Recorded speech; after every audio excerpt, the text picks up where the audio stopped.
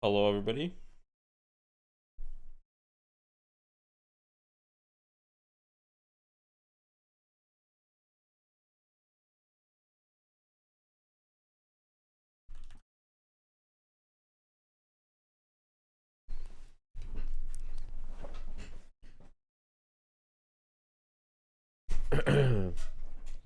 Hello, hello.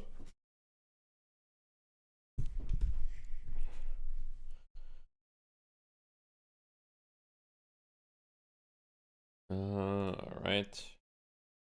You pull up the chats and shit.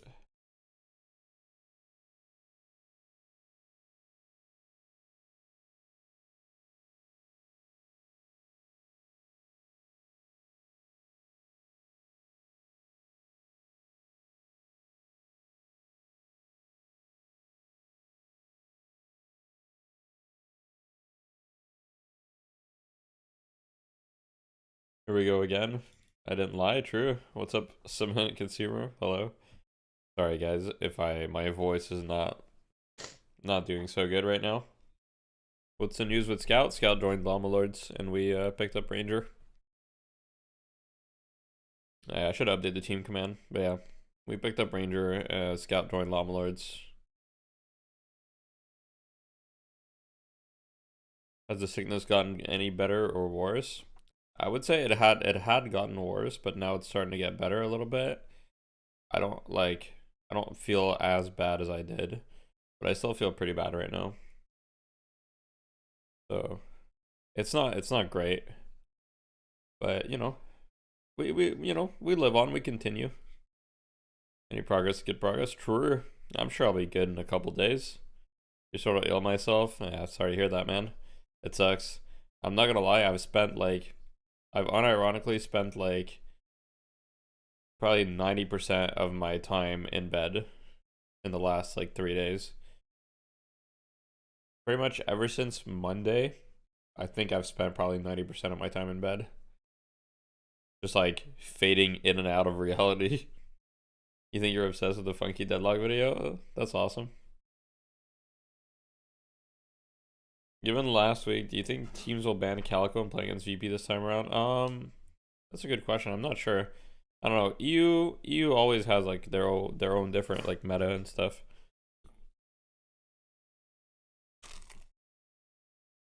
My sixth streamer is alive. It's true.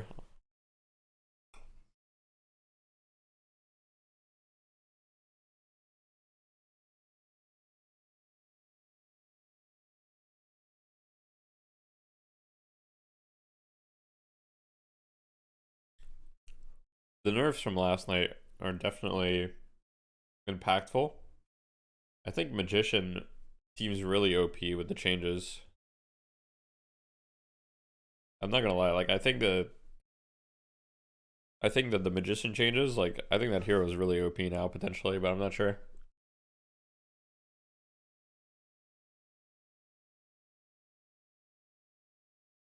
Pick up PCT.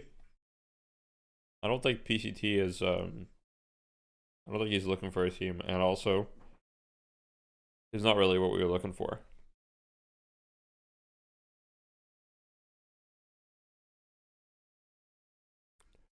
I think the Holiday and Calico nerfs are a step in the right direction. They might not be enough, but they're a step in the right direction.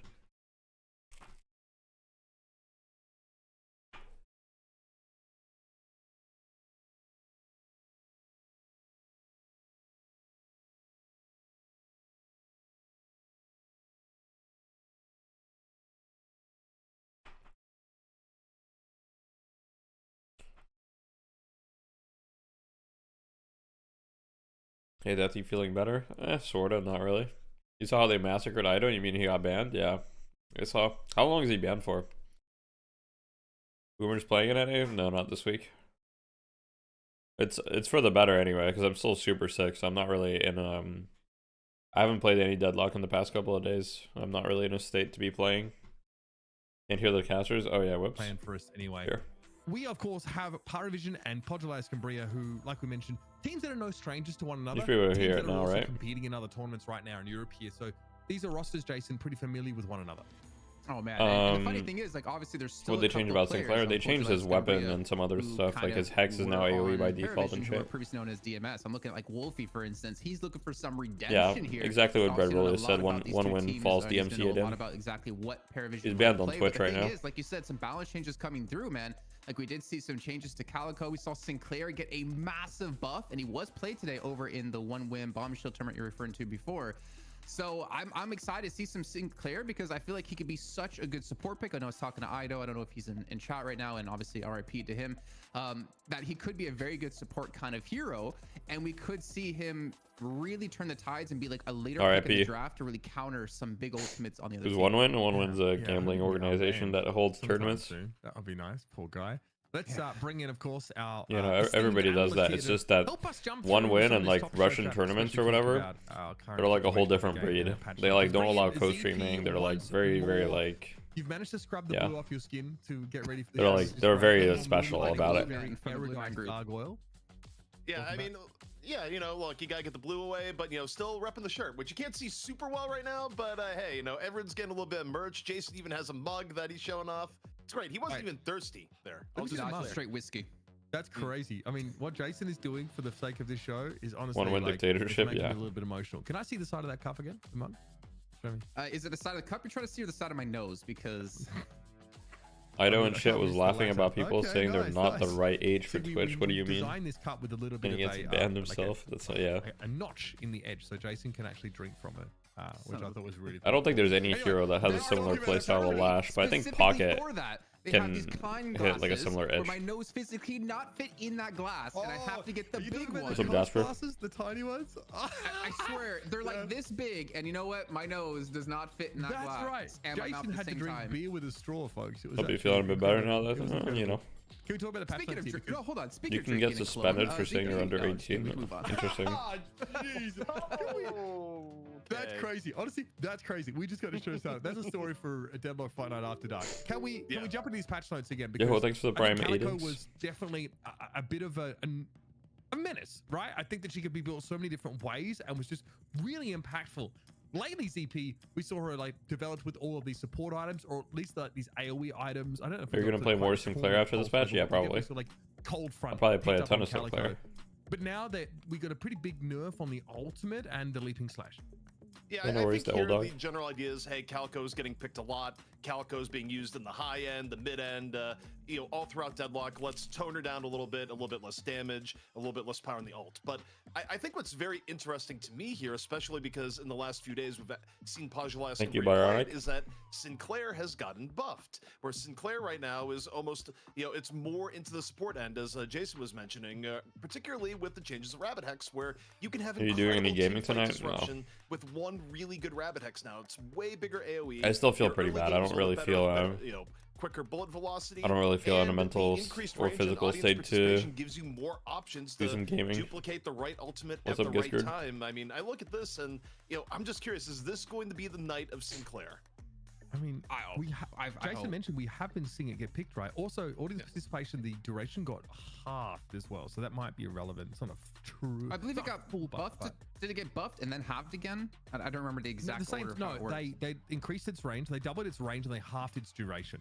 The duration did get increased, and then the duration got decreased, and they decided that it wanted to be more range. So it's kind of, you get to hold on to it for less, but you get more options on grabbing an ultimate mid-team fight, essentially. I think that the bullet velocity, though, for Sinclair is such a huge change. If you ever tried to last hit with him, I think the Sinclair is going to be. I think Sinclair might be kind of OP. It's like trying to get 4 times as fast now, right?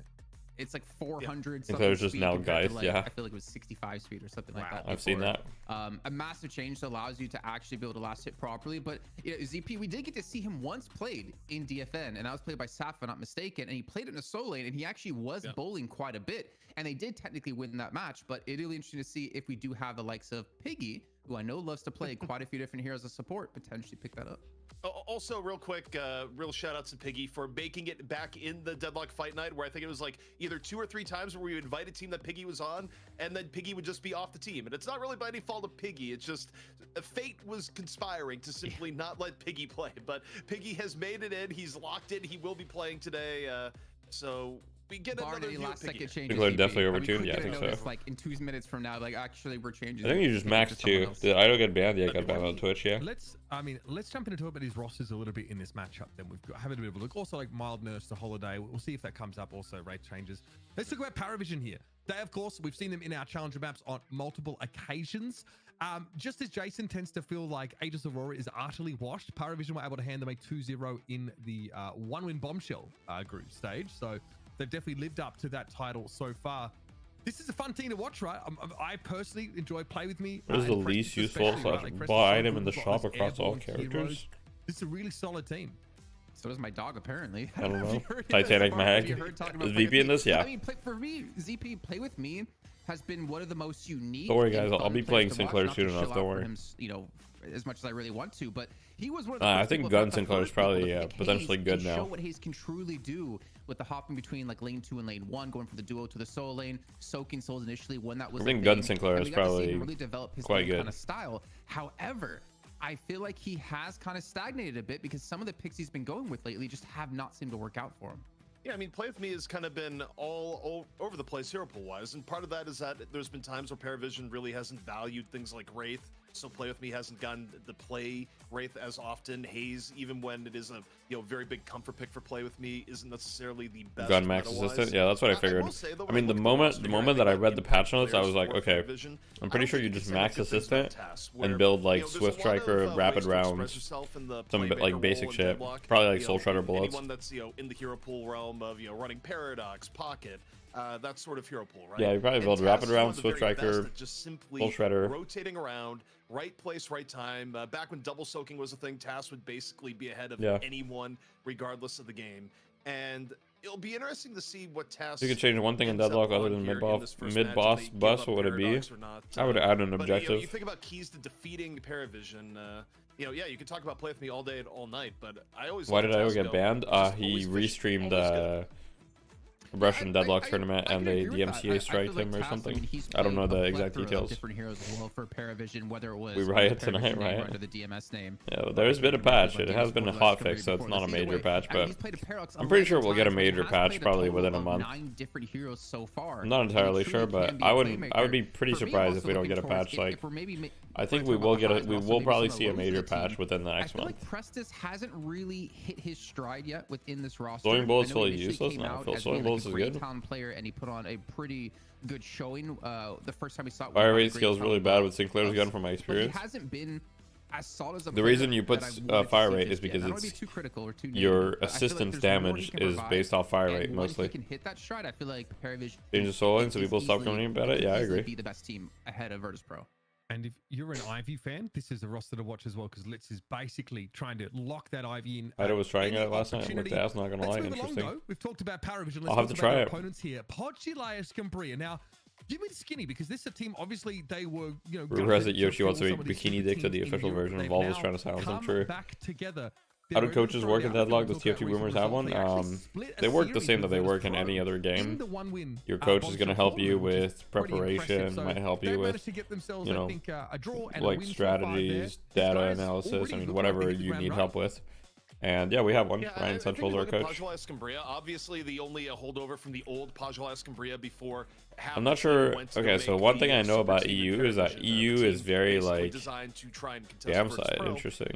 Wolfie is still on the team, but Piggy is there. Where people may forget Piggy was previously on Virtus Pro when they were buff enjoyers, right? So you're at the point where you're getting a little bit of what I was going to say about EU is I'm pretty sure EU is very like of course, very well known EU tends to be like very reliant on like comfort picks, and so I don't really think that we'll see them pick a lot of Sinclair just because they're probably not practiced on it. Very good carry player. So you sort of again have a team here where they had to retool a lot, but you do have some known quantities at the very least. And boss, you got my typing in YouTube chat. Please check unban request, boss. Role, regardless of what Piggy team Piggy has been on, it's usually quite good. So it doesn't surprise me that they're able to even take a map off Virtus Pro recently.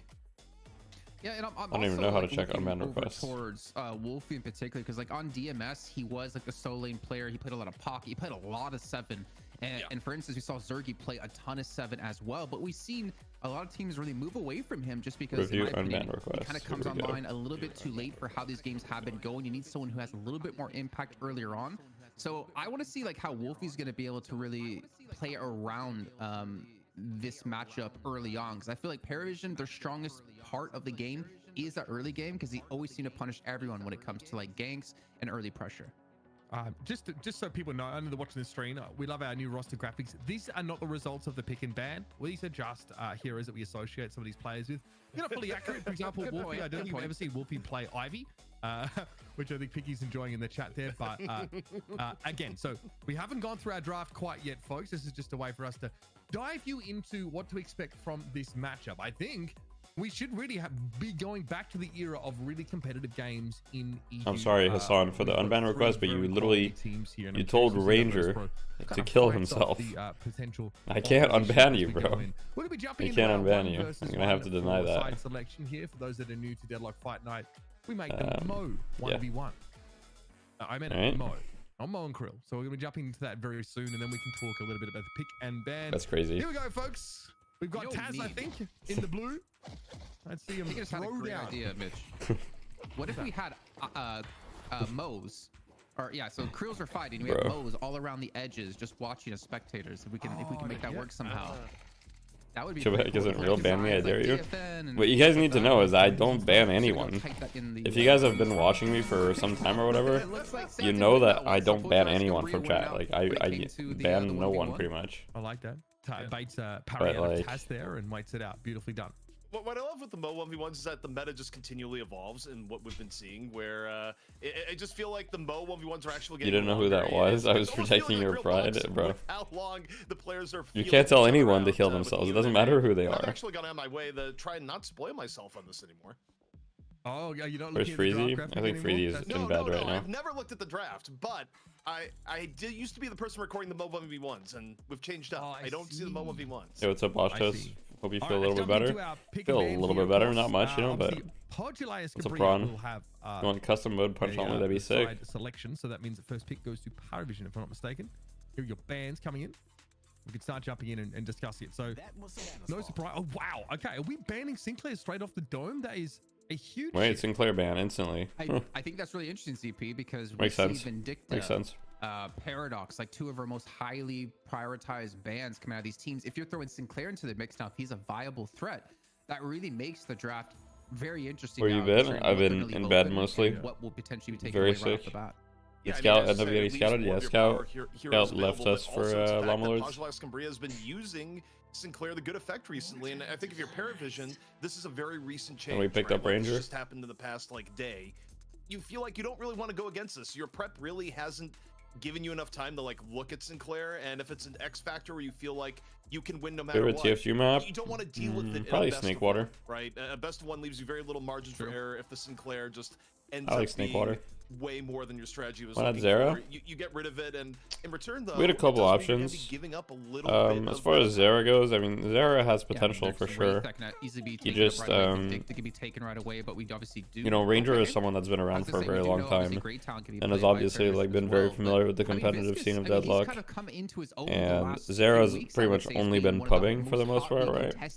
He had no scrim experience or anything like that, so Zera would have definitely taken more like coaching or like, you know, time to get there, basically. Because the Sinclair ban, I think Pojalias can be not being. Whereas Ranger is already ready. You know what I mean? Like Ranger doesn't need like coaching or 11 matches on record in. How does Ranger fit into the team roles? Ranger fits pretty well. I think we need some slight adaptation when it comes to hero pools, but it's nothing crazy. I mean, it's a pretty good fit. Giving Pajalias Cambria the Wraith, and in terms of what they're going to pick here, yeah, I'm sure Zera has history in the pro scene and other games or whatever, but like when you think about it, you know, that doesn't really matter that much. I mean, it does matter in the sense that like obviously if someone's been pro in another game, you know, it's a good sign, but it's not like it's not really the same as in like we still would have needed time to work with him and get him to the level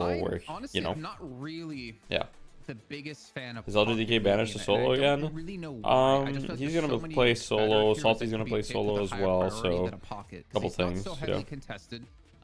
Obviously, you want to pick a pocket like when the other team has a Kelvin, for instance, because you get really easy ult setups.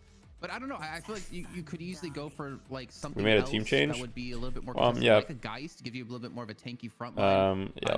I should change that command. Contested pick for Pogila Escambria as well. Though I don't think Parivision is necessarily going to pick this one up. But also Warden, we've seen constantly being played these last few weeks. Does PCT play professional? PCT is. I think he works with melee creeps as an analyst. Want to try and sneak that away. She's been moving up the pick order, I've noticed, over the last couple of weeks here. So team's definitely starting to favor the guys. They've only picked it once, and they won that game. So good to see the guys make the way in. Mirage here seems like a pretty reasonable pick. So Viscous, we still don't know really what their intent and the build is going to be. With you need to pick up Elo Thief, Drew. Is there an How many TFT boomers are left in TFT boomers? It's pretty much just me. One of their preferred solo laners for sure. Well, in terms of Viscous, the reason why teams are picking Viscous, PCT wouldn't have been a good pickup for us because we're not looking for that type of player. Still kind of played more as a frontliner, but you still see Viscous. PCT is like hero pull or whatever. Like it didn't really fit what we wanted anyway. Just high on damage at the end of the game. I mean, Viscous kind of a powerhouse, but okay. Played a lot of games with your actual Spirit Mirage. It slaps so hard. Yeah, it's very strong. From the get-go here, but. Yeah, so what's the command to queue into the range while queuing? You just do net map new player basics, I think. Something like this. In the first and second round, especially as EU tends to value the frontliners a little. Who's playing NA today? Llama Lords and melee creeps. Last week, Listic from Virtus Pro showed us a phenomenal Calico with the roaming potential. He was more of a tiger than he was an actual cat, I swear, because he was assassinating people left and right. And one of those players was Prestis, actually, so he knows definitely how. Are there any hidden talents that are overlooked? But with a haze ban coming in, what do you mean by that? You mean in terms of players? I don't know if it's ban worthy. I don't really think so. Still so many heroes available again, like Vindicta's free. Yeah. It's time for a new team name then, true. But rebranding is tough. Does this really yeah. As far as players, I don't really think so, to be honest. Like, also, I mean, trust me, like, there's been plenty of teams that have been looking for players for a while, you know what I mean? Like, Llama Lords were desperate for players, like, we looked for players multiple times, like, there's been a decent amount of, like, top NA teams that have been looking for players. And the reality is, all of the players that are really good either don't want to play on a team, or then there are players that, like, it's basically, there's a bunch of players that don't want to play on a team. Over something like a great talent to target Prestis potentially. I think the reason why you banned it is that the you have two zoomers, yeah, could be funny. And just overall historical playing against Wander's good. Haze, you just know that we picked up Ranger. Is like super comfortable on, gets more of it than the norm, okay. And you figure you'd still rather just play with me on a different hero, change the game plan up a little bit, especially in a best of one. Yeah, I mean, we've seen Parivision really try and pick that up as often as they've been able to. In all the games in the one-win tournament they've had that haze so far, they've won them. So definitely Pogila Escambria trying to avoid that. Bebop getting picked up here. Okay. In response to what? Oh, I mean, well, first of all, I think he's. I'm surprised Holiday is not getting picked at all. To EU. He's been picked 3 times. I swear, CS region is some crazy talent. I'm sure, yeah. And only Sinclair is below him at 1, which is kind of funny. But I think there are some people who don't want to play but are good. It's kind of like a Hail Mary that if you get a good hook, even though they have a Viscous, Llama Lords is Calic, Arkham, Rotates is Lucky Scout. Who else? Naked? No, Naked's not dropped, unless I'm not aware of it. Curious about, because you do have like good burst damage with Calico. Do you consider Water as your support player? No. Okay, that's why. We pretty much just picked up Fickle. What I was going to point out is that if they decide to go with the Great Talon, then Bebop, of course, is one of the characters that can ground Great Talon a little bit more easily. And just team comp wise, you had to wonder, okay, what is Prestis going to play here? And the point I was going to raise is that, well, it would either be the Viscous being played by Prestis or likely Saf playing the Viscous, right? So the fact that we have Great Talon getting picked here kind of illuminates what's going to happen. It's going to be Saf on the Viscous and then Prestis on the Great Talon. And Pogila Escambria, they kind of figured that was coming and decide, hey, we're going to invest in the Bebop because we know you're going to pick this. And still Parivision completely unfazed by the Bebop pick. They just take Great Talon quite happily. So clearly they don't seem to feel like it's going to be as lethal. Am I right to think that Sinclair is crazy good now? Yeah, probably. I haven't played, so I can't really say, but on paper, it does seem that way, yes. And they're not really going to be too phased. Like, there's really no front line to stop them. You just have Bebop to just worry about his hooks. Whereas, like, Geist, Mirage, Warden can... How does Walker or Resist work? Straight into them. At least with the Abrams, it kind of... basically somewhat walkers deters give you all because you can obviously go friendly for the charge, but heroes I don't know, I feel resistances. like PS just aren't I really, think it's they like don't really have the 20, great 20, comp to I deal think it's with like Parivision, who 25, could just 25 or something. snowball a fight and create that forget. space for Grey Talon or for Prestis to play from. Parivision probably rounds us up with Kelvin here, if I had to guess. You take a look at what they're at. Kelvin So, yeah. isn't banned. Kelvin's still And a available. radius around the walker. Kelvin would make sense to be their final pick, but yeah, I mean, you look at the frontline situation. I don't think it's that bad for Pajala Escambria, just because of the fact I think Calico is still absolutely ridiculous in the front line. I don't think the nerfs changed a whole lot. No So I Holiday, think no a Vindictor. lot Are we of the trolling? frontline game is really going to depend I on. will say it is a how the little weird, evolution but as we go up here, right? Particularly when you're running with the Abrams. you know, EU's probably always the got most their own volatile thing going frontliner on. in the game in terms of either being a huge impact. Ace Man, player that's wild. I mean, or, EU is you know, very, an very Abrams like, that's got 3 or 4K behind and doesn't do much. they play around preference a lot We've and seen comfort both picks, sides of right? that coin, especially with So, Abrams' play rate in NA. They're just banning As a Hayes for the younger, play with trying me, I to think. secure them. We've seen him. Are you still Yeah, had a sick? lot of Yeah, I success, am. like roaming, and Not with obviously, chlamydia, though. you know, combining the paradoxical swap, you know, with the The charge Europeans are allocation cracked here, because of obviously good that's not welfare an option for system. PS, That's but funny. plenty of lockdown ability on this team in terms of what Bebop, Abrams, and Wraith can provide you respectively. So, It's just a comfort pick. I will say this. Hayes is just a Sorry comfort to ban. cut you off. I'm looking at PS, right? They have a very, I think, strong early game with their ganks. Like, Ivy gets 3k souls, can just show up in your lane, silence you. and Which then draft do I you prefer? I'm potentially not shoot gonna with lie, I prefer the Cargo and Parivision then draft you. Bebop quite a can roam lot. early on with the hook, especially if you play like Hoot did. We saw from Maidong, I believe, just last week, or is it 2 weeks ago? I can't remember now. Went for very early hooks. Calico can do that as well. So a lot of these side lanes for Parivision are going to be under a lot of pressure. I think this looks PS, like if they can get a good start okay. I like mean, that and really it get their depends. solo If lanes Bebop going, plays I really think they have well, a could be very, scary, legitimate right? chance Could to be a take scary this. Bebop game. Well, other than that, Yeah, I mean, as I look at this, Jason, in the breakdown, I think you're absolutely right. I don't know. Particularly when you think about how Calico's been being played in the EU, right? Where Calico's been played ultra. where's the mobile. I mean, initiation on there's the most Parivision? roaming I think I've They don't ever really seen have a this pick team character, but you in don't my life necessarily need a as pick far as, character. deadlock play goes, right? So you run Calico, that's a huge threat in roaming. You run Bebop. It might be an that ult generally warden. works We'll to see if roam. it's ult You or have gun Pocket, warden. and even Wraith, where as far as carry heroes go, Wraith can also EU be plays very mobile objective and a focused, threat so yeah. to go around. I think this entire lineup that Pajala Where's mid boss Escambria is contest for playing Parivision? Only basically Kelvin. sets them up You've where got they Kelvin, need you've to got get Warden ahead ult, in you've the first, got like, Grey 8 to Talon 15 Bird and the minutes, trap honestly. as well. If they don't get ahead, Like I they have think a the lot late of game still AoE in stuff, Parivision right? just runs Obviously, PS have like Abrams ult and Ivy Stone Form, which is much better. They do have like the better mid boss, but not the end of the world. It's not really what decides games most of the time. It's half our broadcast talent, to be clear. You and Dan? Abrams is like slightly weak, yeah, but he's still very playable. Abrams is still very playable. On that one. You got me there. You got me by the numbers. What does it mean? To remind you, it means Elder Mackerel, right? Yeah. Yeah, Russian. Elder Macro. Brilliant. Yeah, big fan of that name. I'm glad that they've stuck to it though as well. They're becoming quite recognizable in this world, and it's good to see them back, of course, after reforming to quite a degree. We're jumping into the game very, very soon, folks. Just one more minute to get our rather slow players ready to throw down and get this game on. Again, like frontline wise, we've got the Mirage Warden, we've got the Viscous here for Parivision. I'm curious to see the Bebop. That the fact that it preempted a Grey Talon pick means that these teams have been playing against each other a lot of experience dealing with the proclivities of each other, and it's always fun to see that play out in game. Two teams with a lot of experience, and again, always seem to give us a good show, no matter what permutation the Pajala Escambria roster is going to be in. All right, let's see what's We're going on. into our first game, folks. This is our Challengers game. The winner will advance to fight for $1,000. That's right. Virtus Pro awaiting in that best of 3 match. Let's head to the Cursed Apple now, and we're going to be rolling out here with Pajala Escambria. One thing I'm really... No. Go ahead. I was just gonna. I'm really curious to see lane-wise in the beginning is just do you shift the Viscous to the Bebop lane? It's like one of the most common lane shifts you will see if teams do early shifts, just because a Viscous cube is like one of the main ways of just preventing Bebop from getting value in the first 5 minutes of the game. Well, I wanted to see exactly how these lanes play out, but one thing we're Are you guys here, playing today? No, we're not. is that we do have 2 players prepared. Are you guys gonna start streaming once you feel better? Yeah, of course. Kelvin immediately head over there. The grind to never play ends. with The Play grind with never me, which I'm ends. assuming is going to be on the Warden. So let's gonna go back to lane 2. So they kind of preempted the potential swap coming through. BO1 makes it look like it's just child or boy. True. Each other a bunch and kind of have a really good insight to how they might play.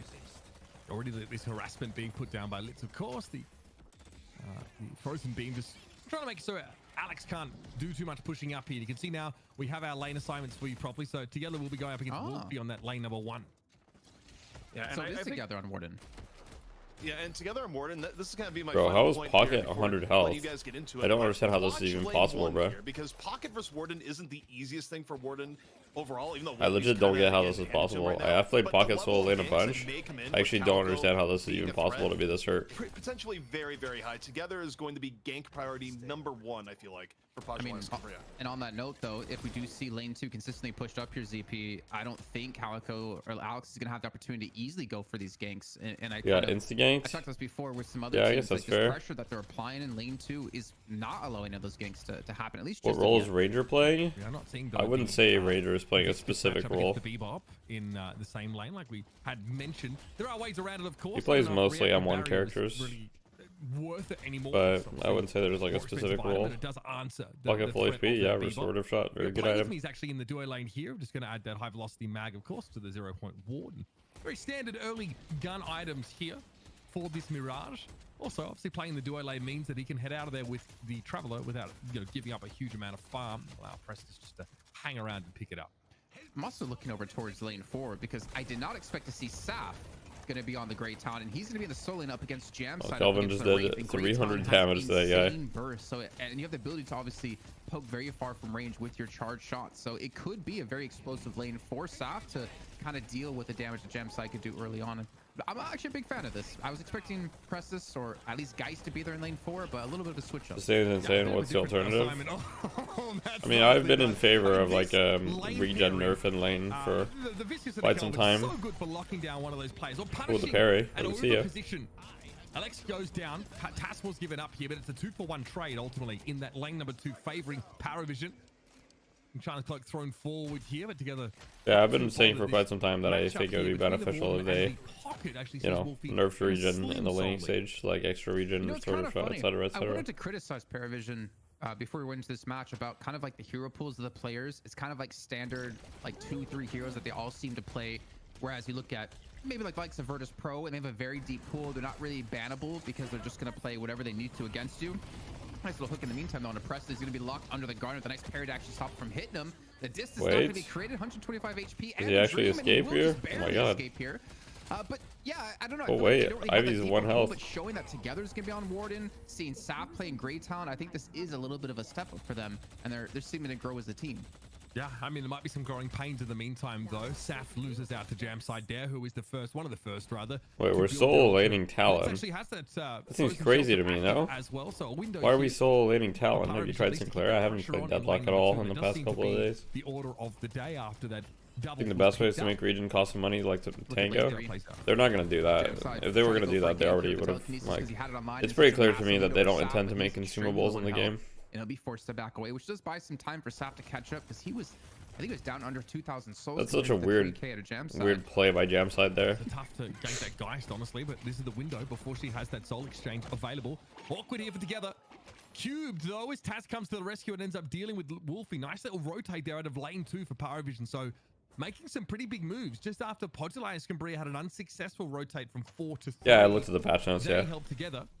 Yeah, it does seem pretty OP. I mean, I'll definitely be playing him. What do you think about nerfs? Do you think Holiday got over nerfed? Is it fine? I don't think Holiday got over nerfed. I think it's fine. In fact, most of my team thought Holiday didn't get nerfed enough. Be rotating back over, it looks like, to lane 2. I mean, when these ultimates are online, you gonna play today at all or not? No, I'm not. not. To see some plays happen, but one thing that does kind of concern me is I just noticed, why are they not putting Calico on solo over Pocket? Pocket solo is actually quite good. It's only a 1K difference. I think Pocket solo is better than Calico solo in my opinion. 3.2. But why are we putting GT solo? That's the biggest question to me.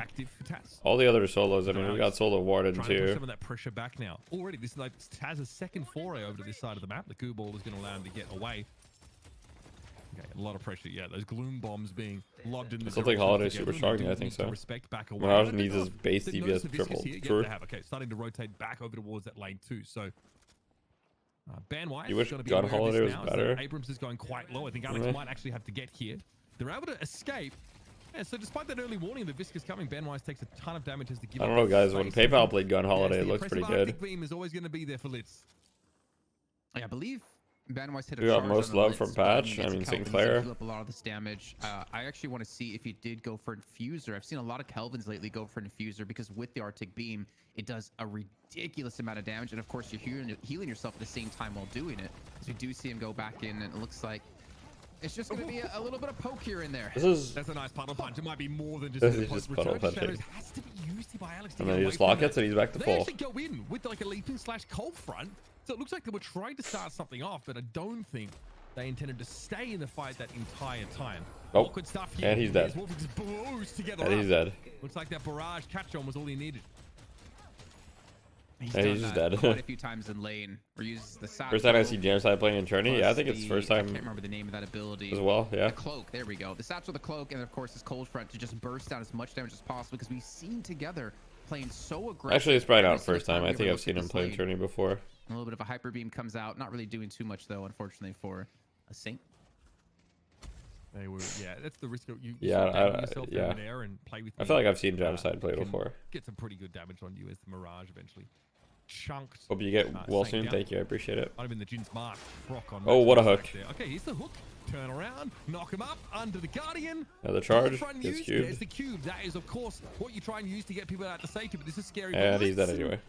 Well, Frozen Shelter was not available. Nice Imagine little me, a rogue caster in game the there for future, having to Saints. remember all the ability Yeah, this names. is the impact we were looking at. Honestly, don't underestimate the human almost memory, you know what I required a little mean? bit. I feel like think if we're you do able have to a remember Viva a lot of who's stupid not shit. pulling off assists I mean, just with look at Dota these hooks, casters. then you kind of Imagine have, how like, many a fight abilities they have at to some remember. points. And obviously later on, you hit one big hook, it's not going to matter in the end because that can be the hook that wins you the game, especially with these like insanely long respawn timers. But somewhat of a dive coming on the lane too, and also at the same time, Jam side getting extremely low here. The out is up for Saf. He, I think is low enough to be Oh my finished off, God. but you know what? Doesn't need it. Wait, This Chad is- Grey Talon. So Saf Wait, absolute sees an Chad. opportunity. I think Jamside pushes up and tries Can you to name any telekinesis one the Valorant Grey Talon, ultimate? and Oh then shit. turns back and goes to farm the creeps under his turret. The problem is the wave is pushing against Jamside when he tries Oh to my snipe. God. Saint, I don't know if he expects the Grey Talon to turn around on him like that. That's dirty. That man's got Wait, a third Chad eye, Grey I Talon? swear, like holy hell. I'm I sorry didn't I think questioned you, damage there, but Saf. again, I was like, that's why are we how putting Grey Talon's soul bursty in? a Grey Talon can be, and that's where I'm we're sorry I seeing questioned it it. be so like prioritized in some of these picks. Look at this build here for Alex. He actually has restorative locket there as well. So all that extra sustain, of course, melee life steal. The other items are pretty standard alongside the cold front here, but yeah, really expecting to be in the thick of things quite often. So looking to get a lot of value. I don't know if ZP's here right now, but if he is, I want to ask him a question. Oh wait, they're doing the guided owl One gank? of the most underutilized items and one of the most overpowered items in the game right now. What do you think? I think that's always been the case, and I think in pro play we've kind of had this dynamic where we'll enter eras where half a team will get Locket, but then it'll go to the wayside. It's like people realize it's really good, but then something else takes their attention in the item meta and they stop building it. But its playmaking potential and its ability to make people misread when they have the advantage is second to none. I mean, the amount of heal that you can sort of get, because Oh my God, what the hell? I'm pretty sure. So Yeah. it does turn fights on their head pretty quickly. Nice little TP out there by Saf as all the goons were. What is happening? And I kind of like how ZP mentioned, like it really lures you into a false sense of security. Not Talon is realizing, actually like, good how against big of Wraith that and heal can solo. actually be, how I quickly feel like it charges it's up not as that well. good, but I don't know. And when you're at this pro level, I mean, you're looking at like a couple of missed shots or like a sliver of HP difference, and that could be a kill or a miss, and that's how low these fights come down It's to. like half your health bar. It's like 500 health. It's 32 per crazy. stack and 15 max stack. So it's actually a ton of healing. Really clutch. Especially if you're like a Calico. Pretty standard for instance, Mirage you build wanna from this dive, you guy. want to get really aggressive. You have, you know, Return to Shadows, which already is a free ethereal shift and kind of baits people into trying to commit onto you. And then you also come out of that, you can lifesteal with your slash, and then you just pop the locket, and guess what? You're back to like 75% Oh, HP. mad at that It's hit crazy. though. All right. So, pretty close game A here. lot of all things purchases. considered, but there is a Guardian Orban down, pulse although coming out for the quite a Calico. Scabri's Guardians got pushed down in that exchange here. So, a little bit scary. Mars so Parivision's much coming stronger up than I in thought. map Mars control. very You can see strong. really starting to inch forward a little bit. Obviously, You never trust the there is a man title? on the field. No. We've seen all these Yes, I am still sick, stuff yes. poured in now. 10 minutes into the game. You get balanced by 10 minutes? Probably not. Like, as a Long noob. range attempt there and hooked there by Saint. If he was a good player, he Just would have, looking to though. Open up an opportunity here in lane 2. Can we, if the observers are listening, hopefully one of them's not the stinky one. Can we check out Prestis really quick? I'm sorry, that's just an inside joke I have with one of our observers, because I want to see what Prestis actually maxed ability wise. We've seen a big difference in EU. a lot of the guys max their life drain, whereas in NA, we're seeing a lot of them max their bomb. And we are seeing a little bit of a mix between the life drain and the blood shards. And it looks like the bomb, actually, it's pretty much equal between all three of those. So he's not really heavily focusing into one of those. Interesting. Okay, yeah, we're actually just having our points evenly distributed through them. Nothing too crazy itemized. Berserker and, of course, the kinetic dash here picked up for the Geist. So fairly straightforward. Obviously, the bullet life Unprofessional commentary. Part of her kit. Allow her to work down some of Pretty even game so far. Nothing really happening. Safely. Hold on, what's going on here? Wolfie having a back array. Does get some good barrage connections, but never had an opportunity to go for the Affliction. Definitely being chased down now as Prestus turns up. Affliction does get popped. Can he get into the satchel? Oh god, just in time, but god, there's just too much damage. And now Prestus, of course, would RIP have had a side Pocket. exchange where it needed. It wasn't. Last Stand going to come in now. Put together. Who's there to be fighting? Yeah, the Calico wait, huge out Warden now. Wolf. It's going to be a little bit dangerous for Alex, but Play With Me still got brought down. That Last Stand has now expired. They kill everyone. Saf and Prestus getting busy. Yeah, no stamina for him to continue to jump up. And a big little play here for Parivision. They get themselves 3 kills. Mid-boss, not something to be going for when you do have, of course, Abrams up and with his ultimate. Your spare build feels much harder than your gun build from Mirage. This is what I was kind of honestly, expect to see out of Parivision as they transition from the early game to I kind of mid-game. agree. Like, It feels who's kind of gonna get that insanely first strong. Nice little bit of an edge. That first. People need to stop buying burst on water and so Small, useless. big team I fight. kind of And with those disagree. 3 I mean, kills I from don't think Thor it's like losing one, that it's a insane, very but good in sign. lane it's And really with the strong. allocation in this as I well. like it in mean, lane a lot. It Saf, gives you a lot of poke. He's leading the squad. And on the opposing side, Jamside is keeping up at 12k himself. So it comes down to, in my eyes, like how can those 2 players interact with these team fights? Because I feel like the game is so even at the moment that you're going to need those players to win out. I think they're trying to catch on to Litz here. Looks like Pirates want to come forward. Here's a hyper beam though from Saint. Well, Okay. that. 130-second cooldown used for 5 damage. Meh beam. Uh-oh. I guess. Yeah. Okay. That is an old Oriana reference. I'm pretty sure I remember that. Not bad. The meh wave. Did I say? I probably said that. Wallix will tried. True. It was no. It was Failed. LCSU, I think. But Yeah, I was on remember it LCSU. being Oh really? Oh, that's crazy. Yeah. Yeah. That's true. You were too. Like, 30 years ago, back when I was, 20. Yeah. Damn. That's crazy, bro. Casting with a 50-year-old. It's kind of weird. I think you I feel like had better Axis hairline Casting. back then. I need something new. I can't keep going on the hairline on you. It's just it's not fair, and it kind of becomes boring. No, it's fine. I mean, it would be worse if yours wasn't creeping up real quick, just quietly. Hey, I have a vacation to Turkey. No coming Tesla up, bullets on the so- Wraith. Ah, yes, I see. Hair transplant capital of the world is Piggy, of course, forced into the stone idol as the pressures coming towards him here in this lane number 3. We're going to group up the Grey Wait, Talon here. we're going on the Grey Talon. Here we Saf go. definitely looking pretty Looks like threatening. he's getting saved by Wolfie trying to DB shout though. back on this though, but just need to respect the damage that Mirage can put out.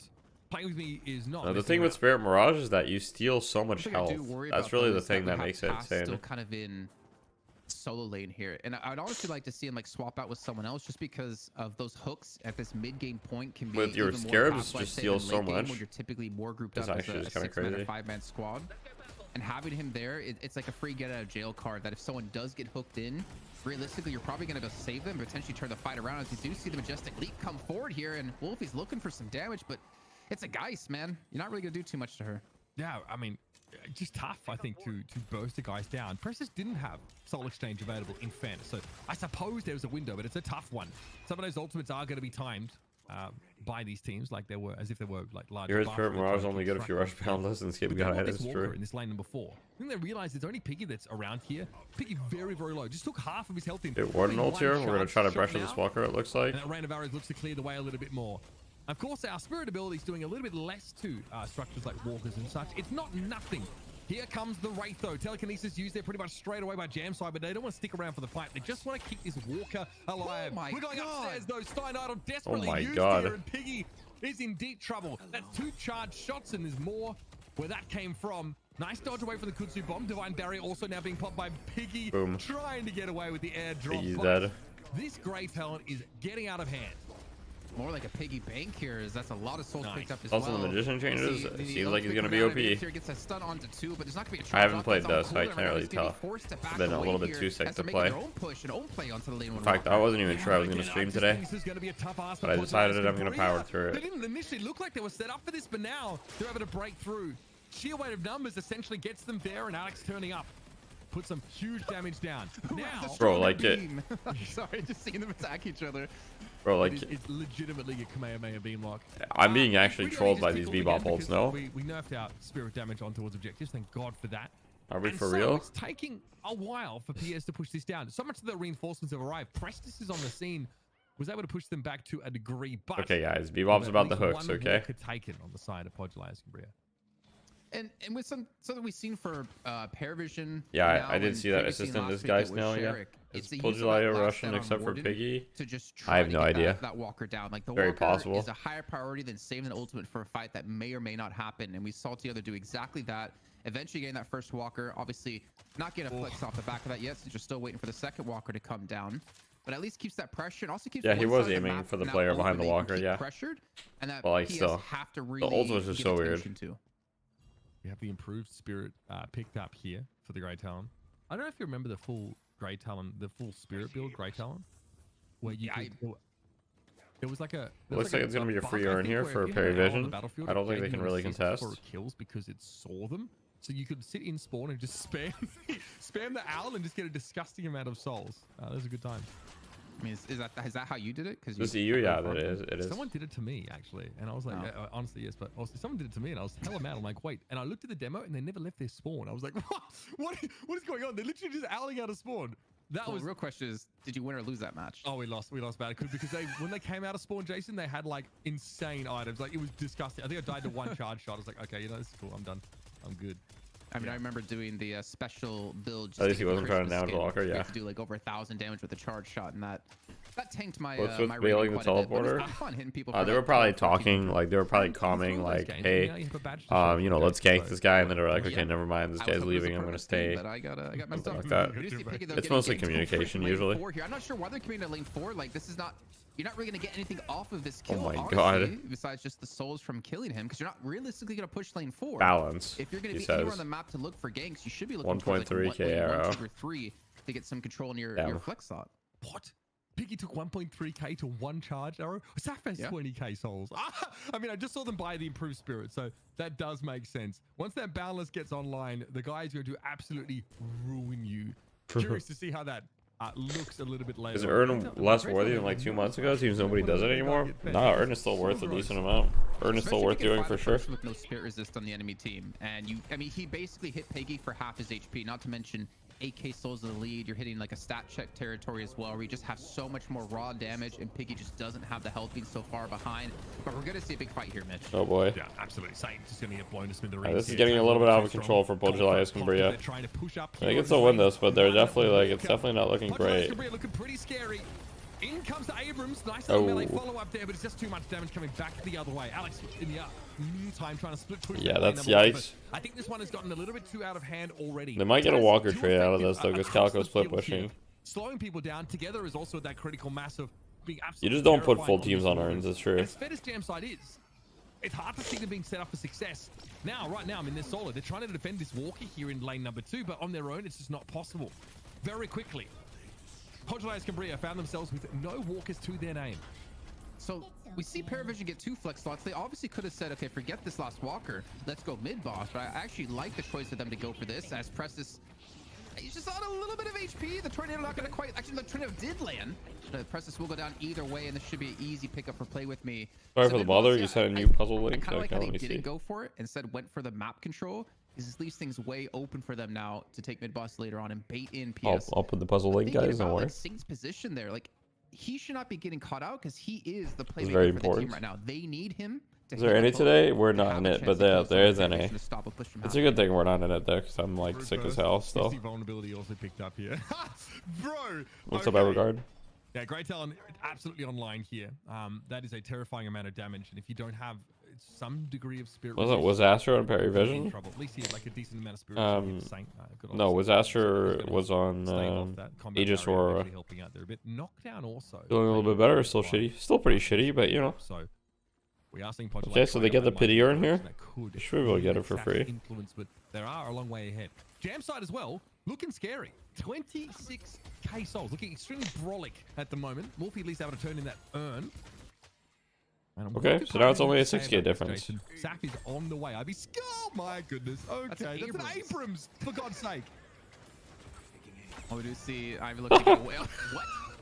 Hello? Oh no. Like, yeah, I don't know. Okay, yeah, you can talk about Jamside having 27,000 souls all day, but if he doesn't have a team because they're getting one shot by Sap with his AWP here, like, you're not gonna have a chance to win these fights. Just, did they kick? Was Astro? I don't think so. Mid-boss time now. Or at least feigning mid-boss time. Oh, yeah, the bait. Yeah. Anyone caught out by this thing? Not really. I think, yeah, ban-wise was kind of here. He goes, Alex, okay, trying to cause some problems. Oh, frozen shelter. That's a problem. I like this tech is very cute. Nah, it's actually a shitty frozen shelter. You can't do anything to this Calico, I think. Oh, she just into that. Never mind.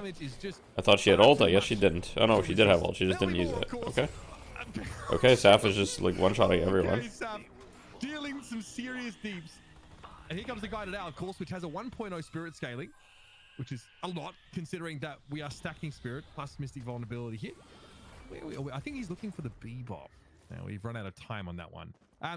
People forget charge shot has a 1.6 times spirit scaling on it. If needs a gun buff, I'm good on that. It's if you can get ahead like this, you can like 1 or 2 shot anyone on the other team that isn't like super fed. We're gonna see a contest here. I feel like PS have to go for the contest. They're just like gonna give it away, and it's gonna be a free take for Parivision. But I feel like this is just the beginning to. Piggy is just dead. Oh, my see ya. God, Piggy! He's dead here, I think. It's gonna be a little bit tough for Piggy to get it. Well, okay, Tekis, we like that. He gets on out of there. Search power also for the Grey Talon. So, yeah, hitting very, very hard. Are you playing today now? Who's that? Llama Lords and to actually pressure down this Llama Lords and melee creeps. On your Bebop that's at 16k souls, almost 10 behind Saf.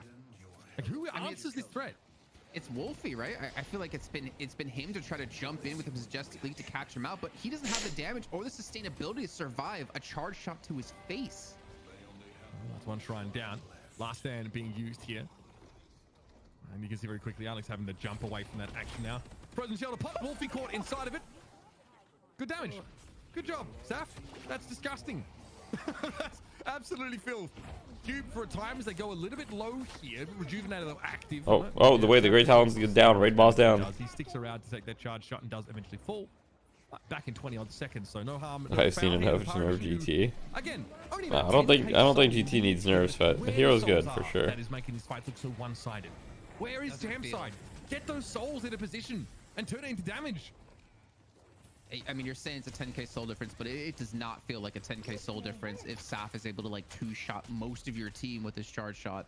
I mean, like, you're very right though. At Jamside, the problem I think for him is like he can't really like peak easily. One charge shot and he's half HP, like guaranteed. A second charge shot and you're dead. I don't know how he can be effective with Wraith from that soul lane right now, considering like the Talon just has so much more poke at a distance. Yeah, and I'm reminded by Xylas in the chat as well that once you are rank 3 in the charge shot, it's 2.5 times. Improved armor is necessary. Improved spirit armor is necessary here. So that is, yeah, but the problem is like, if you get improved spirit armor, then you're vulnerable to a lot of other people on the enemy team too. Pretty legitimate threat here. It's like, okay, Al. You know, you do need it, but yeah. Not quite as exciting. Yeah, I mean they've nerfed that. You can no longer like spam Al and get 29k and 3 KP. I mean, yeah. Shrine down. You know, he's playing pause 1. His role is to get farmed. Alex trying to avoid this level of pressure now. No ultimates to make use of here for Podulai's Cambria. 5 players on Parivision that have the Rejuvenator. Banwise drops here. Pressus eventually gives up the Ghost, but there's so much more. First phase going down. We have knocked the Patron, folks. So they're probably just going to reset here. We'll get Parivision into the money match. That's what's kind of saying is like, I feel like Parivision can just run at you. Like we talked about in the draft. They have such a you missed the one patch where improved burst sucked. That was funny. That was a good patch. Like for PS, they just don't have the damage to eat through the front. You be able to cube enemies, or why should you be able to cube enemies? Huge pickup for you to actually help eliminate that front line. You think Ice Frogs puts out the big Dota patch before Deadlock? Can I do both at once? I'm not gonna lie. If Yoshi is Ice Frog, I don't think he's working on Dota anymore. It's tough for him. It's tough to say that, like, why aren't you carrying right now? Because I feel like the team comp isn't built around him to be able to do that, even with his 31,000 souls. No, you also need like a front line that is durable enough to soak so much of this. But Banwise is one of the poorest soul-wise heroes on this Podulai's Cambria roster. Saint also is, look, I mean, very, very difficult to even get those hooks because you play a certain way if you're Saf around the possibility of getting hooked in by this. Ice Frog has been off Dota for a few years now. Absolutely, yeah. Avoid that. Pristine emblem there, you notice. Okay, so Earn here is gonna, oh, goes for the hook. Oh, rescue beams. Wait, okay. That was, I don't know if you saw that. So the hook came in from Sane, but a rescue beam came in right after from Litz to stop the hook from actually landing. So they get the Earn turn in, like just some like small little micro things like that. Like Lich is really showing why I think, in my opinion, he's one of the best support players out there in EU. Is the rescue beam sort of warpstone tech still in the game, where you blink at the end of it and like fling them a long way? I don't know actually. Okay. Maybe ZP knows if he's still here, but I don't actually know. And I don't know if you want to invest the warpstone to do that. Yeah, I mean, I don't think you would build specifically for that. I do think, I think that might have gotten fixed, but I'm not 100% sure. What I will say here, though, is that everything Saf has been doing has really been powered by the Parivision. This is, you compare just the... It's like an ult warden, like we have like Majestic Leap, but we have like zero... We have Majestic Leap, but we have zero like spirit items. We talked in the pre-draft about, hey... You know, I'm you're so gonna confused. pick a bot because you're expecting the Talon to come into play. Why do we have Majestic Leap on this build? It has been a great game for Saint in finding Saf, and that's part of Saf just being able to stay super far back and behind the front line. And it's why do we have Majestic Leap? Hooks in some of these cases to even draw Saf in, right? Gun Warden is so ass. All in all, I don't think it's like that bad, but I think Spirit Warden, like Ult Warden, is very strong. But I'm just not sure why we're bullying Majestic Leap when we have like all the gun items. To like maybe get a pick off, but Leap for the vibes, true. Parivision can run at them. Fox versus Idol, which you go for. People just get chunked from miles away. The later the game goes, the more idols are worth. But so same for boxes, but yeah. Mystic Reaver picked up by Saf. Oh god. Yeah, it's going to be a big problem. Obviously, gives them that great pushing Carl, but people forget like it obviously gives you that spirit lifesteal, which is pretty massive, and radiate damage off those charge shots, which is very good. Actually, if we get a moment, can we get a item? Yeah, well, soon. Thank you. Observers. I want to see just how he leaped while ulting earlier, maybe just for that. Yeah, but if you're gonna do that, you might as well build for your ult a little bit now. Yeah, like a surge of power or something at least. Saint also has toxic bullets, which again does max HP. Saf needs a nerf. Over time, which is really important. You guys are the goats. Thank you. So yeah, we got that improved burst there. Mystic Reaver also picked up Mystic Vulnerability. We've got the improved spirit, so we weren't rushing Boundless here. I think you definitely fancy the reverb a little bit more. Anyway, I've got a fight on the way. Up in the air, of course, the Abrams is trying to go. Goodbye, Abrams. Did actually have that, okay, so many of these ethereal shifts being picked up, but didn't really help the Abrams in that situation. Banwise, that's a problem when your frontliner is... You think Spirit Warden is better than Gun? I would say generally, yes. Depends on your team comp, though.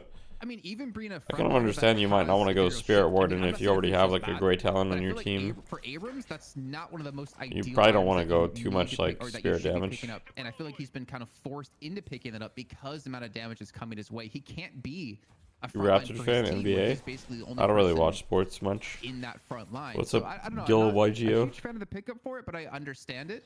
I feel like Parivision, they had a chance to close out this game quite a while ago. But with them going for their mid boss, I feel like this actually could possibly be a throw. Like, I feel like they should have won already maybe 5 minutes ago, but they're giving PS the opportunity to go for a steal here and potentially a big team fight. But it's all about Saf. Got to keep the eyes on him. Yeah. Getting the Grey Talon set up for success is going to be crucial. Here comes a supply drop. Bomb comes in. It's just a little bit too late. Piggy not able to get any stuns off that. Rejuve picked up, and there's Saf. Hey, Jam side goes down. Jam side. GG. And saying here, probably not in a position to do too much either. They are on the run. Yep. Very, very hard. It's together's the one. This is a custom map with the DFN logo.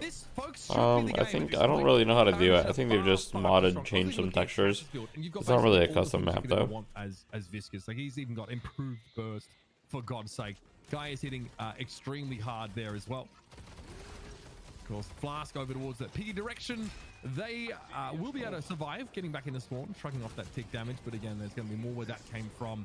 In this Parivision, Podular Escambria reformed recently and doing pretty well so far, like in the one-win tournament, but this game, unfortunately, not their game. They do not have a comp that plays well from behind. They don't get up to a hot enough start. As Parivision advancing to a best of 3. Gun Tank Paradox is viable? You know, and I'm not going to Tank Paradox. I guess I need to see the build. I feel like maybe. Parivision are clear cut. How does do Spirit Warden? What? Easily. I think Kevlar is really big for Warden. Yeah. Also adding Friendly Fire and Deadlock. I'm good. Just by a bit. But for them to come now that Sinclair got buffed, you're going to try playing more of it? Yeah, for sure. Still working out how their draft's going to play out. Playing in any today? It's melee creeps versus I'm not surprised to see the result. Llama Lords. See some good things, but let me get let me get one of those little throat candy thingies. Well, 1 second. There it is. I'm pretty pretty blown away by it. I think that's probably one of the best great talent showings that we've seen so far, at least in DFN. It's pretty egregious. Let's bring ZP in here as well. Chance to circle back and catch up, because I think something that you were mentioning, ZP, is this, the front line of Parivision was what really allowed Saf to basically fire those arrows down with impunity and never, as far as we could see, suffer any pressure. Yeah, I mean, it was a 2-for-1 there too, where not only was the front line of Parivision working well to just make it so Saf basically never had to worry about anything the entire game, but also you stop and think the other side of the equation where Jam's side was pretty well farmed up. I mean, in economy allocation, Padua Escambria basically put everything in the Jam side basket, but that was a basket that wasn't able to put out effective damage throughout a lot of this game, because you just look at the positioning that would happen, it would be Wraith in hot retreat a lot of the time, simply because they were getting run at by a Viscus, they were getting run at by a Warden, and all the while, Saf sitting here just, sitting back, lining up a shot, firing, and, basically taking out Pocket in all of 1.5 hits. It was absolutely brutal, and this was just one on positioning and frontline, pure and simple. Yeah, I think we're obviously talking a lot about the frontline giving the opportunity for Saf to get in positions, hit these shots, but I think Saf deserves a lot of credit for his position in particular. Like in that last mid-boss fight, who was the first person he was able to kill? Jam side, their most fed player, the Wraith, the only one they really ever had to worry about, because he positioned himself really well to effectively eliminate that player right off the bat. So I think he deserves a lot of credit, obviously, as well as the front line. This end screen is going to be quite decisive for you folks. I'm going to call through that and give you an idea Okay, I'm back. Exactly how it I got some it sort of halls, went down. I think personally, cherry flavored. We're gonna Let's talk go. about player of the match first. I think it's a pretty easy one for you guys, and then we're going to jump into the post-game statistical breakdown. Let's talk about your player of the match, though, folks. Presented Player of by the match. Intel. In this play-in match for Parivision, any votes, guys? Thoughts? Gotta be Saf, right? Yeah, Saf is quite literally the only person you could pick here where, look, there's someone in there that's going to go like, well, you guys just talked about the front line making space. Shouldn't it be some, like, play with me? Or, along those lines. Like, well, as Jason mentioned, Saf still had to connect on the shots. Saf's execution was sublime all game long. The primary source of damage for Parivision. Have you brought enough to share with the class? I just have one extra one for you guys. It was just over and over again. Someone Okay. turns the corner I and just have one just for you goes guys. down. I mean, it was so decisive. It was making you think that we went less hero shooter and more attack shooter. I love how they show the highlight of him missing the bird. Also, I mean, good owls. They literally show a highlight of him just missing the bird. But you see Piggy here just desperately looking for any way out, and almost jukes him in this moment, but still there was just no escaping Saf. Laser focused accuracy the entire game. Mitch, I always hear about, the big green in some other games like Counter-Strike, the AWP, and the big green is the charge shots. I mean, he is just pummeling from distance. And I feel like that's one of the big advantages that a great talent's going to give you, is you don't even need to be really near the fight, because your charge shot isn't going to have damage fall off. Whether you're right in front of them or you're a million miles away from them, you're still going to do the same amount of damage, which gives you that safety as long as you can hit those shots to really punish Anyone gets us on it for 30 seconds. 800 plus. All right, guys, share up. 1.3k was what Piggy claimed. Any good suggestions for an IEM? Again, I don't think I'm the person for that. Able to build some proper spirit resist in that game. As you can see, I got my Sennheiser 6XX. Here for Saf. Very happy with those. You can tell it's not a spirit build, because that purple bar is a long way towards the right there. Really strong showing. I do think that, TAS had a pretty nice build as well. They got very fed. They were able to basically just live the end game fantasy. Guys, we have a Wraith with 150 objective damage. Be a nuisance. Carry the important items, right, as well. You had your pristine emblem. You had a lot of those good stats. You had a heroic aura. You got the Alk Flask, but you also build into burst and IV with 0 objective damage, and Wraith is 150. So kind of having utility, but also being a legitimate threat, having some damage in those fights, rolling it back and forth, and all the farming the Jam side did, and they did a lot of it. They weren't able to really convert that into any meaningful player damage. Yeah, and that's specifically what do you say the current top 3 frontliners are? When you look at the damage numbers, probably like Viscus, kind of makes sense for the hero being played and the farm Viscus, given, Calico, 37k souls top in the game, only 18k damage. Look, I'm not even saying that Jamside had a bad game Warden, per se, guys, but what I am saying is that the game plan that Parivision went Pocket did like 40% of the team damage. I mean, that's just Pocket though, enough time to actually get into a comfortable position and simply lay down the damage. Abrams picked consistently in pro play. He's not picked every game, but you definitely see him here and there. The efforts of TAS, of Together, of Prestus, making things just so impossible to actually stay in and do what a Wraith would like to do. What do you think? Exactly. Is this notable? The lack Did of he build Alt-Fire too? Yeah. Considering Jamside was in a solo lane. I would say it's not really that big of a deal, at least in my eyes, just based off the fact that they were pressured from, I feel like 8 minutes on. Like they were constantly on the back foot. They weren't allowed to really push up and go for objectives. What's going on in and the also, chat? Jam side, he kind of needed to be there with his team. We saw Alex split pushing lane 4 for a Walker. We saw Wolfie as well trying to push for a little bit of damage onto those Guardians. But considering the pace and the flow of how that game played out, it's not too surprising for me because he just never got the opportunity, and they never really got the opportunity to make a push happen.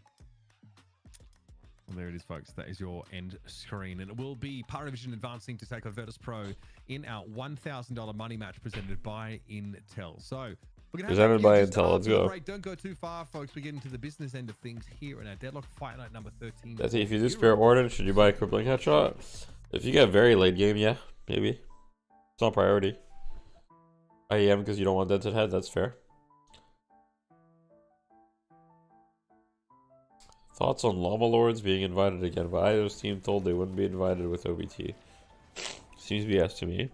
Well, basically, as far as I understand it, as far as I understand that situation, I don't think Fight Night wants to take a risk with, you know, since they've had like an actual cheater in Fight Night, I think at this point they're very risk averse when it comes to cheating. So, with someone that's had as many accusations as OBT has, regardless of whether he's actually cheating or not, you know, it's obviously a shitty situation. But I understand why Fight Night would do that. And to be fair, it's not like Llama Lords got invited with PayPal again or whatever. You know, they kicked him out immediately, so I don't really think Llama Lords has anything to do with that part.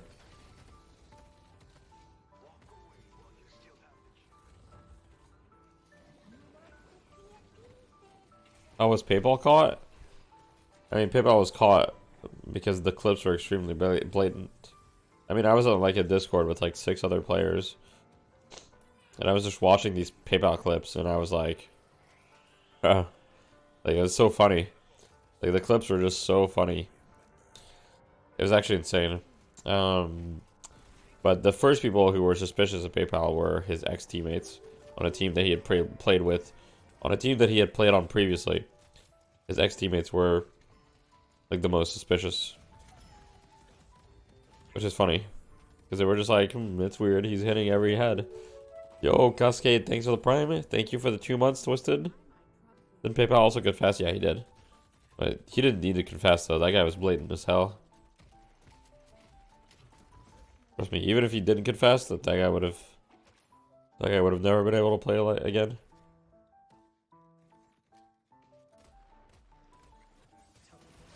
At that point, ban Llama Lords as well.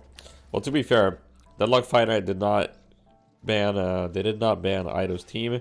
They simply said, "Hey, you can compete in our, but we just won't allow OBT in our tournament." So, whatever you think of that, that's fair. But they're not like banning everyone. They're just saying, "Hey, don't feel good about having OBT in the tournament or whatever."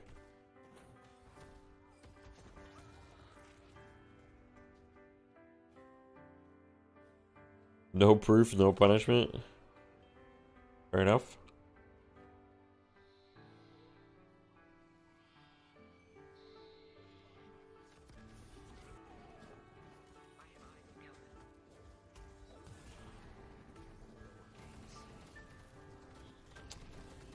The main difference between the OBT accusations and other accusations, like let's say someone was to accuse someone on hydration, right? If I go from it completely objectively, right? The thing is, with the OBT accusations is that a lot of people accuse them. So now you might say like, oh, that's not, you know, a correct way to to view things, right? Like you shouldn't, just because multiple people accuse him, shouldn't really like hold weight or whatever. But the reality is it does hold weight, because if you have multiple people accusing someone, like a lot of different people, then it's like, okay, it is more suspicious. But regardless.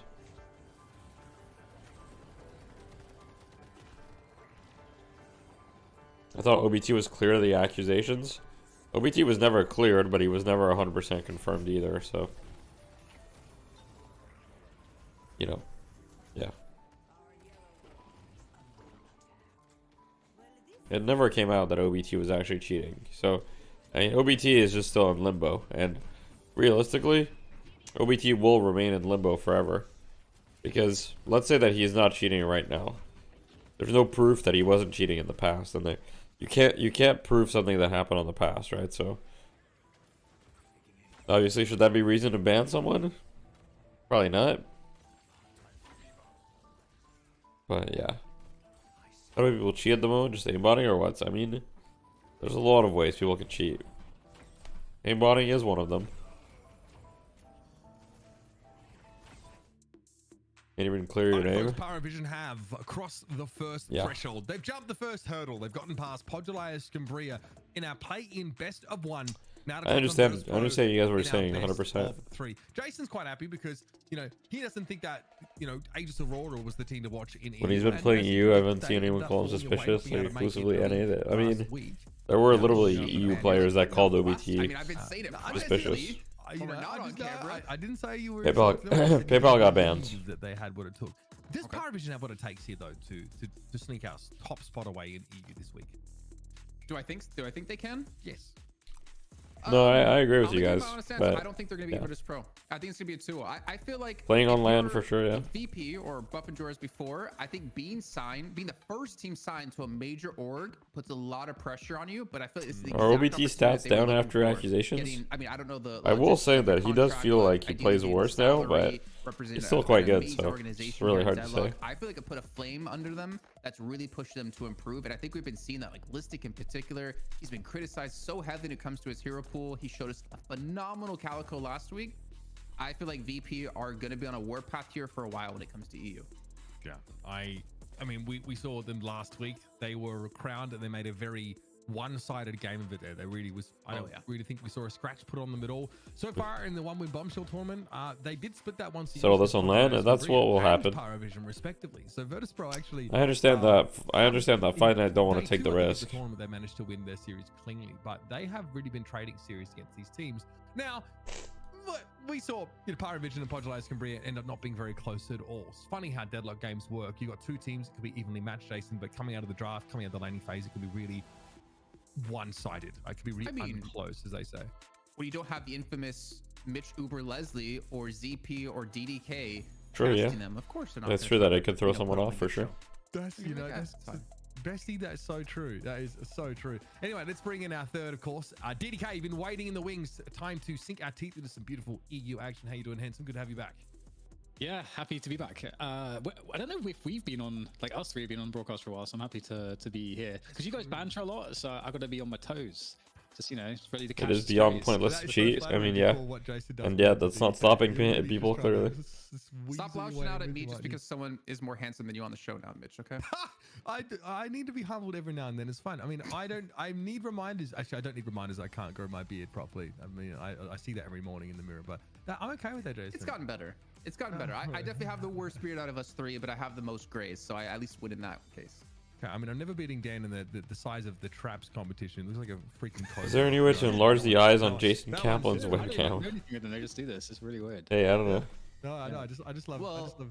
I got no legs basically, so that's probably where you get. Does that make Hydra undefeated still? Yeah, it does. Damn. The win got overturned. Your way of doing it looking like a Dorito rather than like a pear. I mean, I got legs. That's what Machine always called me. Yeah, I mean, I'd be 100% down to see OBT clear to the accusations. Let's talk about our teams. As much as I like to talk more about you, Dan. Let's talk about let's jump in. Okay, so Virtus Pro, of course. Look, is OBT a pro player, or am I just clueless? I mean, he's a player on a top any team. Probably the undisputed #1 team. Why is Hydra so good? I mean, it's a combination of many things. Again, they've been in that other tournament. They've been. They're good at most facets of the game. They're very good individually. They've been playing together for a while. No, but I do feel like we should put 7 on Zergy just for the troll factor, because I feel like, you know, for a while, obviously these guys are struggling, honestly, just because of how 7 just didn't come online basically in the game in any timing window that made sense, and they were losing because of that. And I feel like if you looked at those games when they were struggling more over the last couple of months, it was always tied to the 7, and we were talking about it a lot. So I just want to throw that out there. But I totally agree. This team is incredible, and they are at their peak strength at the moment. They did play in the games against Mydong. This guy being weird, or wait, which guy? 7 both maps. Is this cap, or are they just like styling on Mydong, or is this legit? OTR I think 7 just doesn't have the pacing. Yeah, let's stop talking about the way eyes. the game currently works with the Let's updates. stop talking about. Really have the pacing for you to like have a strong early our game. goat's eyes. There's a lot of options that you could have there in its place. Like Wraith is such a good example, because Wraith can come online and do everything, you know, right from the get-go. So you're just missing that presence to have someone. True, Bebop players are worse than cheaters. Farm to have that like mid to late game presence potentially, but I feel like it just doesn't make as much sense. We've even seen this with Infernus, right? I feel like Infernus is a good example, because if you look at how Infernus used to be played as to how Infernus now, and the worst is if you're a Bebop player and a cheater. Online, like the builds have to reflect coming online a lot earlier and being much more a part of the fights, as opposed to being more of just like a farm centric hero. So and I feel like, you know, have as good options in compared to guys, can we please stop spamming Lore Pass? Thank you. Still work and work pretty well, but you have to play similar to like Hydra Nation. Telling bananas what you said. Like That's a lot fair. of these EU teams, well, there's just the way that EU teams play, more team fight oriented. You guys, why are we all spamming Lore Pass Hydra now? Nation, they always have Hydration just kind of by himself farming Is away. this a new team? Like if Virtus Pro was capable of just Virtus Pro was buffing buffing Joyce before, and it kind of reflected that in the EU meta, Zergy could come into these fights like Hydration as later on and just demolish teams, just bulldoze them. But that's not the way EU's played out compared to NA, where you just can't do something like that just yet. Yeah. Whether or not it's just because there's just way more team fighting, or the meta isn't adapted that way, or maybe the way NA's playing is behind the optimal meta currently in the game. But I'm loving the new VP, as you're pretty much saying, DDK. Like having Zergy play something that's more impactful early on in the game definitely has changed how they've been able to win these. It's funny that they say that EU has more team fighting when I just watched an entire game with a 30-minute game where my Ivy has 0 objective damage. Can't be recovered. Like farming a side lane for 30 minutes. And also there was like 0 kills in the entire game. Like there was a lot of what Zergy's hero pool was, like 7 and the interesting Infernus and the Wraith to some degree, and it feels like you just need a bit more than that. Yeah, one thing I'll add, I think that teams are getting a lot better at is kind of figuring out this dynamic. Rosine's an office state, true. How many numbers can we have on the out of the Wraith end of Gigafed last game? She just farmed the entire game. You want to have all of your heroes on the map just farmed a lot. Once, and if you're a team taking initiative, like pushing a Guardian, that's going to force a response from the other team. But the other team needs to have the perfect amount of response. If they have an over response, they give up on the macro and other sides of the map, and then the team that's pushing gets an advantage in those spots. And that's kind of the push and pull. And I think that, you know, when you have like heavy jungle heroes from the early to mid game, you kind of lose the ability to kind of win. How long do you think Deadlock will stay in alpha? In a much more active early to mid probably game. a So decent amount of time still, I think. If I'm drawing it back to like, I think we're still pretty far from open beta. Macro, that's another area where I feel like, I mean, I feel like 7 in theory could be good, but if you're not farming like crazy with 7, I think you maybe fall behind going into late game. So I'm just unsure. I'm willing to be. As long as you're playing, it's always alpha. But yeah, we'll see how it turns out. I'll say this though, how you Dan, feeling? the numbers don't lie here. Not so great, but it's okay. Win rate on Wraith, he played it 8 times. On 7, he has a 37.5% win rate. So clearly, like Wraith is working out much better for him and his team, and should probably put 7 in the back pocket for a while for sure. Okay. Let's quickly flash your Parivision roster. We've obviously seen him in the previous game, but let's get you reacquainted. 2 years at least. No, I don't think it's a few years. Maybe like a year. Play with me, Saf. Prestis, I think a year is probably a good bet. And we talked about it. Prestis is the one with the Grey Talon portrait here, but it was full release could happen sometime late 2025. Absolutely, it could, but I think it's unlikely. Hitting these arrows. How much Dayquil have you ingested? 0. 800 per shot. Pretty terrifying. Able to blow people up, and of course, having like, you know, multiple charges of that charge shot, being able to fire them off very quickly, was able to burst down enemy heroes in just a couple of hits. These guys looked very, very good there, but they had a really good transition into a mid game in which so much of that farm got funneled in Saf's direction. And Jason, they had a front line that were very soul fed, that set up for Grey Talon to take the game over. And I think, ignoring the fact that like Sap played really well on Grey Talon and they made Grey Talon work for them, I think seeing them swap around heroes a bit and kind of show some depth into their pool, which I kind of talked about in the last match, is a very good sign for Parivision because I feel like that's one of their weaker points. So seeing Saf just like pull out the Great Time where we expected to be on Depressus and just dominate with it. I mean, together with we talked about the deadlock mode in Overwatch 2. It was on the Mirage. I have not. No, I don't even know what that is. To their squad and like realizing our hero pools need to be expanded. A lot of dev progress on deadlocks going on the back, I think. Oh yeah, for sure. Virtus Pro as well. For sure. I feel like when it comes to the draft phase for them, this is probably one of the most interesting draft phases we can have. Between any two teams in the EU and NA, because of the overlap and because of like the priority system they're going to go through of who do we want to pick up as soon as possible. MVP's top picks right now are Warden at 16, Geist at 15. The support Ivy, the only one that's typically used in the pro scene. So, yeah, definitely the most common. Parivision. Did Ido's Twitch channel get banned? Yeah, it did. I don't know for how long. Probably not that long. Why do you think it'll take so long? Because I think that we still have, there's still a lot of things that need to be worked on. That previous matchup, it will be the Visca's banned, okay. With the Visca's ban. This is not very commonly played by VP. He like restreamed like a Russian tournament. Yeah, this Viscous is really strong in general though, so I guess he just wanted to. He restreamed the Russian tournament and they DMCA'd him. Picks happening over the last couple of weeks. Who would make Team Canada for Deadlock Olympics? I could also expect a Calico ban as well, just because average. Like now teams are signed to play it. Even with the nerfs, I think it still has such an insane early game presence that it can be kind of scary. Gibbs probably. But, we'll get the that makes sense. First banning. Yeah, average Gibbs. On the Paradox DK, true. Obviously, you got all the DK on there. I think Taz would probably want to take that. My boy. MKLS. So is that a new cam? No, it's not. I just don't have the light turned on. Your buck on your like melee empowering items because she gets into that range so easily with that leaping slash and obviously charging across. OBT if he's cleared up, you know, if it's land, we get OBT. Yeah, because guys, I know it's. How did you said the French Canadian accent so well? I don't know. Practice. We see DMOB play it a ton. We see MKLS play it as well. But I was expecting more of like a Wraith pickup to be one of their first choices to take that away from Zergy and then just give away the Geist into a later. We're missing one Canadian. Who is it? Yeah, like I don't want to see us get into territory where Play With Me it's like doesn't have like a clear option and then just picks Haze. That's not what I want to see. Because obviously we know he's good with the Haze, but like it's like very hard to like kind of make it work right now. So I hope we don't get to that territory. We've seen it before. XQC, yep. That's it. XQC. First, very safe, that's our 6. First pick as far as we're generally concerned. 100% pick and ban, just really solid hero. XQC and I would have lore buff because we could communicate in our native tongue. To take over the game. Do you read off? You read off a teleprompter, or are you just coming up with this on the fly? You actually think I have a teleprompter? That's crazy. I need to check. Did they play Pocket like today?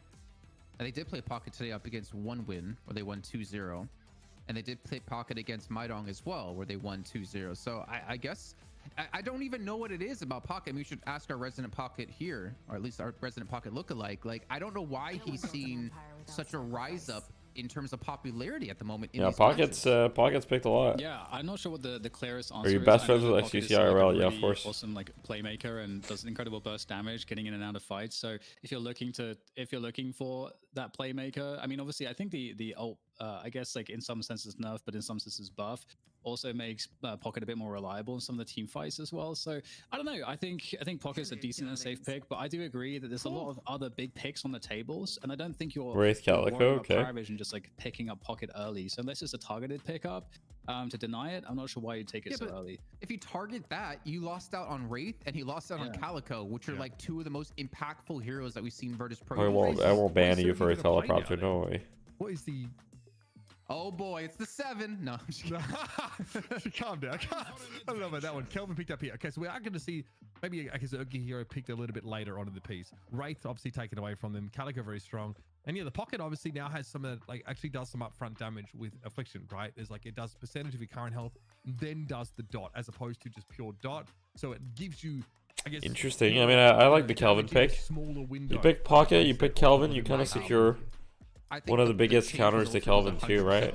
Pocket's very good against Kelvin because of like all the anti-heal and shit. That damage, it was more of a deterrent of like, okay, I ulted and maybe you won't. Bebop's banned. See a Bebop? Now it's like, okay, I'm gonna use it. That made you think Rutger will release with rocket jumping, or is it too broken? So I don't know if it was enough to like really like justify you just trying to bring that guy in. I don't know. This is a great town pick coming out of Virtus Pro with the Bebop ban here, Dan. Potentially, I think. Or Debuff breach bait will always work yeah, for. it does kind of help to set you up if it's out of the picture. Alright guys, it's time for the second I think halls teams are cherry running into flavored. debuffs a lot Wait, do you more guys have right a now, halls in and the debuffs, US? like the better, If I say like the a players get halls, with debuff, like the you guys know what I'm easier it is talking for them about? to get and understand the timings on how they can get these pickups with the hook. Okay. I think just not having to worry about these random picks happening, I think is actually kind of an important thing to just not have to have that headache. Okay, we got the cherry flavor. So I don't mind What's the if best it's like a flavor you general guys think? pickup just to avoid that annoyance in the mid game. Not as good as Ricola. Yamato Fair. here, of course. So That's just what I have in my drawer, shift bro. Carrier, not unlike Calico, and definitely designed to have the same sort of presence in this game. So Did you by promise to forward share with the purposes, class? amongst Sorry, these, class. 3 of their 4 picks VP have their 2 solo laners essentially locked in. Honey Lemon, Like yeah, I Pocket think and Honey Yamato Lemon is actually the respectively, best. Mirage, I do have to joining agree. the lane on Give occasion halls so and that buildings, they're not fair. getting punished too much. And pick number 4. One thing I would love to Greytown add is up, taunt maybe kills. That'd be Parivision funny. Reading VP wanting to prioritize that. It hero costs after they $200 per themselves bag. being That makes the sense. bebop.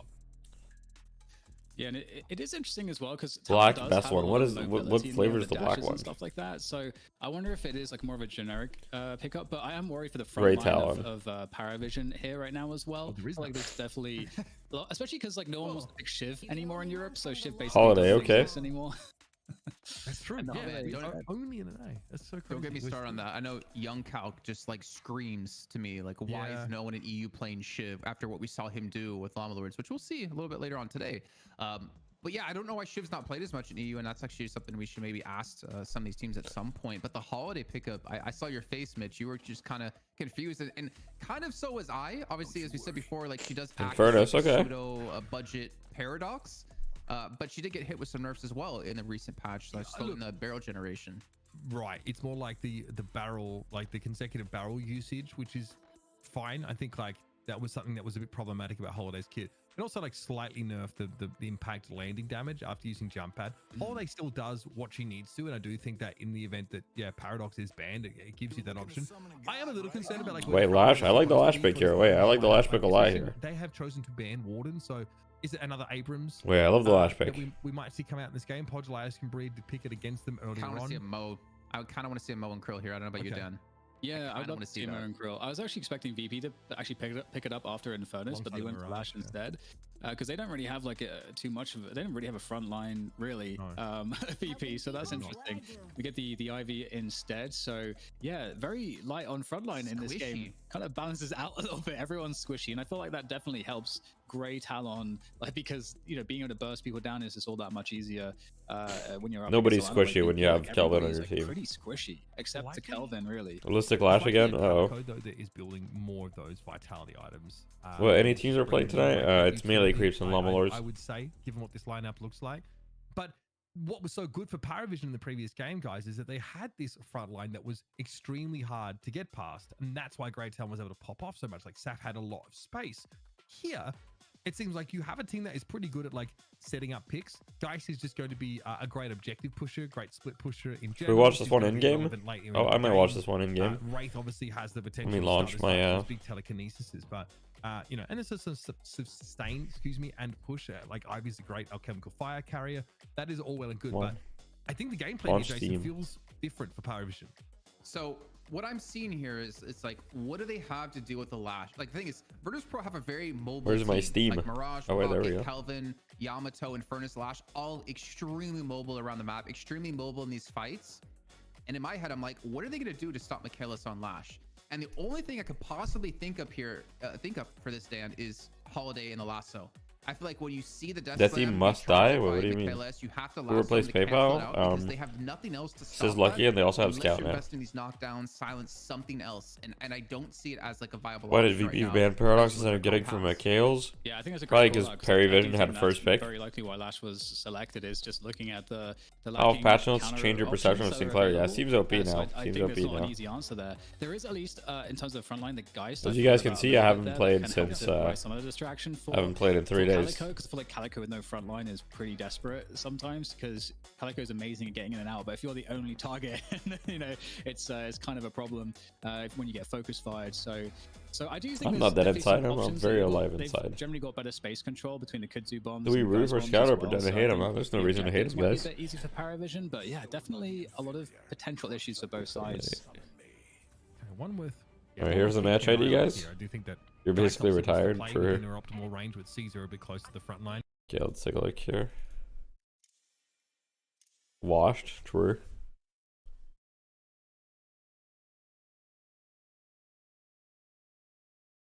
Is Calico considered frontline? Yeah. I would say so. Who should we watch? Oh my god. What a parry.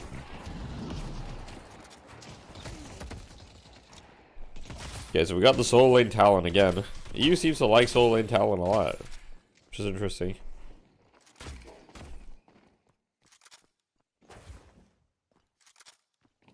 Or maybe it just because Saf is a solo laner for them, and since they put him on Talon, they just put him on the solo.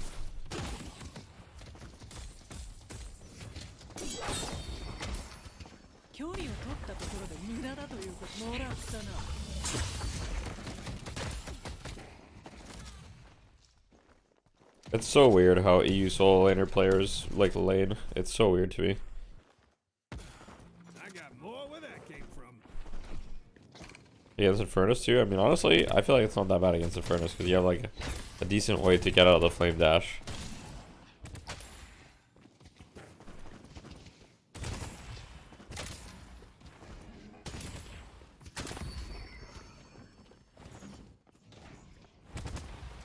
Ooh. Tragedy. So we got the Listic Lash pocket lane. I respect it.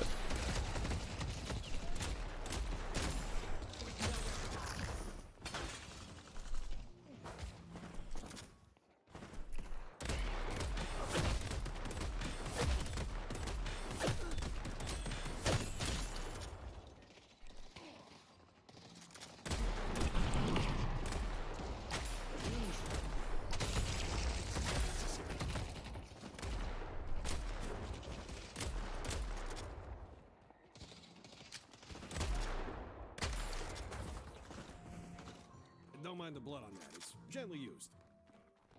Holiday.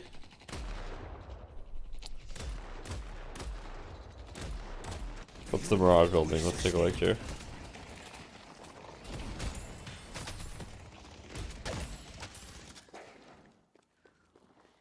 Thoughts on the Sinclair buffs? Yeah, seems pretty OP now, maybe, but I'm not sure. Seeing teams put Mirage in the dual lane now? Mirage duo is good, yeah.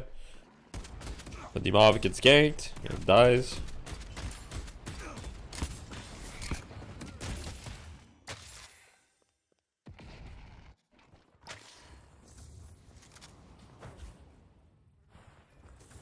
Headed to Papu.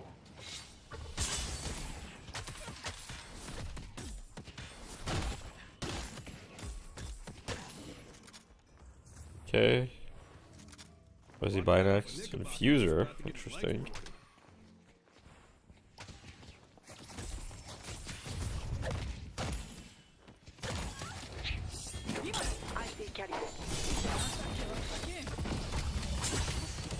That's a lot of damage right there.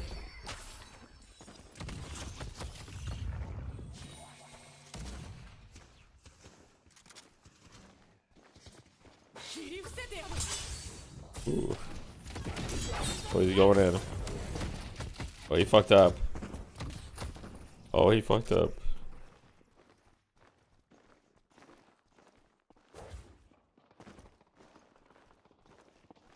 What is this rotation here? What am I looking at?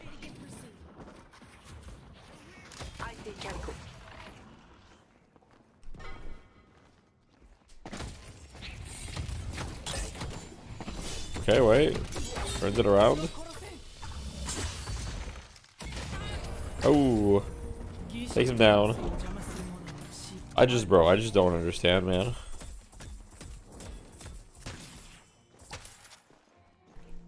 These are dangerous times. Here's your chance to shape your destiny. Alright, let's watch the Listic POV.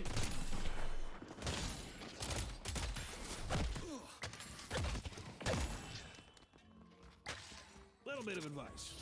Don't get caught.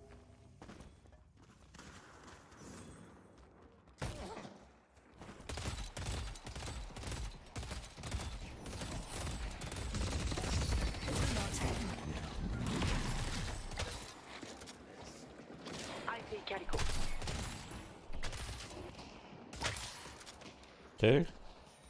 Too big brain for small any brains to understand. True.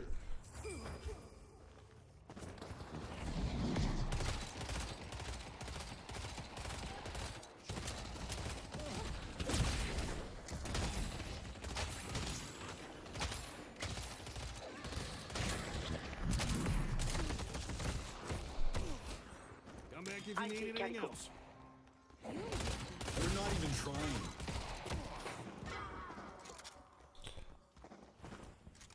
I mean, the flog spam is pretty good. What don't I understand? You soloing? Yeah. That's just weird. It's very weird.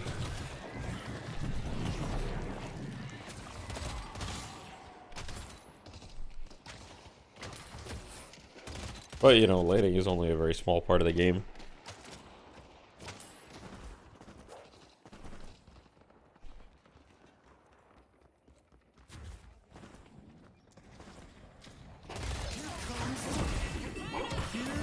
Oh.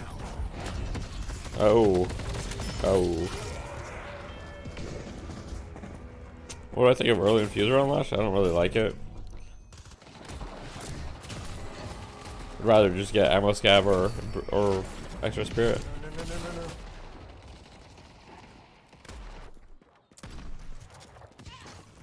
Look at the holidays items, just 4 green. Just full tank. Yeah, that was probably a max. That was probably a max reach lasso, yeah.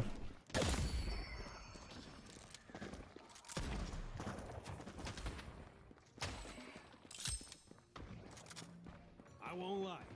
I don't know what that does. I see but my bucket. kid says some mystics are fine. Just lasso build holiday.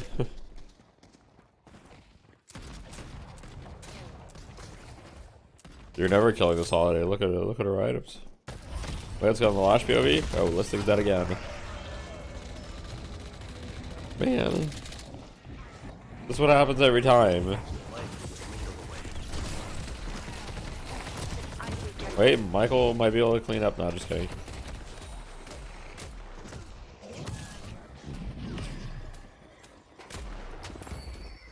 Wait, the mob with the kill. He's getting ganked though.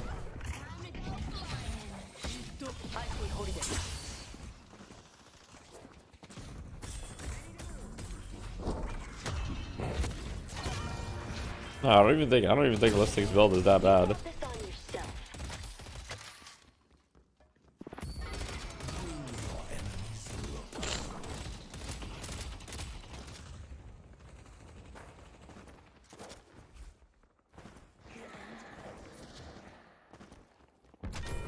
They've taken off Purple Guardian. Stay safe out there. Okay, wrestle lock it, okay.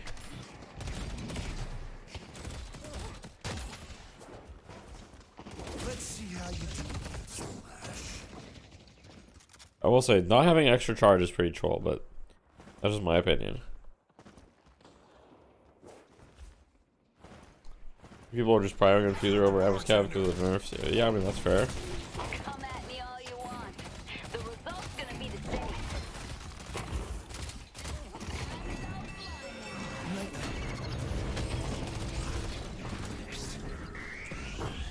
Garage is down.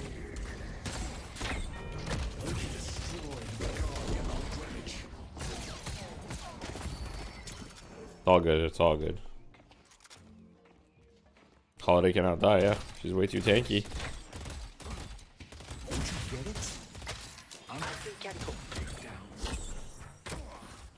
Bro, this looks about to get nuked here. Oh my god, he's getting nuked. Oh my god, he's dead. Holy fuck. Guys, is it me or last time we saw Listic play Lash in Fight Night, he went like 0-7 or something? This is looking a little bit like that again, no?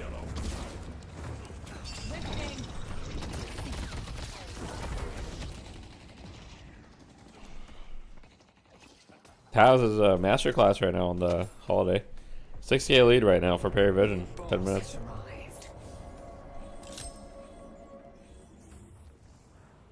A Lash ult should restore stamina, slam, and grapples. Nah. Lash definitely does not need that. Bro, what am I looking at?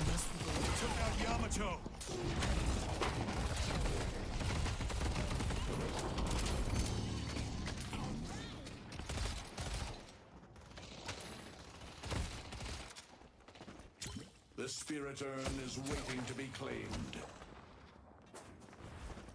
I mean, it's not that bad. None of the items in his build are that bad. None of them are that good either, but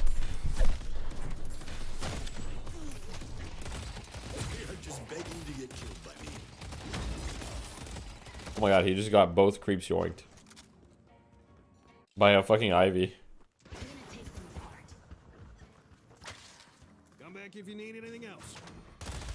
Morning, Deathy. Hope you're starting to feel better. Oh, not really, not much, but you know, we keep going. Get back on the Ballistic POV. Ballistic, you just need a little bit of farm, bro. You just need your max flog, bro.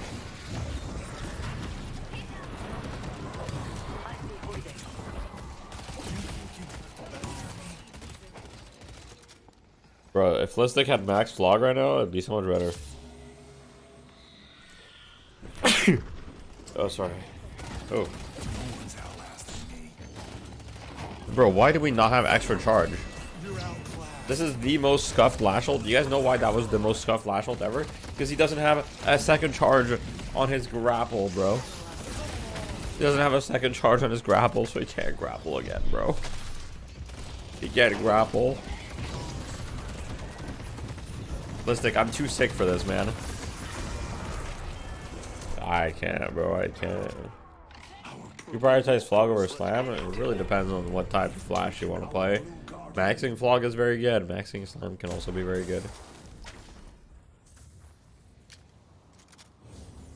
The old New York tuxedo. This is not good, bro. This is not good. Looks like. Interesting. Why want to show the game? There we go. Blue Walker is under attack. Just give up. You're only making this worse. Tactical's missing.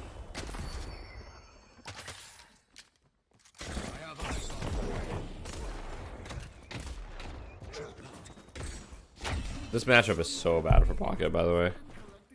It's like so bad for Pocket.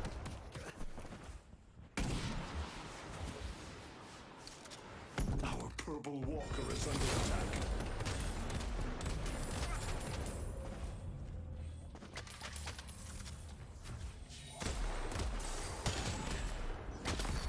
Take this boom. Just you need to get wet soon. Get well soon. Thank you, thank you. Bro, Listic is literally 0-5 now. Bro died with 6 AP. Bro probably didn't have. Bro probably could have gotten. He probably could have had Flog maxed. Yo, can we max Flog yet? Can we max it? Thank you. Oh, he bought Cold Front now. Oh, that's really good. Thank you. Oh, thank you. He maxed it. Oh, okay. We're just gonna get Cold Front instead of getting extra charge. Okay. This game is cooked, bro. This game is cooked. If Buff and Jors wins this, sorry, if Virtus Bro wins this, I'm gonna be like flabbergasted, bro. This guy's dead again, bro. This guy's legit just dead again. He's just a pro. I mean, this is just like.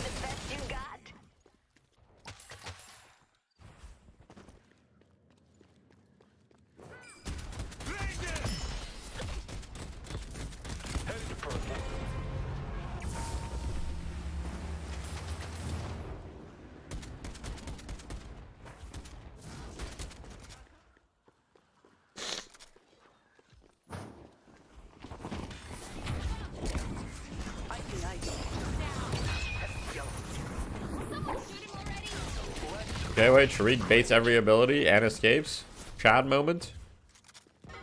Get back on the real cam.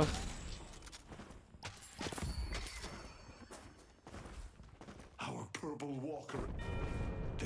They lose a walker, they're down 16k now. It's not ideal. They are split pushing a walker though. If they get this walker, maybe it's not the end of the world, but I don't think they're getting that shit.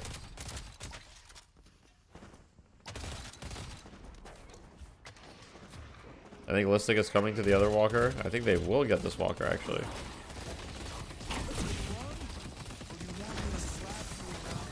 Oh my god. Wait. Bug abuse? The Grey Talon was swimming?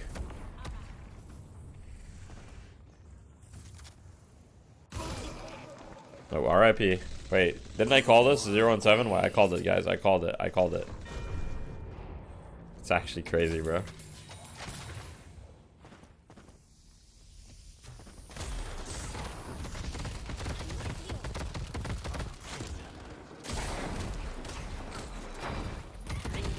Oh my god, the Ivy is actual full Chad mode.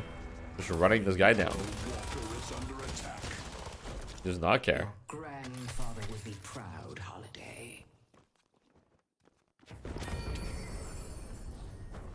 We took another objective. Guys, we have a flex slot. Should we buy extra charge? I guess not. I guess we shouldn't. I guess we hate...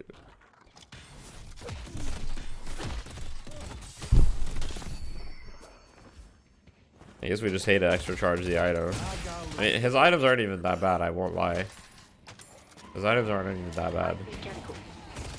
Not having extra charge is like the biggest troll, but other than that, it's not that bad. Long range is not bad. No, long range is like fine. It's like not even bad, I think. Most of the time you are going to be in the effective range. And you know, it does give you, you know, it does make your reload time a little bit faster too. The stats on it are pretty nice. It's a lot of damage. Like, I don't think it's bad. Rapid rounds is good. Rapid rounds is good on Last Trust. Gives you a lot of fire rate and sprint speed. I've used rapid rounds on Lash for quite a while. It's actually pretty good. Most Lash players prefer headshot booster, but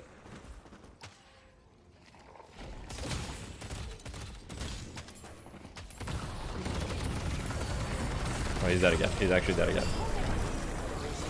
This is rough, bro. How does VP even come back from this? Honestly, you probably don't. When you're down this much at 17 minutes, you probably don't come back from this. VP needs to win like a big fight.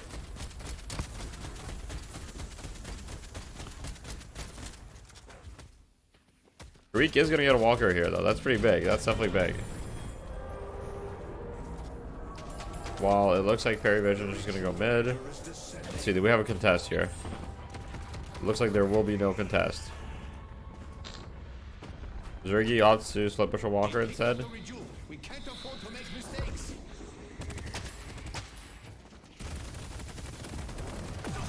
If they get this walker, I mean it's actually pretty good.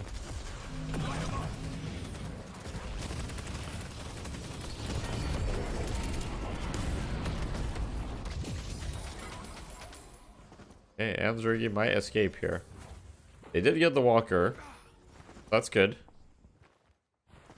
Yeah, 2 walkers for mid is not too bad. The only problem now is that in you know Parivision should be able to clean this up because they're up 15k and they have mid boss, so they should be able to like clean up the last walkers.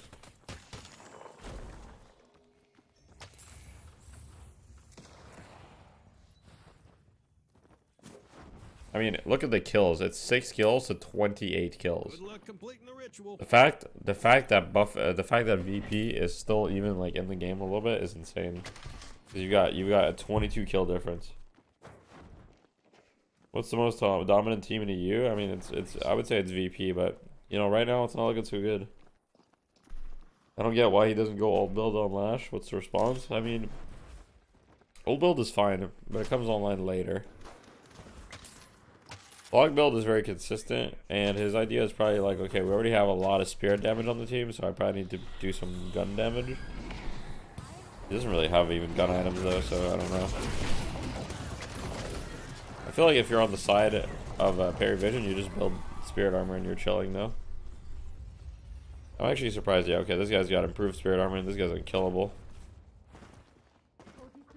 Look at their team, it's all spirit damage, like they literally only have spirit damage. Is it just ground strike into old best in slot? Not necessarily. It is a strong build, don't get me wrong. It is a strong build, but it's not quite as flexible. Oh, bro. If he died there, it would have been so sad, bro. If you're playing Lash and you have 0 kill participation, by the way, like, you might as well be playing any other hero.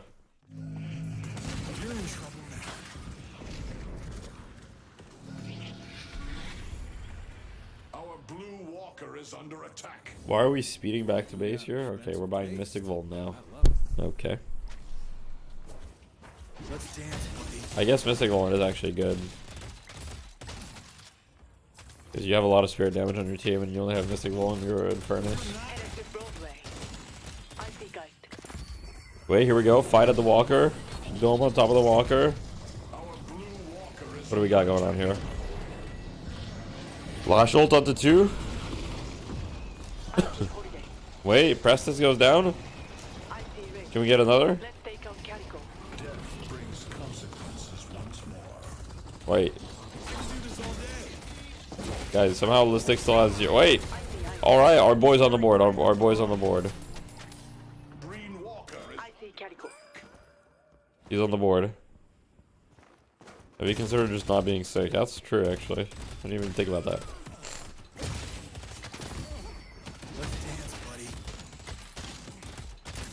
Okay, wait a second. VP is actually making the comeback here. This is crazy. If they make this comeback, this would be insane. This would be like legendary throw. It would actually be a legendary throw. Oh my god, they're actually doing it. The game's like back to even now. They're gonna get this Walker, I think. If they get this Walker, they actually might have a lead.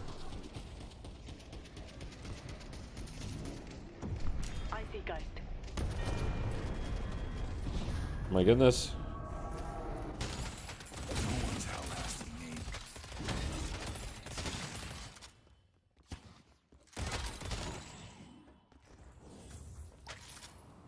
Okay. Alright, he's got 6k. What is he gonna buy? Is he gonna buy a tier 4 or what's going on? Okay, he buys improved burst. I can see it. Is he gonna buy a warp stone or something? Superior stamina? Okay, I like it. He's got 7 AP. Surely he's gonna skill something soon. I can do this all day. We're not even trying. Our blue. They've taken our blue Walker. He's probably just waiting. Okay, wait, here we go. He maxes 1. Let's go. He's silenced. Oh.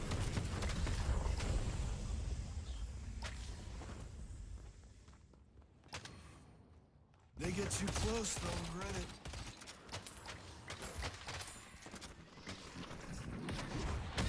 it. Shows you that every game is winnable. True. I mean, it's not one though. Parivision still have a lead.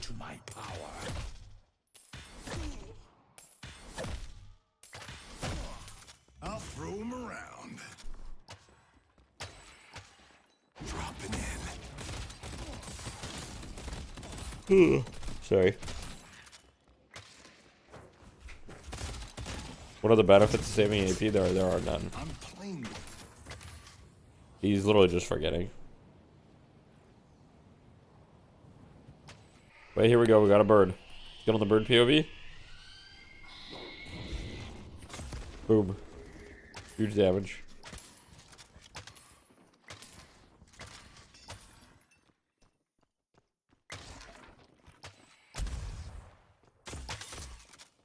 Let's see where you catch, my friend. Lash is looking to pick someone off.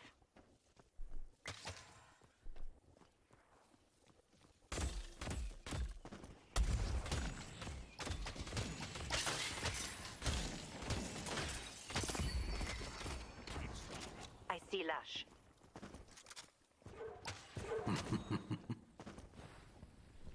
Does anyone know if Sinclair was banned? Sinclair wasn't banned this game, surprisingly. He was banned in the first game, though, in the BO1.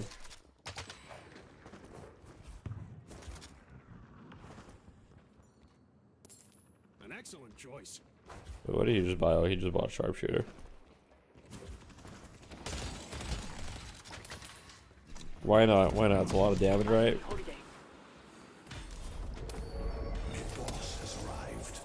No, I've actually played Sharpshooter Lash in the past. It's not that bad, but if you're gonna play Sharpshooter Lash, you might as well go for the 2 points and grapple. That part makes no sense to me. Well, this lady guy's actually taking no damage. Oh, this lady guy's actually just tanked that entire thing, and now she's chilling. And Zergi's dead as hell. Uh-oh. The spirit urn Yeah, lead you guys with improved spirit armor. What are you guys gonna do to her? You guys need no damage. And now mid boss is up, so they're gonna do mid boss. Let's look at the pocket POV. Let's see if he goes for a reflection in the mid boss.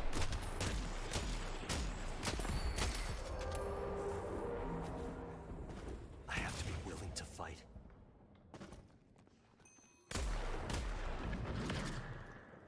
Look at the cat. The cat is menacing as hell. Look at this shit. You go on the cat POV. What do you even do?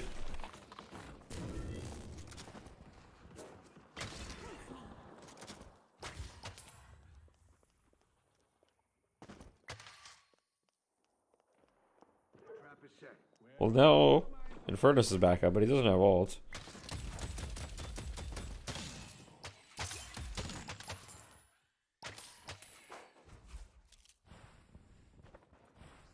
There's me keeping the side lanes pushed.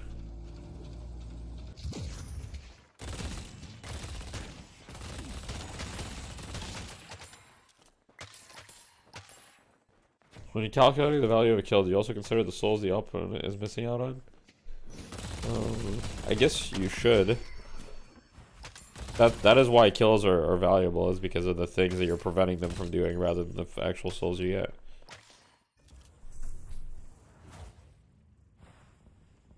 Oh wait, they're gonna bait this wave here, I think.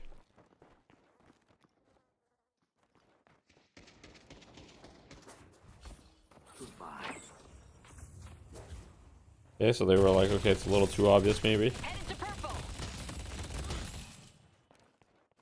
VP can just force mid whenever. It's pretty risky. It's pretty risky.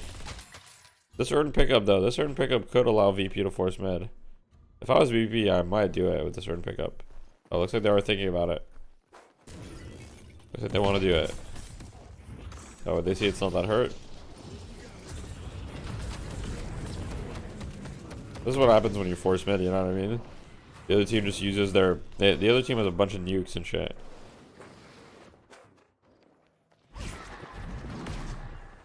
Why does Wraith buy combat barrier and not spirit armor?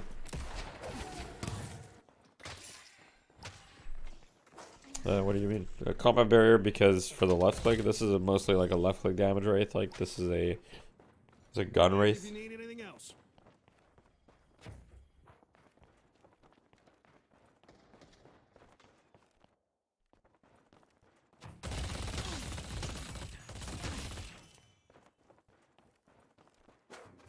I see the enemy. Is close quarters better than wrapping rounds on haze? No, because damage scaling on haze is bad because most of your damage is fixation, which means fire rate is your best damage source because you gain most damage from getting the top fixation stacks ASAP. Oh, see ya. Take him down. I have eyes on Kelvin.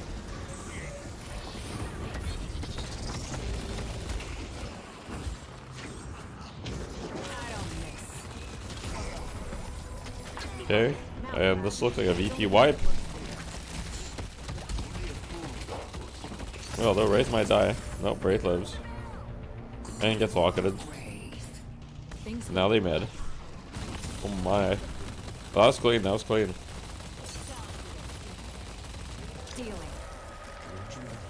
Yeah, that Wraith was very hurt. GG, it's not GG yet, but it's definitely not good. I see the enemy. Alright. 29-32.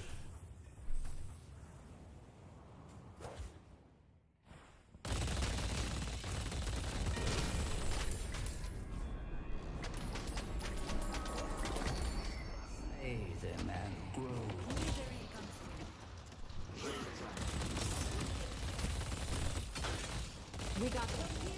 Death comes in many forms.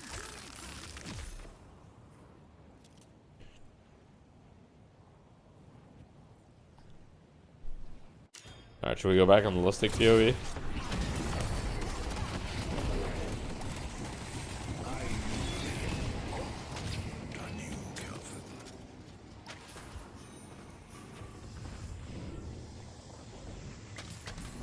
I mean, technically this is a 6v5 fight, so this should actually be good for a VP. Because play with me is just not there. Yeah, so they get 1 kill, but they trade 1 for 1, and now play with me shows up. Okay. Oh, this does not look good. Does not look good for the side of VP. Even though technically they got 1 more kill, it's like the other team has rejuve. And so it's like, yeah, and I believe that Obikam is dead as hell. Oh. Reason? What about late game when you can get max fixation easily, so point blank? I mean, generally, even late game, since fixation doesn't get affected by pure weapon damage, you're better off buying other things usually. Like curse or other things, right?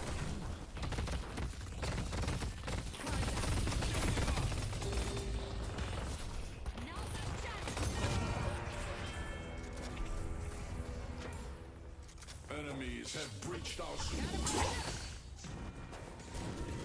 Is instant dashing after jumping better? If you have superior stamina, yes. Because if you have superior stamina, your air dashes get 30% distance. Oh wait, big lash ult on 1. Oh, he E-shifted.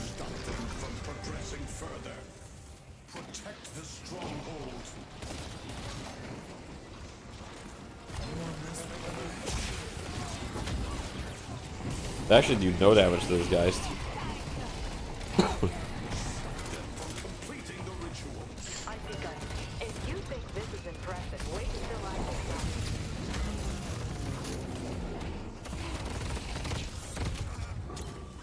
Yeah, this is looking like GG. This is GG 100%.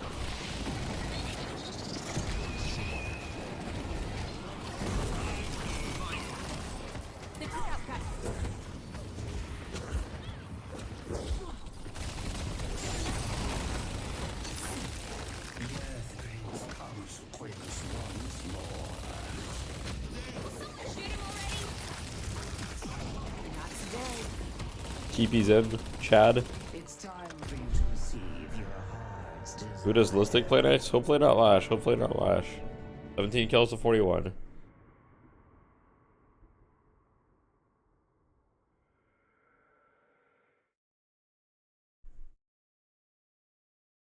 Hey, Listic top damage though. What did you damage with? Mostly gun. Yeah, makes sense.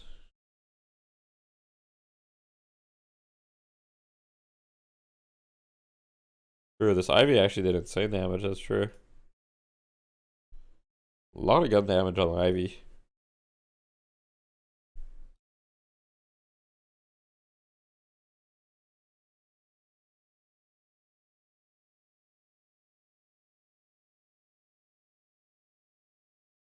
Just got here. Thoughts on Sharpshooter, Mystic Vuln. I mean, I think Sharpshooter's fine, honestly. A lot of the time, 15 meters, like a lot of the time you are 15 meters away from your targets. So it's not good after you ground slam people. So it depends on the style of Lashley you're playing. But he was specifically playing a lot of mid-range in his fight. So his Sharpshooter was probably active most of the time he was fighting. So it's not bad. As far as Mystic Vuln, I would say generally speaking, Mystic Vuln is pretty bad on Lash. But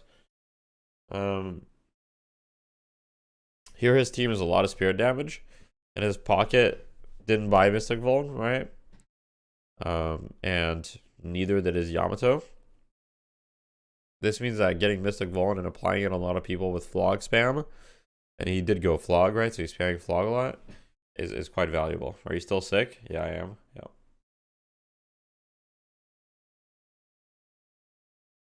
I bet he forgot to buy extra charge after he skipped it. I don't know, bro.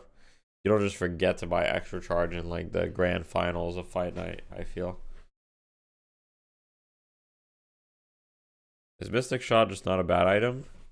No, it's not. It's a great item. Only 800 damage the whole game.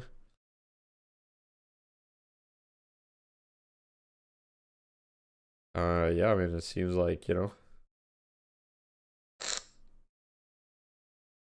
Seems like more user error than anything. I mean, improved burst only did 900 damage until the super late game. He like doubled his damage in the last like fight. He actually had very little damage until the last fight, pretty much. He had like 18k damage, and then boom, the last 2 minutes he like went from 18k to like 30 something k. Almost 30k. Interesting.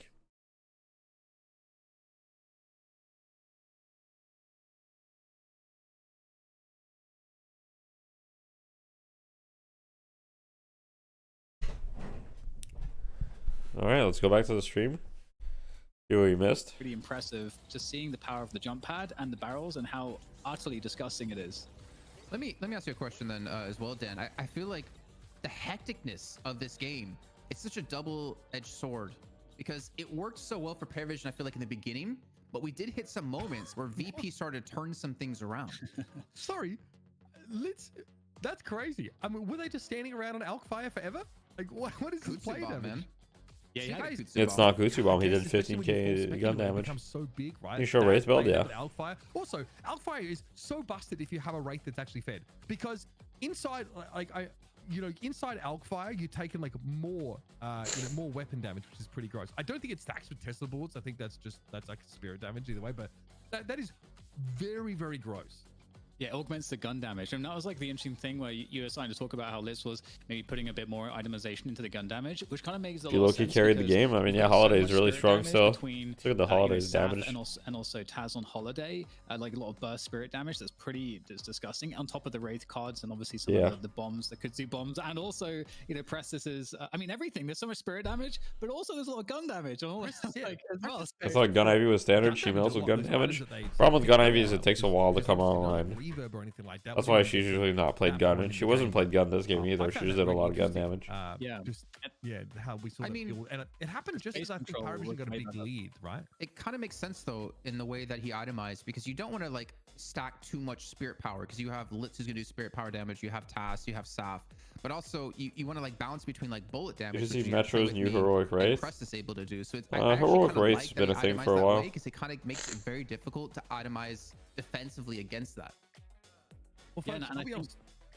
You go, Dan. Oh, go ahead. Oh, the politeness battle. I was just going to say, I always want to, always give a shout out to Jake because he gave this terminology to me, which is the bog, where, between the Kutsu bombs and the Geist bombs, you get, and also the Alkfire, you get this, like, all this AoE, so it helps you to control a lot of space, which is really helpful with the playstyle they had. Because their playstyle almost, at one point, they were so committed to the playstyle of just like heavy aggro, like give up a lot of the farm along the map and just always emphasize pressure, that it almost backfired because you guys called it out when they took that mid boss. They gave up a walker for it, and then they actually lost a second walker. What Furnace build do you recommend at the moment? I'm not sure. I don't really play Furnace. You thought Tesla was statistically bad? You full map control. Oh, it depends who you ask. Guaranteed like soul advantage. They just kept pressuring into objectives. Has Ivy always been a good hero for the most part? Yeah. It was just like pressure without the full commit. And then when they finally decided they were going to commit to a fight, it was kind of too late. And then they were backing off. Rujiv ran out, and then the fight happened. And so it's like the worst thing ever. So that style almost like messed them up. But the fact that they were able to stabilize and just have play with me, just like take over as a carry, because they got that to that late game point, that kind of saved them. But yeah, those Kutsu bombs and the Geist bombs enable a lot of like objective control. I'll Scorcher in the middle of the stream. Whoops, my bad. No doubt about it. I mean, folks, I'll be honest with you, not the most convincing opener here for Virtus Pro. Who's playing the NA one? Melee Creeps and Lava Lords. Great opener for Parivision, though. They go 1-0 up in this best-of-3 money match. $1,000 on the line, presented by our friends over at Intel. Stick around, of course, for map number 2 and see if Virtus Pro can even the score after this.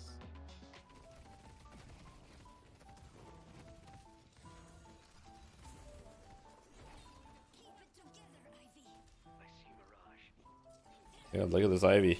Just juking.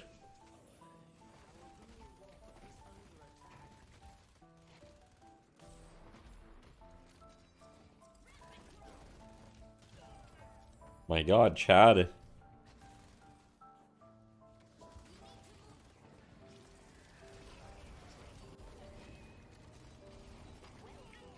Oh, that's so unfortunate that cloak got stuck there.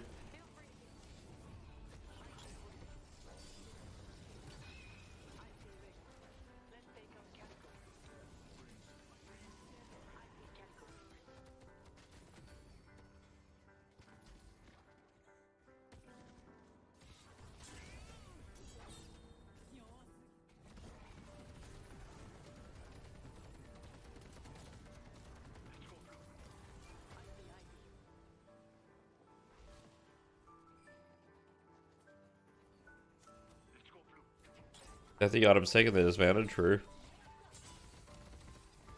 No, they didn't actually disband. They didn't actually disband. You don't know if you should watch or play the game? Hey man, that's up to you.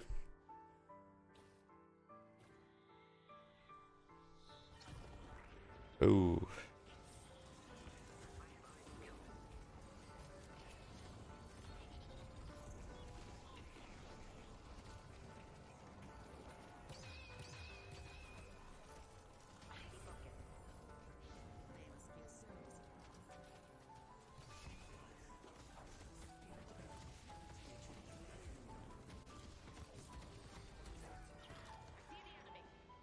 RIP Geist.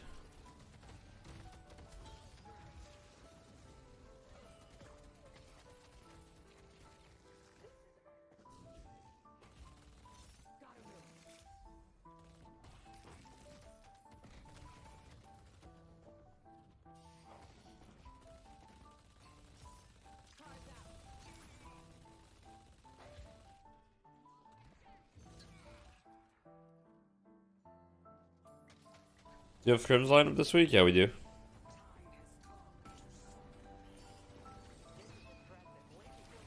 I don't want to build Gun Kelvin. Max height sucks. Yeah, if you weren't around back then, just know that Gun Kelvin was meta for like a month. And that shows hella cancer. No, Hydra Nation did disband. And they never were gonna disband. When are we gonna see you on the Wraith again? Pretty unlikely, honestly. I love playing Wraith, but I mean, now that Ranger's on the team too, we have Gucci and Ranger who play Wraith, so it's probably just not gonna happen for me. Yeah, Scout's on Llama Lords now, and Scout and Sizzlucky is back on Llama Lords. Sizzlucky, yeah. Sizzlucky would be the PayPal replacement.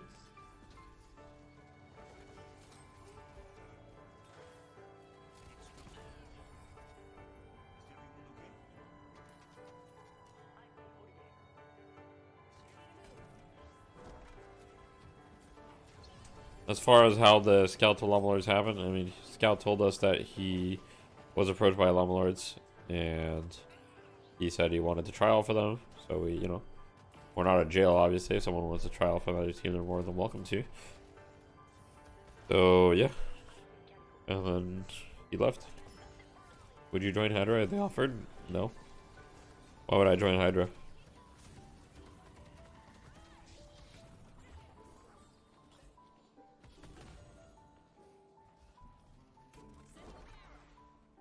Here's the thing. I know that if Hydra Nation members are watching, they might laugh at this or whatever, and that's fine. But I fully believe that the current version of TF2 Boomers can actually beat Hydra Nation given time. I fully believe that we have it in us to beat Hydra Nation. So I don't see why I would join them.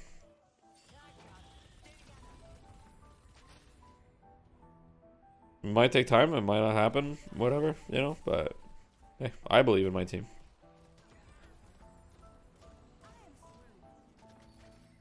Who did Ranger replace? Yeah, Ranger replaced Scout. Welcome back, gang. First map of this best of three is Conqueror a good player? I've seen Conqueror in matchmaking or whatever. It seems alright. Rotations and pressure, Jason, that never let up. Is Ranger IGL? Ranger is like not the IGL. Bite them in the butt because they got a little bit too aggressive some of those times, and potentially maybe we'll readjust some calling. But you really have to respect Ranger taking up the M1 roles. Yeah, sort of, not really. Back to like the Virtus Pro versus One Win match. Well, I guess unclear. We're still spreading it around. Exactly what One Win did was keep that pressure on them. You saw them try to like zerg down the patron multiple times, and eventually it didn't work out for them. But that's what's keeping Virtus Pro like on the back foot. You don't give them time to think, and that's where you can really. You're picking up Ranger? Yeah, we picked up Ranger. Yeah. Parivision do that once again. Do you think like Scout didn't believe in TF2 rumors? I guess he believed more in Lava Lords.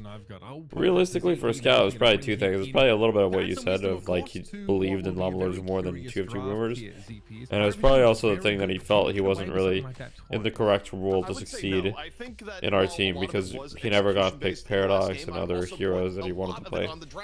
Oh yeah, does Hydra have a coach? Yeah, they do. Basically the best draft possible. I think that they're going to get all series long, where they not only got heroes that they are very good at, like securing the Wraith for play with me, but they also the heroes they prioritized and the bands they got in all were basically tailor-made to take away VP strengths. Where you think about what VP likes to play, they really like playing Geist with Demov whenever possible. They've loved putting Listic on the Calico. Scout, you good question. I mean, his go-to hero. All right, guys.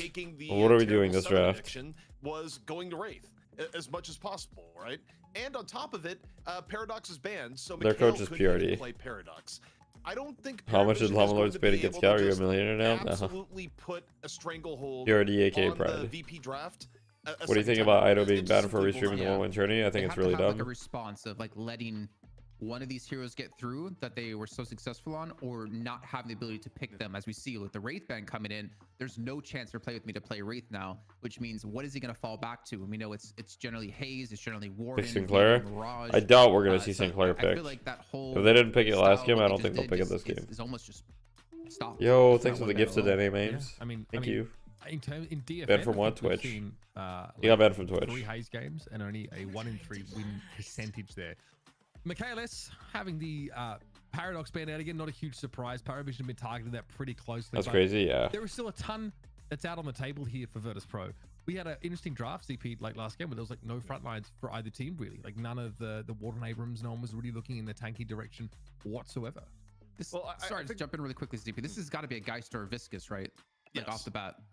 I would, the way it's been, I even wouldn't be surprised if it was Geist off the bat, just to secure that for Demov, because VP has basically put Geist. Okay, wait, Geist, okay. Geist makes sense. I just think. How would you rank top 4 NA teams right now? Because VP has used Geist as the glue in their lineup. Because I don't really ban you guys trolling. You can just look it up right now. Like number one early pick as much as it is that Parivision Twitch was just looking TV/Ido_Z. Had to change their draft priority. The content from this channel has been removed. You saw their 3% pick rate for first pick as well. Like that really emphasizes. So there it is, guys. If you didn't believe me for whatever reason, considering it to be the glue for Virtus Pro, it makes perfect sense. Now, what we're seeing out of Parivision, I'm not happy seeing. What do you think of Deadlock player count being an all-time low, 11K players right now?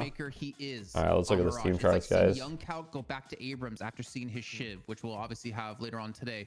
Like. Play With Me is one of the. I mean, I probably don't have any thoughts really, but is it really that bad? Let's take a look here. I'm on a hero where he can't be that playmaker, but with Wraith gone, I'm thinking. I mean, realistically, it's been pretty stable for the past 3 months if you look at it. You know.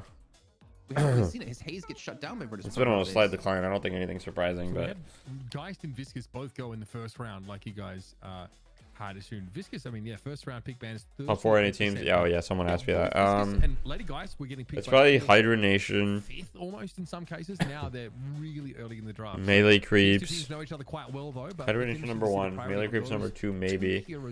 So I would have put Llama Lords at number 2 or 3, but I don't know how good Llama Lords is at all with their new roster. So I'm gonna put Llama Lords as a question mark.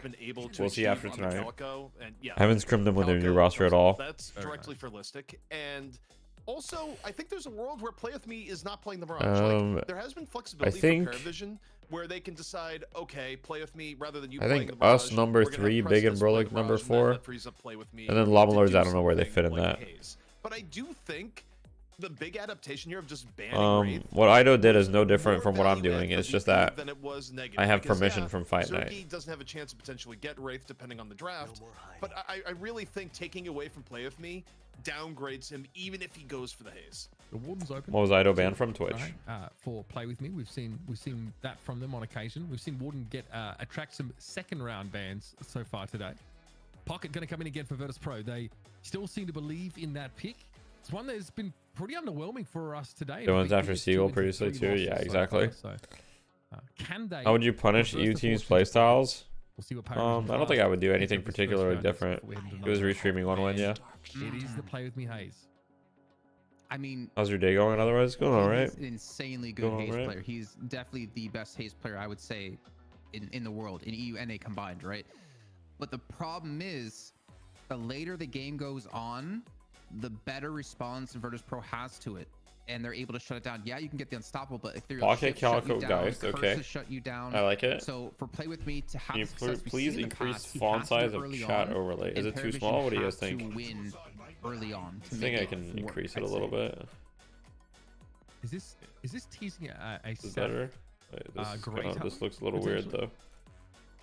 It might be. I mean, the Bebop Gang Bandit is going to give Saf more room on the Great Town. Is it better or is this but weird? Also, if you're a VP, you can just ban it. I mean, you've I seen guess I could what just increase my Parivision camera has a been little able bit do to with like Saf on the fit with Great it. Town. It Like this. won them the best of one. It was a huge pain overall. I think banning the Great Town here, actually a very, very smart ban. Should VP decide to go for it, and yeah, they take down the Great Town. So This should be a Yamato, I give you though. half credit for that one too. Like, I'm thinking on it is like you brought up. Was he first, and permaban? yeah, No, I don't think it it's a makes perfect permaban. sense, 'cause I don't know how long he's especially been once for. the Bebop is gone, and you don't even have that as an option. Our that, Parivision mitigates beating some VP of wasn't Great VP Town's best power EU team in the under game. Best case scenario. Yeah, but at the Awesome same to use time, you their know, ban on the those Great things Town. can change very quickly. We saw a Great Talent previous game there from Parivision. Didn't have to be hugely impactful. I don't think Great Talent got out of hand. Didn't actually get a lot of the souls fed or funneled What's the into ban it for? in that Restreaming, early to mid game, so never needed Russian He's the tournament. Warden comes out for Parivision. Get better soon, thank you. So, ZP, I'm looking at this. I was expecting Yamato actually to come. Parivision 1-0 right now? Yeah, they They are. already have very Get to heavy bet bullet when will damage out of Deadlock come Haze. out?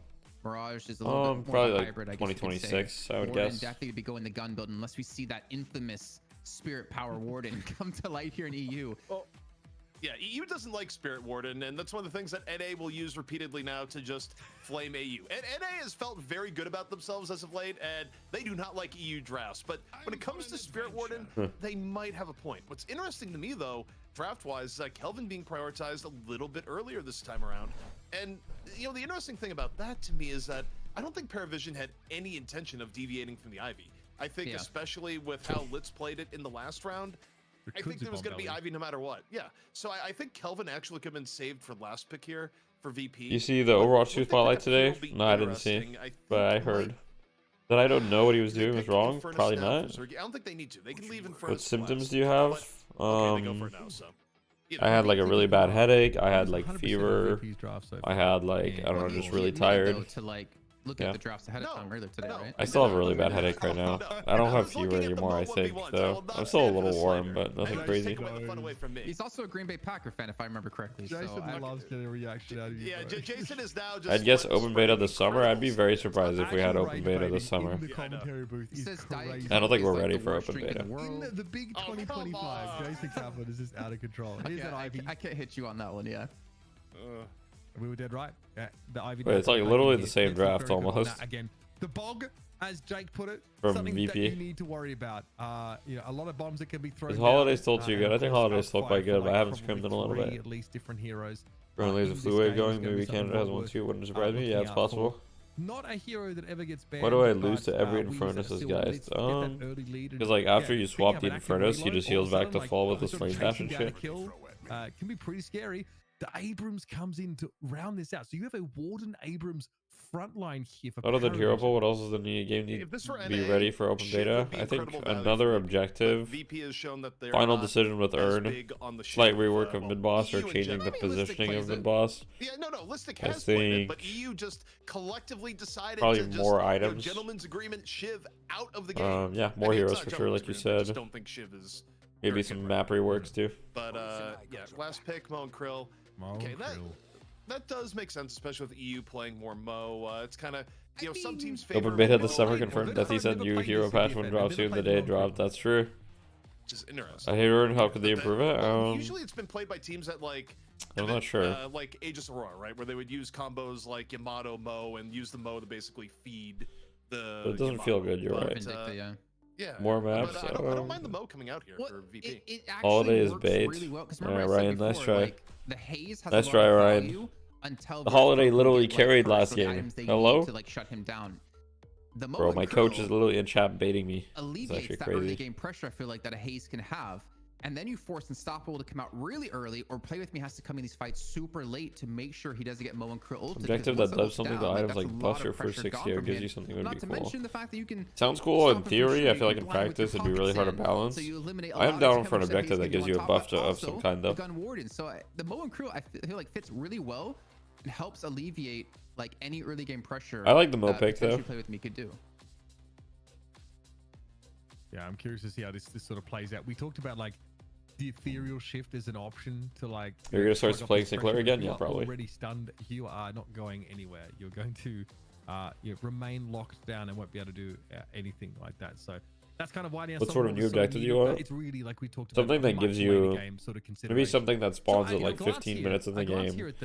Gives you something else to do. Virtus Pro, you feel like they lost out. I'm down for it to either give souls or give some sort of buff. Yeah, in game 1, they lost basically everything they like to play. This time around, Dimov gets to play. Have you tried Sinclair at all? No, I haven't. haven't. Go onto the Calico. And, you know, I think the Mikhail Pocket was probably a weaker I haven't tried Sinclair at all since you the normally changes. expect from Mikhail in that last game. All in all, they got way more of what they like to play, and they also got to stack the deck with... Movement's definitely very, very important in Deadlock, and it will only become more important. They had the downgrade in some areas where it's going to be play with me on the Haze, not going to be able to use the Wraith. I also Sinclair Hex really as busted as Reddit says it is. It does seem like that on paper, but I haven't played since the changes. When you think about how Listic has normally run the Calico, right? I'm most excited for the R passive and stuff like the visual novel dropping officially.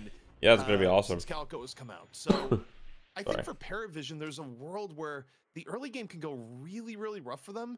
And in terms of people that might be getting ganked repeatedly, I believe it's Together on the Warden. I definitely think that Listic is going to be in that Warden lane a lot early on because it's one of the easiest gank targets that they have available. You know, ZP, I'm looking at Parivision long term in this game, and I'm just wondering where's the damage? Because Haze will hit a point. Did Bro really say where's the damage? It's just the way Virtus Pro are going to be able to build. I mean, obviously, Unstoppable is going to help a lot. What? I mean, I feel like they don't have a lot of damage outside of Play With Me, to be honest. Whereas like Virtus Pro, I mean, Dimov is going to consistently do a lot of damage. Listic's going to do a ton of damage. Michaelis is always going to. You've got Viscous, Mirage, Warden, and like skills. I feel like there is a lack of damage on Parivision's side. Spirit Warden, Jason. You can only dream. All good though. What I'll say is, is that the first time Holiday has won Five Nights since you came out? It's possible. But then again, Ryan, I get you like stats or whatever, but scenarios where they could easily set the pace. A good you have to understand, PayPal was one of the main users of Holiday, so you have to like subtract a couple of games from that count because that guy was dog shit, even though he was hacking. And you have to understand also that like absolutely crushing the VP front. It's such a small sample size that it means nothing. Say resource allocation between the front line of VP and Parivision may set the tone of the game in the early part here. Like the difference between if Listic is ahead versus Listic not ahead on the Calico, absolutely massive. So I think the rotations you see starting at around like 3K games may just set the entire tone for the rest of the game. 3, 2, 8. You know, I miss Kenny a little bit here because it's a bit weird, honestly, not like seeing any Vindicta looked at. Also, I'll post the match ID right now. We're in YouTube chat as well.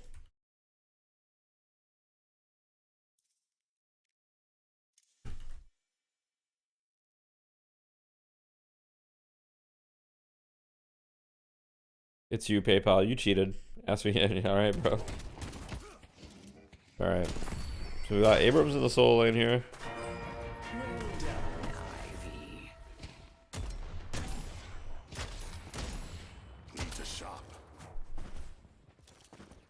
Warden versus Infernus. That's a pretty bad matchup for Warden.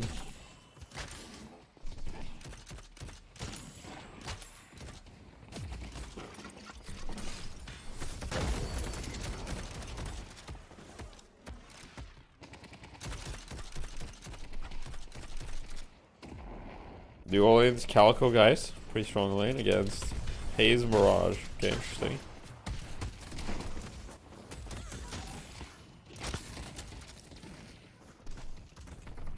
Listic on the Calico, I think his Calico's a lot better than his Lash. So this is already a good start.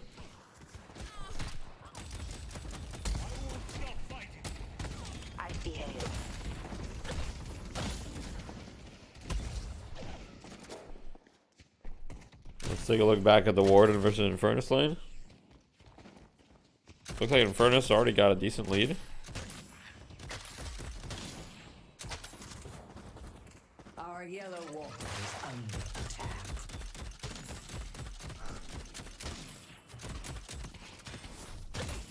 Time to run through the fire.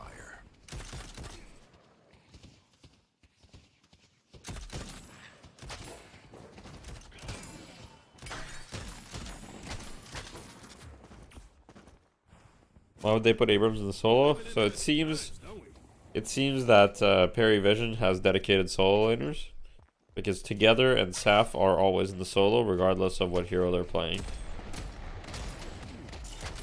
So that's the main reason, it seems.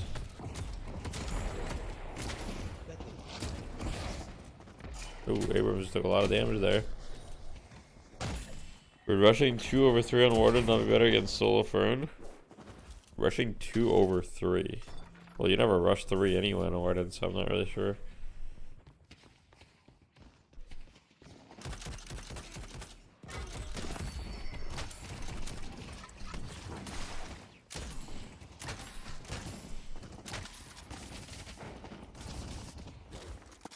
This is what makes Inferno scary. He can just run you down like this, and then you just take like 1,000,000 damage. I think he's actually like, he's not dead. Oh, he might be dead. Nah, he's not, but it's kind of close.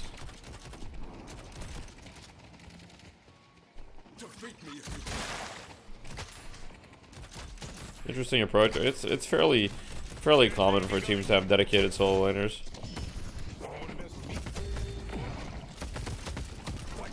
Oh, see ya. Oh wait, Zergy's dead. Wait, the trade, okay. Who's gonna lose more creeps here though? Are the creeps gonna walk into tower range? Oh, they are. Well, this is actually a good death from Zergy then, because it looks like Zergy's gonna lose 0 troopers from this. They got a little bit lucky. They might not lose 0, but he's gonna lose less. He's gonna lose like 2. He loses 1, loses 2. Maybe 3. Oh, I didn't see that one. Yeah, he lost 3. Never mind, not that good of death. Who's Obikim? That's the support for VP. You earned my favor.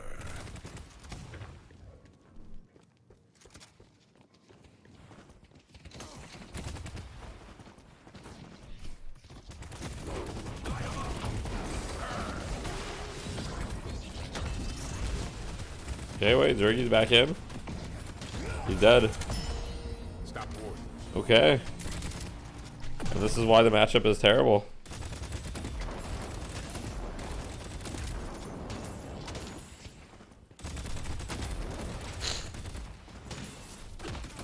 Breaking news.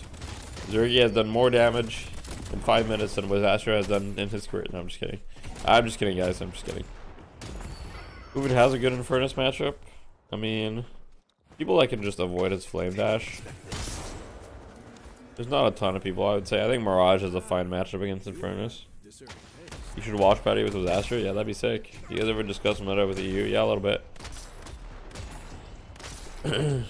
EU and NA disagree on a lot, though, as you can see.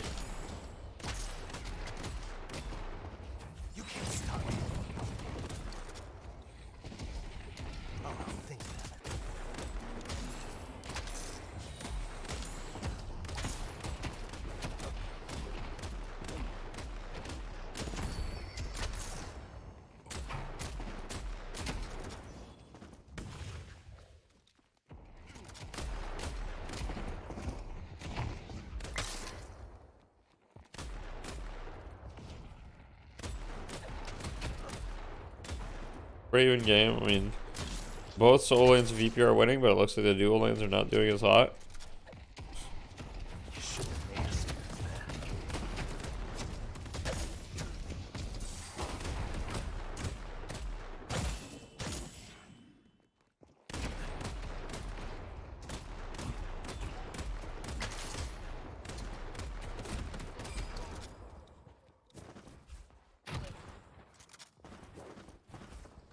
What's up, Gabzer?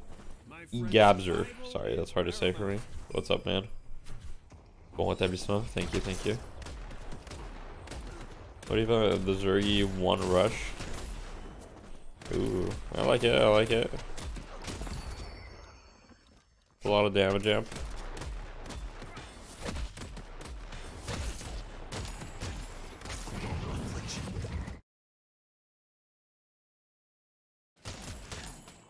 Say Gabs? Alright, I'll say Gabs. That makes a lot of sense.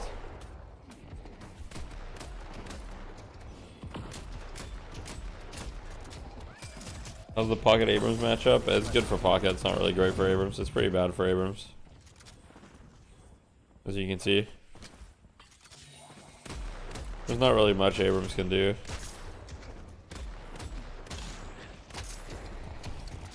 We got some action here at the other dual lane. I hate how you can't see shit with the ball.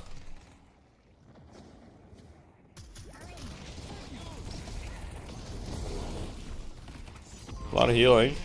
Mo goes for the grab. He super dies. Calico with the gank. Does not matter though. Beautiful parry from Obi-Kim. I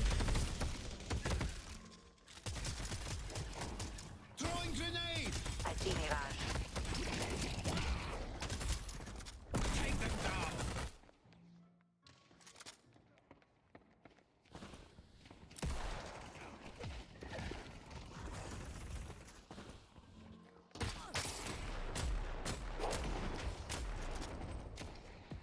Looks like Mikhails is about to get this tower from the Abrams very soon. I don't know why this Abrams is sticking around. I'm pretty sure he's dead. I'm really surprised Mikhails doesn't go for the dive there. I would have went for it. There was a haze nearby though, so I guess it's probably smart he didn't. An excellent choice. Ooh, close quarters, okay. What would be the ideal soul inners for Parivision? I don't know, probably like Mirage. It is probably Abrams. It's probably Mirage Abrams or something.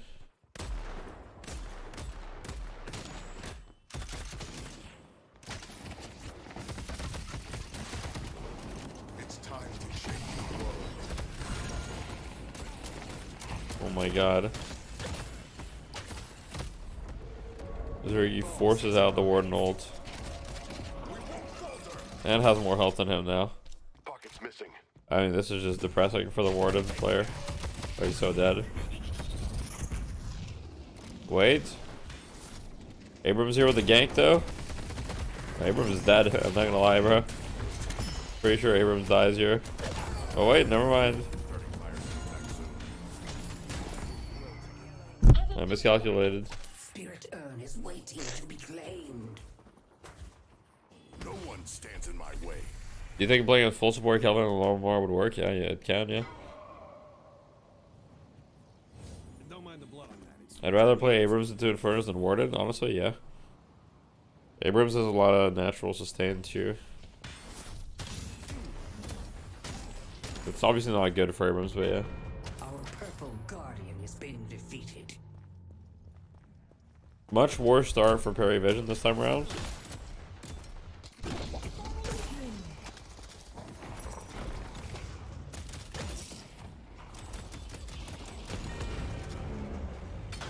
VP have 3 towers, Parivision have 0. In fact, they're not even really close to having a tower at all.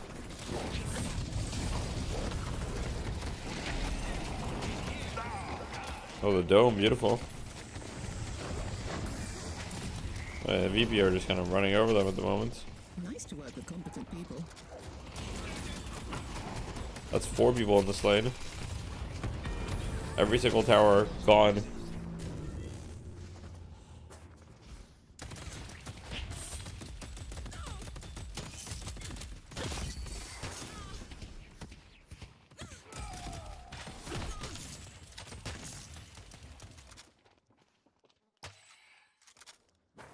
VP pick up the urn for tempo. They already have an 8k lead. It's looking pretty good for them. Oh wait, they're going on to the Calico, slowing Hex. He's dead. See ya. Beautiful pick. Let's see the urn POV.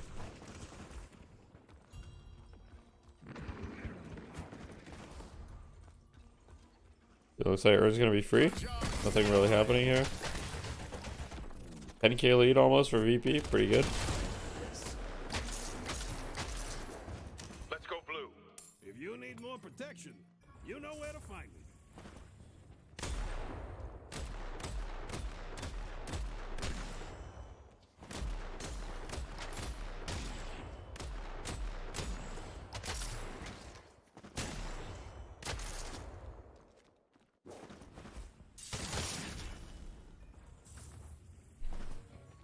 buy a mug to go with your gun?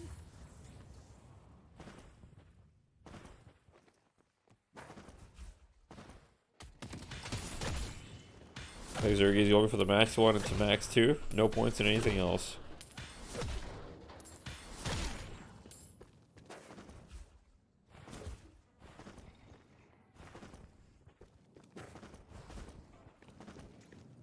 Bought that off a Knickerbocker that was about to get his legs broken.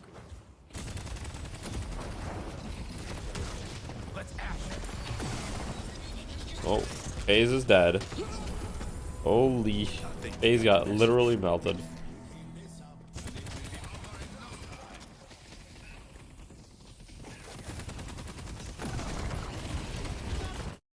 This is no party, it's just you, bro. What? Who are you talking to? Maybe you're talking to me. That'd be funny.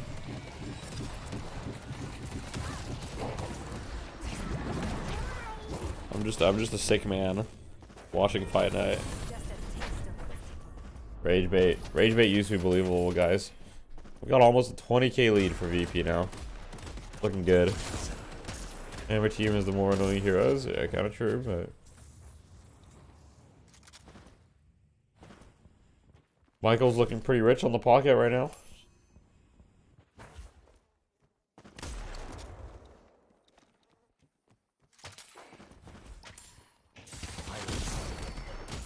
Oh, you were referencing that usually there are his teammates also in the call? Yeah, that's fair.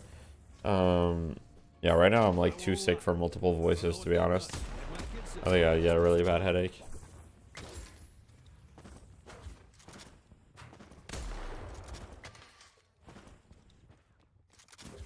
That's all good, man. Misunderstandings happen.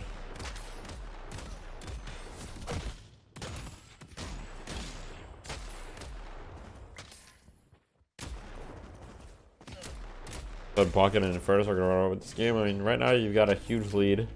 It's definitely going to be a problem. Fight on the right side of the map. Michael's going to show up to this. Oh, that's got to be a misclick. That had to be a misclick.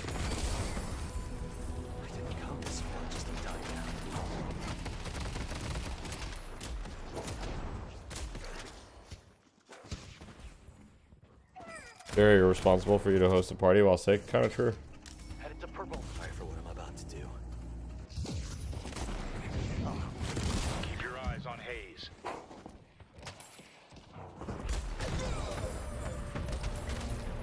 See how easy it is, Pocket. Maybe wanted the E-Chef buffs? Nah, it was a misclick 100%.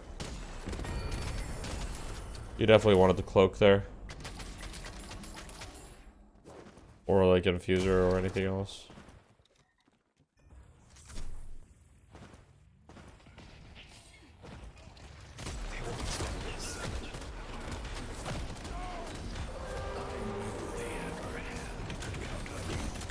Damn it, boss is dead in 5 seconds. The rejuvenator is descending. No.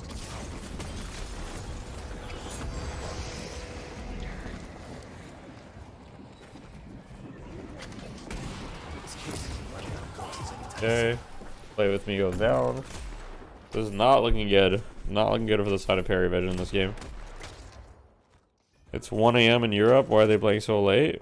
Because that's the schedule. That's the schedule. Are you excited to be the 51st day? Yeah. So excited. Can't wait.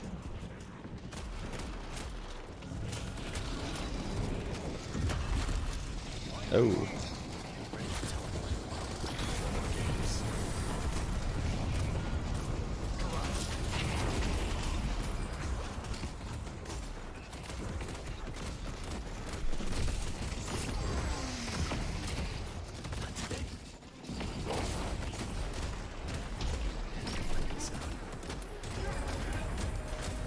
For some of them, it's almost 2 AM now. Yeah.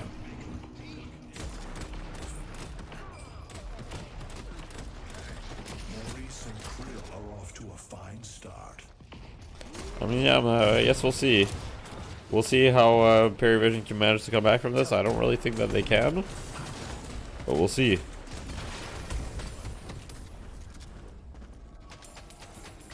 Pockets almost got diviners.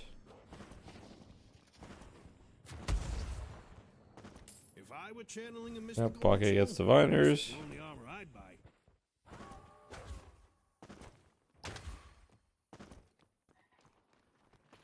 They won't expect this.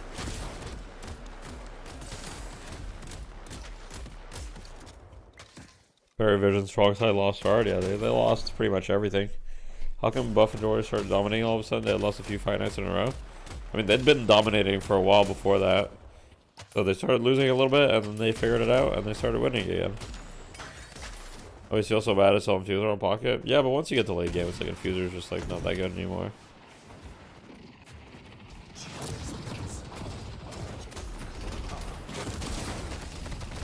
Oh man, if you're that haze, it's gotta feel so bad.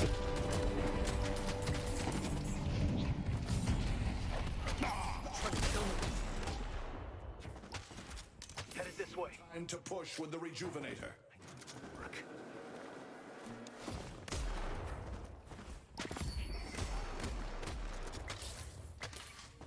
If you like that, I got some other stuff that fell off the truck.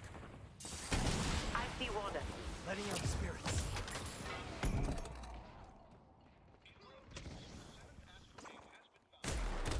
Oh no. Oh no. Man, that's rough. Yeah, not a single tower loss, yeah. Yeah, that's something impressive. Not only not a single tower loss, but the most damaged tower is like this tower. That's like half.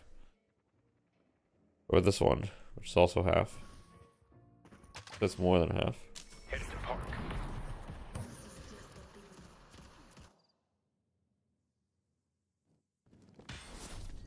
I mean, at this point, Parivision just getting a little desperate, right? You can't blame him. You try to go for kills. You need kills to come back here.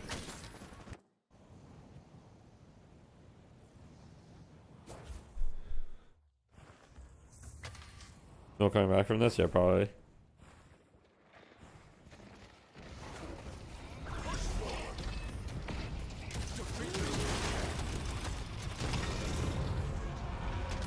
Wait, they got a tower. The boys are back. Everybody celebrate. This match, this is the second match.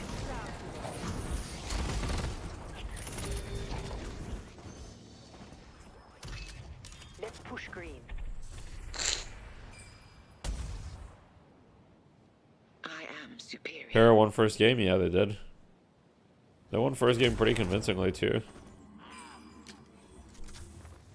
The difference was Listic went 0-7 on the Lash.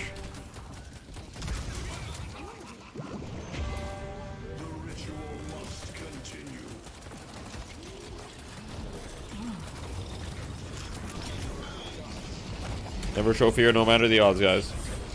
Oh man, when you're getting Kelvin domed into your Warden ult, it's rough.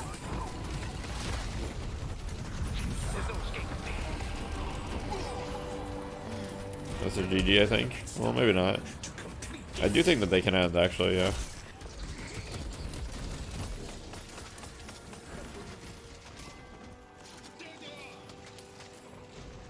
They just gotta make sure they have enough troopers with them to end. Looks like Listic's backing up. Okay, so they're gonna choose to back up here. Probably the wise decision. Warden voice lines give me full body chills, true.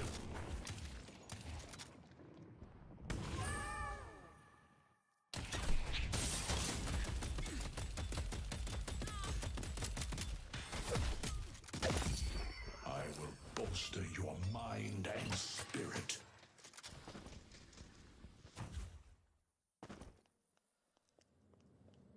Stay strong, buddy. Pristine emblem, interesting.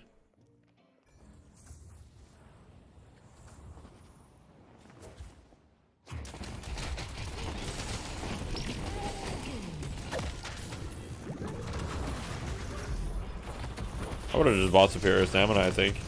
He's dead as hell. Oh wait, he's buying time, he's buying time.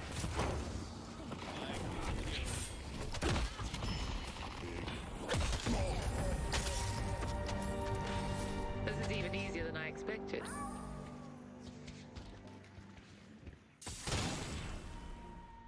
This should be GG.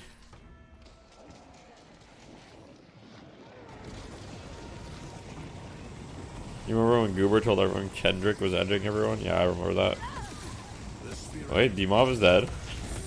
Maybe it's not GG.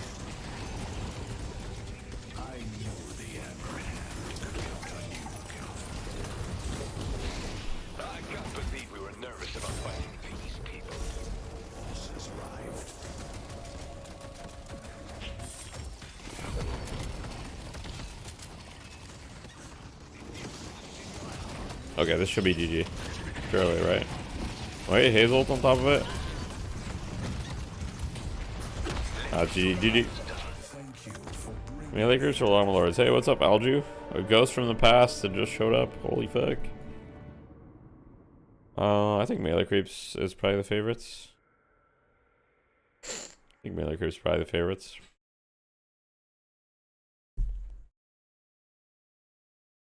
You how do you have to jump to go up with the Calico Slash? It's the same with Shiv's dash. You played against me the other day on an alt E6 account. Oh, okay. Bro's playing on an alt, that makes sense. Why I didn't know.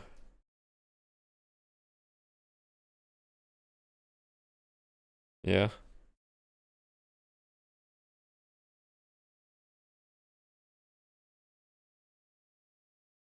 How's the grind been? Grind's been good. Grind has been good. DF2 boomers, I would say, were better than ever. Better than ever.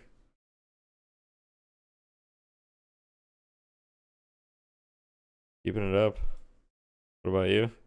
You planning to come back to Deadlock? I mean, you said you weren't an alt, but we need more teams. We need more teams. How do you stop your teammates from going 0 to 10? Yell at them? Terrorize them? I'm just kidding. I don't condone that type of behavior.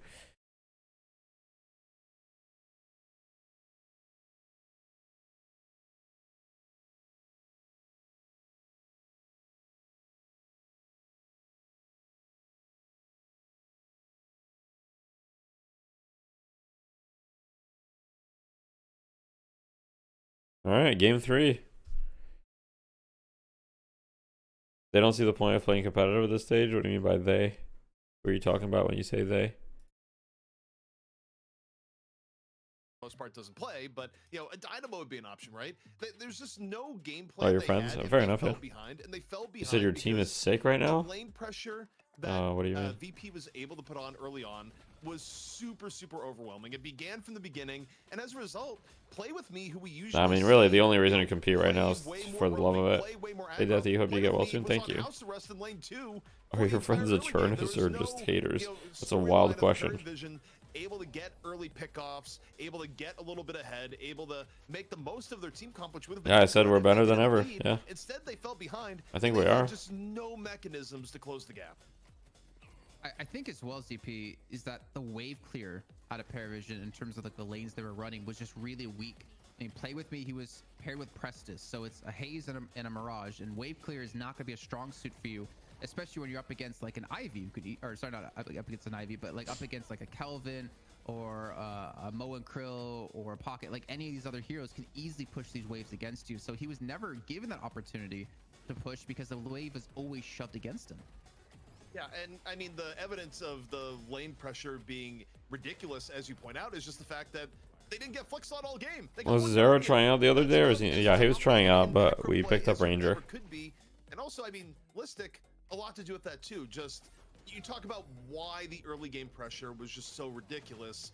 Well, Power of the PowerPoint presentations, yeah, kind of true. Front line that Virtus Pro really loves. It also gives you really high early game pressure, and also you talk about who are they going to kill. Scout, yeah, Scout left, yeah. Targets for Virtus Pro. Scout no longer coach. Ranger no longer coach on Big and Brolic. No. Deadlock needs bottom barrel revival. True. Hydronation isn't in this fight night. They are. They are. In the NA one. Vulnerability frames on the side of Virtus Pro without even buying an ethereal. Bottom barrel was a team. It's super annoying. Also, of course, what is Ranger's background? He's been playing Deadlock since May. Hasn't been great, but he ends up getting. He's been around for a long time. He's been a top player for a while. Like you can see there, the play damage from a KLS. Yeah, he has competitive background in other games such as Natural Selection 2. Tank style build, excuse me. We did see yeah. some spirit damage items coming through, but this draft for Parivision, a little bit lackluster. It falls flat in the end, and it ends up being a pretty massive soul differential at the end. We asked no worries. I mean, I brought ZP in. Hopefully that answers your question. Can you do that again? What we saw from Parivision. Yeah, Ranger is very knowledgeable about the game for sure. Yeah. Ranger's a crypto billionaire. He's definitely not. No, and then we saw a draft that kind of echoed that, right? It doesn't look like they were allowed to go for any of those comps that could set traps. What a great game, true. Kicks on a dime and use them to snowball map advantage. That's why he fits in perfectly with the TF2 boomers, because you know he played a competitive game that's very niche, just like TF2. So far has been in the draft. I think it was really good adaptation from VersePro to just change their draft in a way that protected some of the things they're really good at. And you know, Jason, we were talking about in the draft, but to me, I think the most brilliant thing What's up, Rama? that VP did that is unconventional, that you know is kind of unique to this week of DFN, the high priority of Geist, getting Geist early for DMOV. Is there a way to get in contact with these EU players? Yeah, you just message them, like I do sometimes. Yeah, and it's kind of. Why? What do you want to tell them? Adaptations, and I feel like that's what makes a good team a great team, is like realizing this is kind of like the bread and butter. Is it about builds? We want to be using in these matches, and Geist was a very big. Yeah, don't worry about it too much. To the other match right before, but I mean, clearly, like VP, they had a game plan. If you want to just message the source, just message Signken or something. And going into match 3, like they are going to be on a high. You shift an infuser on what? On Pocket? They have the choice of getting first pick, right, or second pick. Like they still could get that dream comp they had in match 1. So for me, it's about. Oh, Yamato. Can you prevent that from happening this time? I mean, yeah, infuser. Up a series. VersePro have done it. They are determined to maintain their spot at the top. Yeah, I'm not convinced about the infuser on Yamato either, to be honest, bro. For our money match decider here in our Deadlock Fight Night number 3. But yeah, honestly, if you want the source, just message Signken, because Signken's their coach and he's the one who makes most of their builds. But as far as I'm aware, he makes the builds, but he has to like tone down the builds because his players refuse to build good items. I'm not even kidding, by the way. I'm like pretty sure that, like, I'm pretty sure that they actually just don't build good items, and so he has to like tone it down.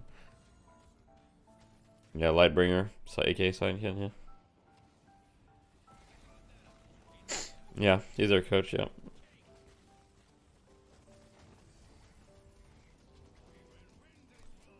They'll probably be able to answer some questions. But I mean, you can message them directly. I don't know if Michaels will respond.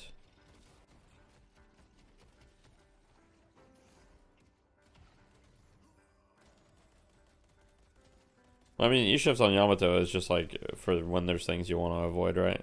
Infuser, that one I'm not sure about. E-shift kind of just like can make sense depending on, you know, sometimes you might not want to use your ult in a way to dodge things. And also E-shift gives you like spirit power and shit, but yeah. Here's how teams view Holiday. I mean, I think we view Holiday still quite highly, but not sure how other teams feel about her. We've talked with him before. He's in the Yamato channel. Yeah, there you go. You can just talk to him again. He's nice. Holiday's still good in early mid. I think Holiday's still crazy, probably, yeah.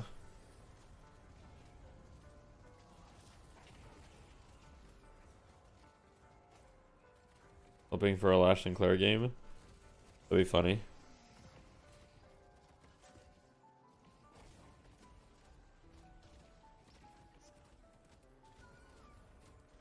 So was range part of the rotation or classified? What do you mean by that?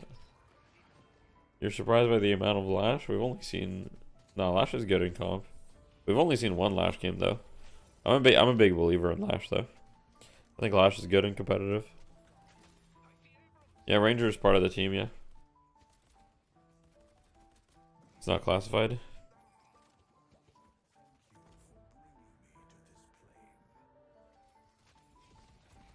You will love when we get an international LAN so we can see which region has the best ideas. Yeah, I fully agree. I think it'll be sick. Is anything classified with TF2? Not really. We keep some stuff. We keep some stuff out of streams.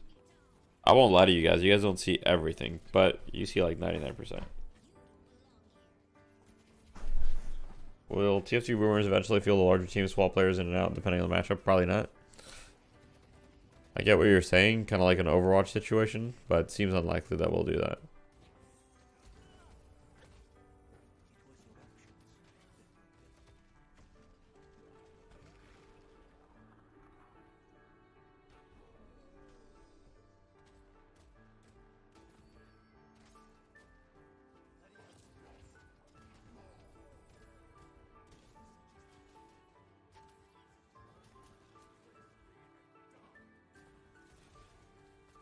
Yeah, I mean, yeah, it doesn't really make a lot of sense to have like a larger roster and then field players individually based on matchups. I mean, it's just like, you know, you just want to have like good synergy with your 6 players.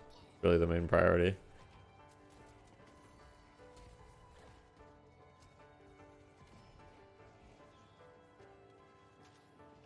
Deathy's Yakuza back tattoos not for public consumption. True. How come you guys are so transparent anyways? I mean, realistically, the main reason why we're so transparent is marketability. Like, okay, I mean, maybe I'm crazy. Maybe we're not maybe we're not correct for thinking this, but let's say that you're an organization and you're looking at future deadlock teams and you want to sign a team, right?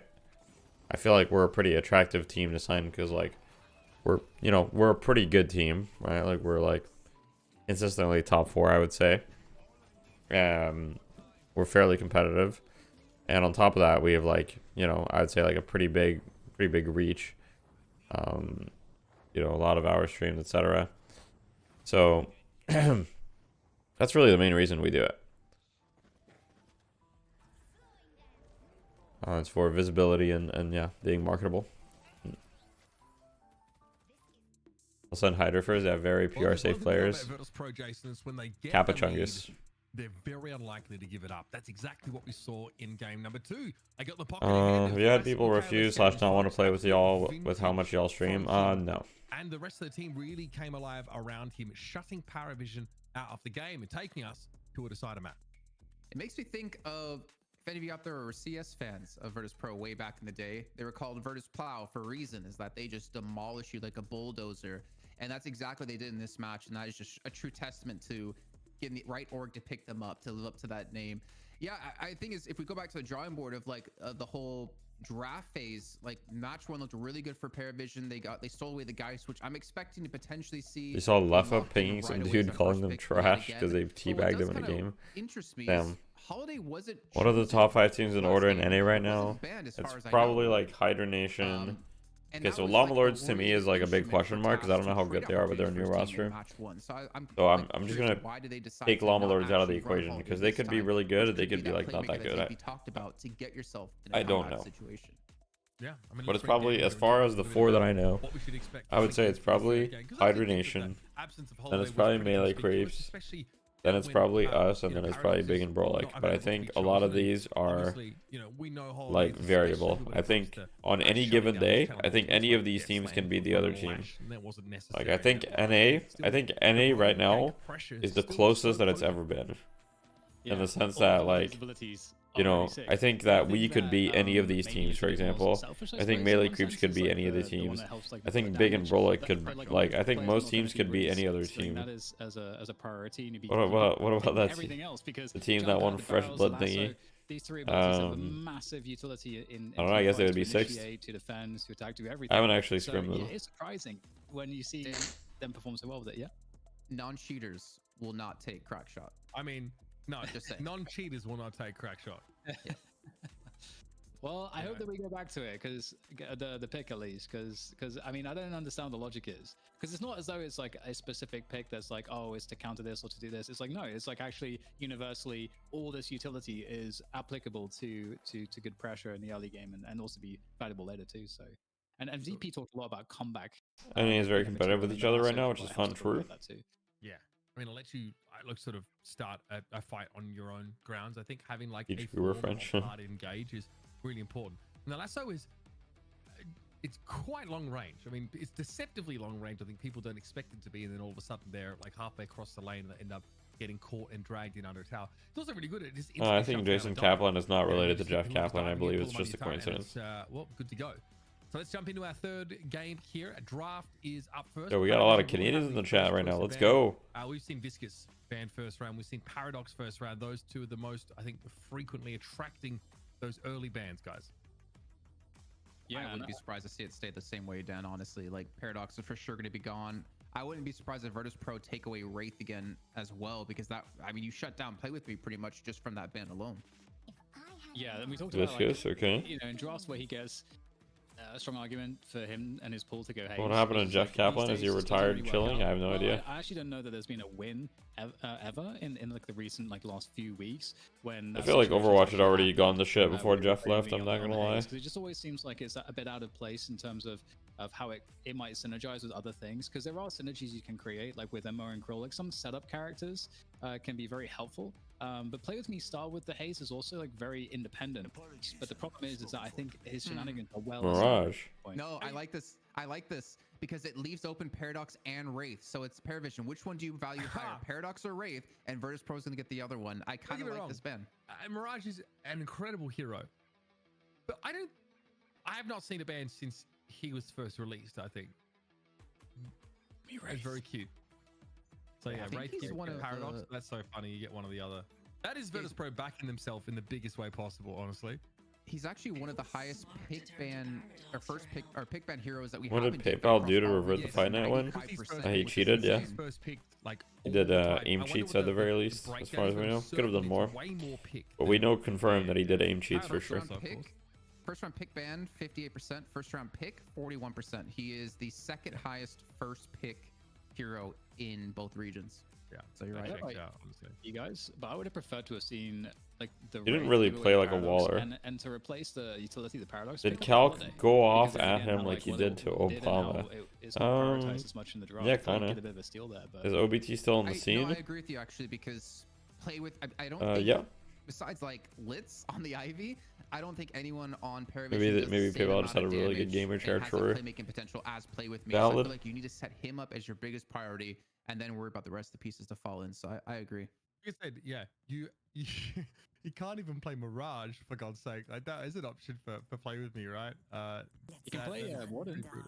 Warden, that's right. And they get Geist. Oh my god. So they get like 2 super high value picks for Virtus Pro right off the bat. Against Zergy, 100% win rate on Wraith. So far within VP, 8 picks, 8 wins. You can get a and then you get Geist on top of that. Like, has anyone played Calico on Parivision actually? I was about to ask that question too, because I was like, do they have someone that actually plays Calico? They played it twice, 100% win rate. So they it was more like from 10% headshot to like 40% headshot. Like you would take her, but yeah, you can. I think she's one of the highest. Big and Brolic is not gonna be back in Fight Night. Play With Me's played it once and they won. Sas played it once. Big and Brolic is not gonna be back in Fight Night with OBT at the very least. I feel like it fits kind of perfectly into Play With Me actually, because I feel like Calico does have some carry potential, but also like we know how involved Play With Me gets very early in the game on his Haze. Calico kind of fits perfectly with that kind of play style. Yeah. I wonder if we deprioritize the holiday now, because I know we didn't see in the previous one, but I just feel like the Paradox kind of like Calico. Okay, well, I like it. Roll a little bit. Obviously, there's a little bit more aggressive you can get with the holiday, but Pocket. Okay. Away. There's an OBT update. No, not really. Chances of seeing Sinclair tonight in NA, maybe. I don't, unless you think that Parivision would dare ban Holiday in that second wave, you probably don't need to pick it at all in this round. You can let that one go. Try and find yourself something. Honestly, fucking Gil in my chat is the #1 rage baiter. I love it. Okay. I mean, you haven't either yet, by the way. Actually, #1 rage baiter. Yeah, Sinclair. Okay, Warden, very goated. It's actually goated. Yeah, so we are going to be asking the question of like where the playmaking potential is, because you don't have access to Paradox here. You didn't secure the pocket either. You're not sure. Warden, We're okay. not sure if they're going to lock in the Holiday. Bebop. Now hear me out. D-Moss played it before. It's the only time we see. No BNB this Fight Night. No, probably no Big and Brolic for a while. We know Michaelis can play Geist too, and we know Listic can play Geist. They have, and Sherrick's probably gonna be on the Warden. Let's be honest, but they do have that. Great talent ban, okay. Between like those 3 players, and Bebop wouldn't be a bad like hero to pick up against this comp if you need that hard engage potential, or that like pick potential, I should say. Okay. Yeah, I think the Warden as well is just also like a middle finger to Play With Me just extra, because like just so many of his options are taken away with that Warden as well. And so I mean, are we going to see Play With Me pick up something else? We're going to see him on the Calico, like, or are we going to see is Play With Me not just on the Haze here at some point, which often happens? Is Play With Me not just on the Haze here? Ooh. Do you go Ivy here and put like Litz in an awkward position because Calvin's gone? VP Thanos draft so far? Yeah, I kind of agree. Support Sinclair. Kind of agree. No, give me some Dynamo. Parivision are just banning all the supports. Dynamo. Yeah, I mean, that's only going to be a problem for Parivision in like 9 months. All VIP Ranger. Oh, yes. Yes. Dynamo is great, and it does definitely give you a lot of good potential for comebacks. Also, if you've got like a lineup that's he is the best team. True. Being pretty nice. Not Bates. Warden and Ranger's famous now. True. You know, when you've got like a lot of frontliners or heroes that like to play close together in those packs, so obviously that's the setup for Dynamo ults. So that's something you got to be careful of. Which region do you think has the best teams currently? It's It's hard to so say, funny honestly. see, It's hard to both say. these two I think teams kinda EU has a lot of heroes teams. the other team EU wants to has a play. lot of Like, teams. as you mentioned with the Warden, So it the definitely has an Paradox, advantage on the that. Calico, like, they're really I trying don't to think the focus on NA each teams other. are that far Now, behind the looking EU at, like, teams, what is but Play With Me gonna play? yeah, probably EU, I in this guess. comp for Parivision. And the Holiday, I mean, I don't know. You're saying nice. Holiday, I'm kind okay. of like torn because Paradox and I mean, it's technically like two different ways of pick potential for sure. But then I feel like you do lack a little bit of damage by securing these two heroes at the same time. You have a great roaming. Feel better, team. dude. The Thank you problem for is still that streaming, they of get course, to man. roam too. The people's- Are you aware there's any everyone's Chinese or roaming Korean presence scenes? Very in that small. lane, There's like, very you get small pulled amount. down, Yeah. pushed out of it, kind of thing. Oh no, okay, that's what we were talking about. So, but I actually don't mind that Holiday and Paradox for one reason, which is that VP's got VP's going to have more of a like a tanky front line that's going to be a bit more clumped. So actually having EU extra because of ways sheer to quantity. pull I mean, people it's out of definitely that the biggest clump advantage and they kind of, have. like, pull them out of EU that has a formation way where they're bigger gonna player get stronger base. in team fights. Is kind of nice because for Parivision they don't really have as much strength there, like head on team fights. Okay, Seeing Hayes. a comp that wants to abuse the crap out of this Warden as much as Oh, we have 7 on the scene. It's coming back. 7 has returned. Okay. Is this good or are we just excited because we haven't seen it? Wait, who's playing Wraith then? I'm wondering if he's gonna go Who's playing Wraith? a more supporty Echo Shard stun build. Let me Because think. that Does is anybody one else thing in that that can team play really Wraith? decimate Am I Parivision, is crazy? having double stuns to just not let them Is do Sharik playing anything. Wraith probably? That's probably Sharik. That's a great point. Yeah, that's a great point, and obviously. Sharik, Wraith, Yeah, I mean, Dimov, I actually Yamato, think that actually Zergy makes a lot of 7. sense. Wait, no. You're playing Who's with on Warden? McGuinness.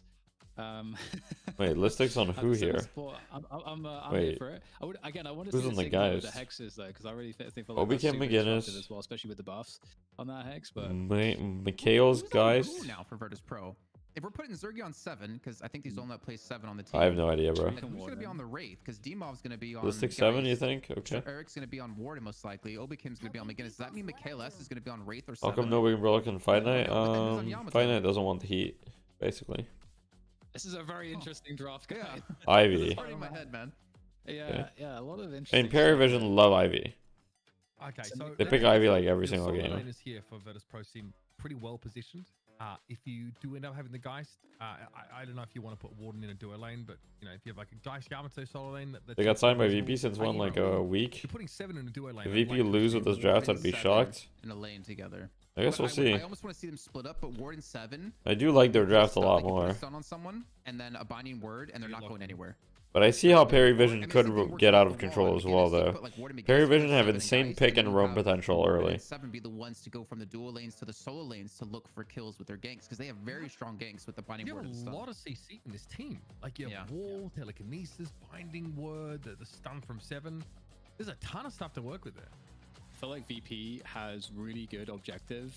Like I feel like they could do a very high pace on taking objectives. If they get behind it all, their comp getting it owned. Who are you talking about? Are you talking about VP I or? think that's going to be the struggle for Parivision, and 3, Parivision 2, will have 8, to be very active and find a lot of these picks. Whereas I feel like VP Very? will be focused Yeah. on No, I agree. controlling objectives with their. I agree that if they get behind it, so it's cooked for them.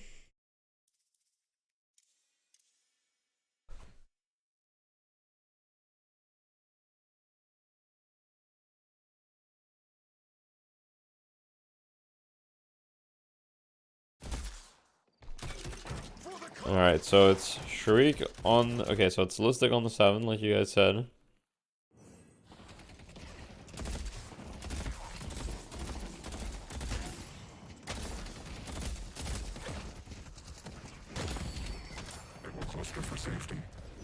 So the solo lanes here, we've got Wraith versus Pocket. Oh my god. Bro just got melted.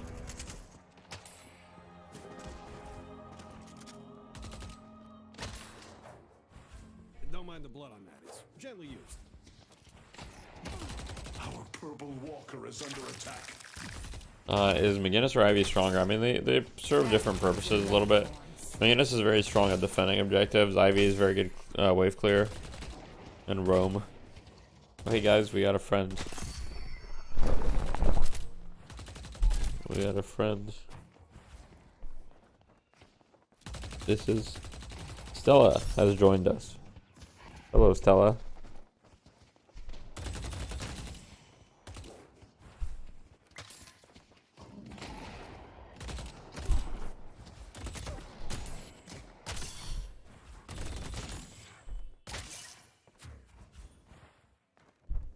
He comes to join sometimes. Here's your chance to shape your destiny.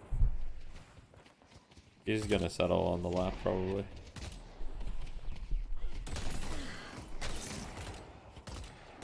She seems super chill. Yeah, she's pretty chill until she's like either chill or she's a demon. Can we get salty in here so you can cackle? I'd love to, but right now I feel like if I talk to other people, I'm just gonna get a headache. I already have a headache. Do they love the extra warm? Yeah, they like cuddling still. Yeah.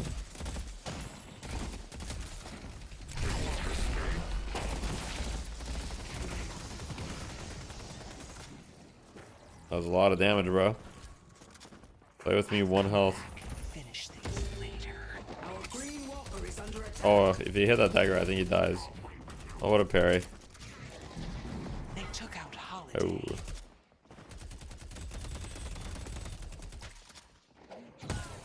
Ooh.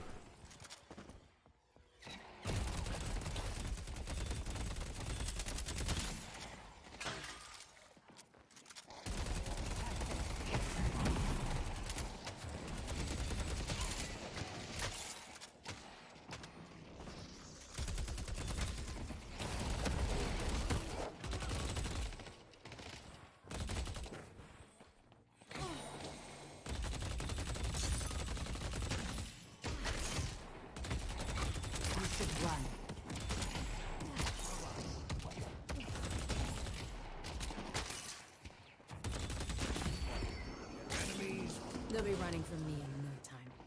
Okay, how's the other soul lane going? We got Dimov versus Saf. I mean, it looks pretty even.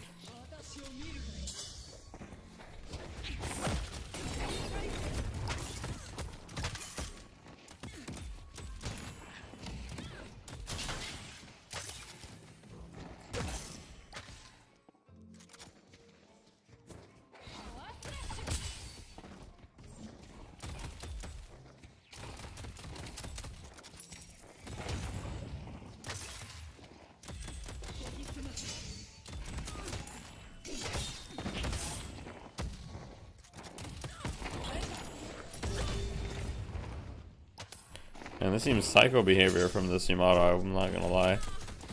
This Yamato is actually like just throwing away her lead, I feel.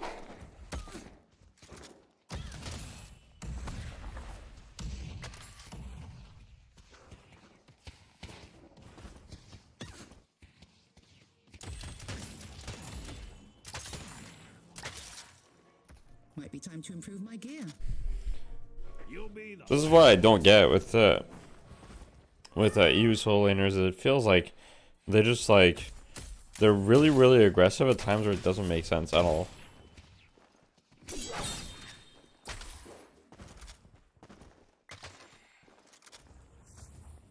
Don't mind the blood on that. It's gently used.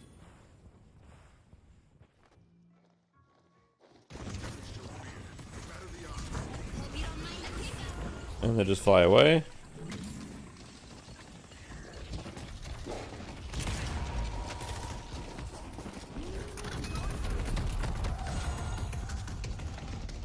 Both ultimates used. Both Mageddis and Warden ult used, and not much was gained. Pocket's here for the gank. Not much gonna come out of that either. Is Locket here for the melee res? Probably not. It's just because it's not good. Melee res doesn't hurt though.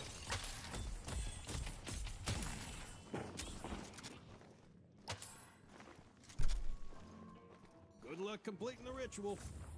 Calico's on the bridge. Wait, we got a gank here from the guys.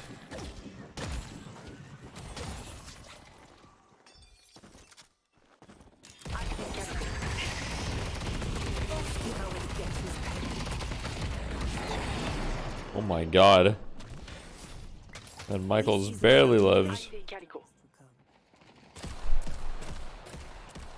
There's no way Listic lives here. Wait, did he parry him? Oh my god, I think he parried him. I missed that. Oh, whoa. That's a disaster.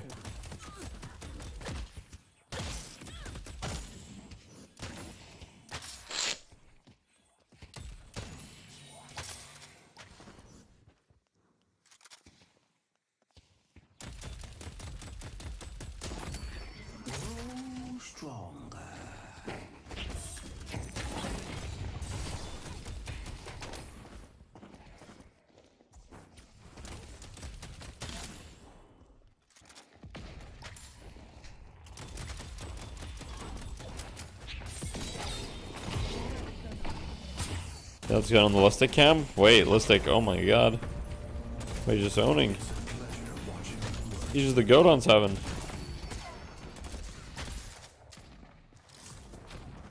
Where's my YouTube video as promised? Yeah.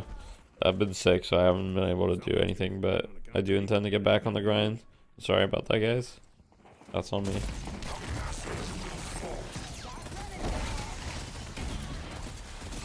Wait, now I remember the Listic 7 actually. I remember Listic playing only 7 on NA servers.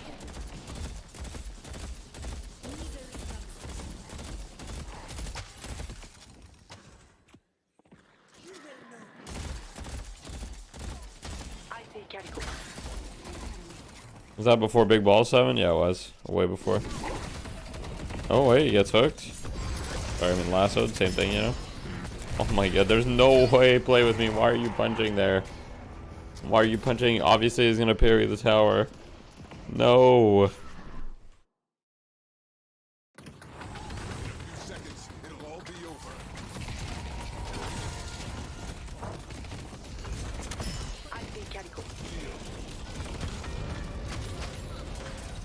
Good work taking the objective. Let's go, yellow.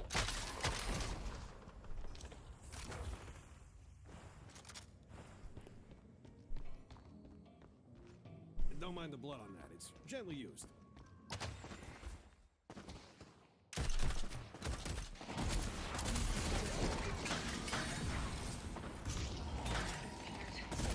I mean, this is a rough start for a Parivision for sure. It's not the start you want to see with your comp.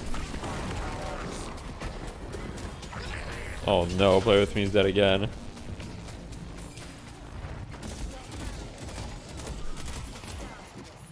He's going for max 3-7.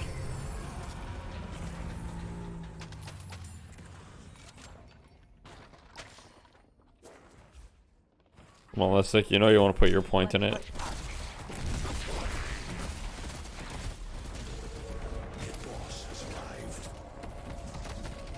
Uh-oh.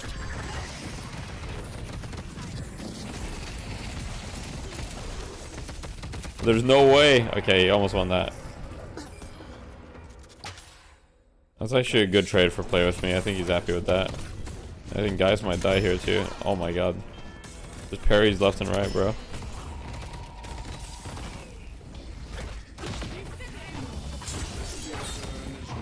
That was so much damage.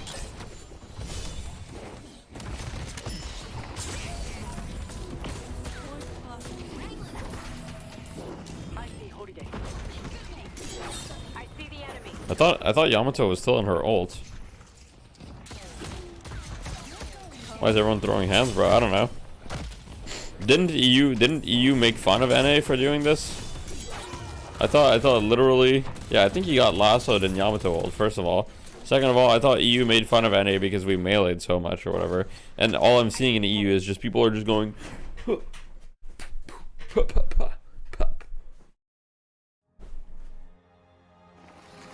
You're mine. The ult extension doesn't work, I see. Good job. Oh, in EU they just got like they've got the Rocky team and they're like, My power is your power. Don't call it Fight Night for no reason. True.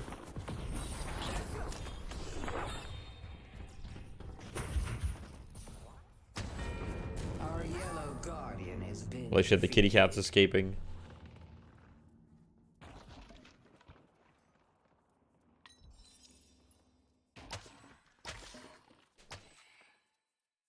I see Warden. I mean, this is like a 10k lead. This is quite bad.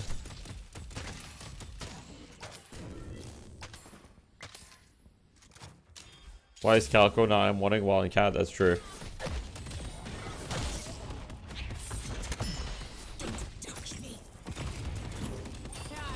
Oh, GG. Goodbye, Calico.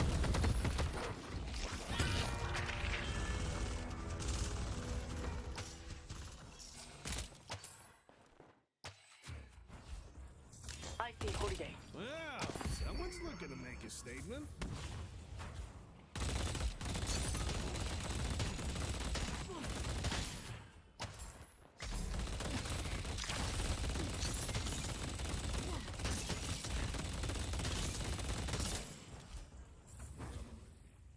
$300 off Tesla bullets by Sleefoot.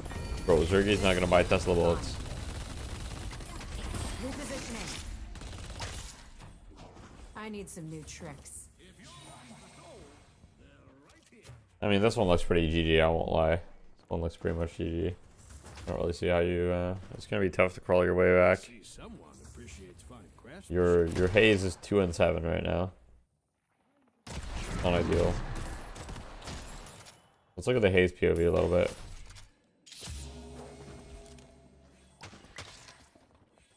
It is 1-1 yet. Time to disappear. I got more where that came from.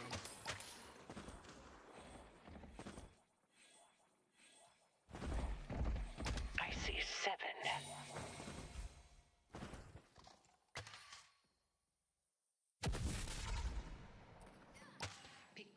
What did Zergy buy? He bought Fleetfoot. And now he has escalating resilience.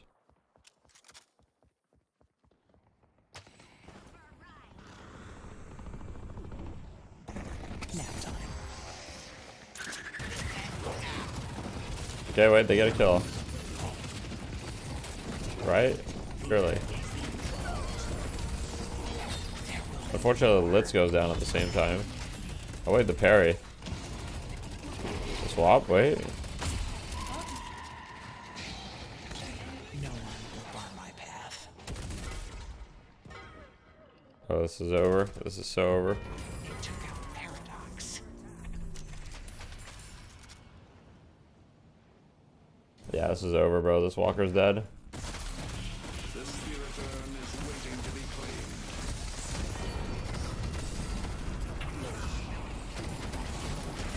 Oh no. The Geist lives. Let's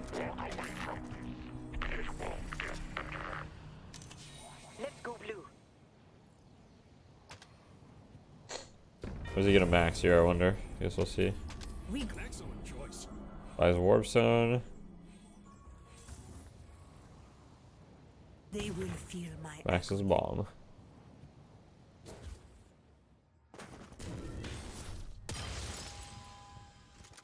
Let's push yellow. Let's push yellow. I see Telling you 7 is broken. I don't know. Every time I play 7, the character actually does feel pretty good. I'm not gonna lie. Oh, the lasso into the walker. This could be a kill. Warp Zone's away. Looks like he's gonna live. That's now a 30k lead at 15 minutes. It's brutal out there, huh?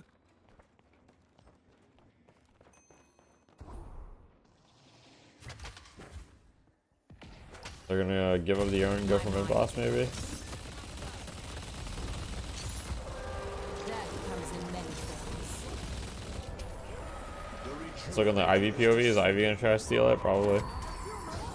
They have a Yamato though. Oh, it's so early too. It's so early.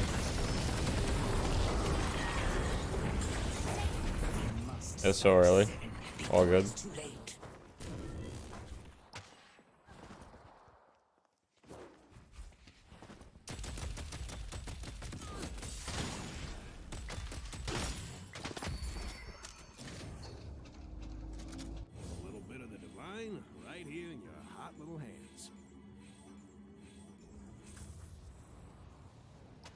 Cold front, yeah, I agree. Cold front needs to be nerfed. Work, McGinnis. Your team needs you.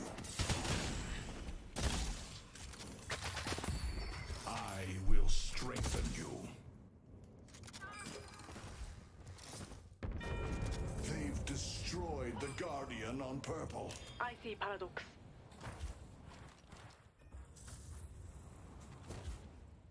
Let's go purple. Wait, lasso onto the Yamato. Yamato should be dead here. Okay, good pick. I'm all alone. Does 7 even need cold front? I mean, it does make your farming faster. I don't miss. That comes in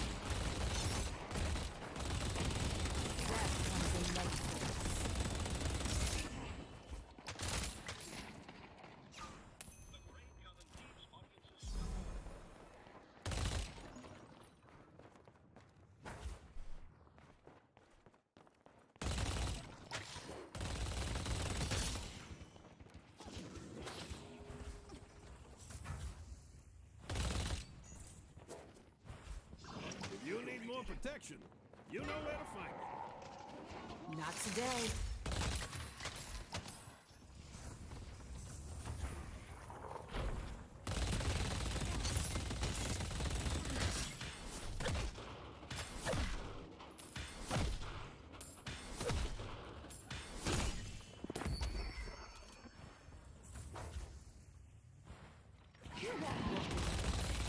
It's true that Zergy using a trackball is pretty crazy.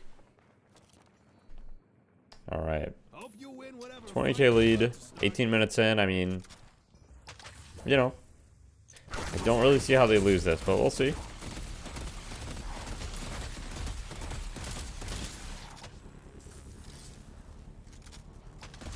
There's still time to push with the rejuvenator.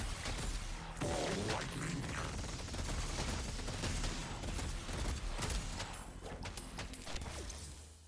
Man, you put Listic not on Lash, it's like, it's free. Just don't put this guy on Lash.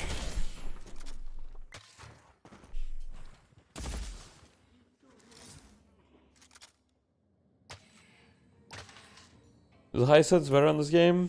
I would say, generally speaking, yes. You came to the right place.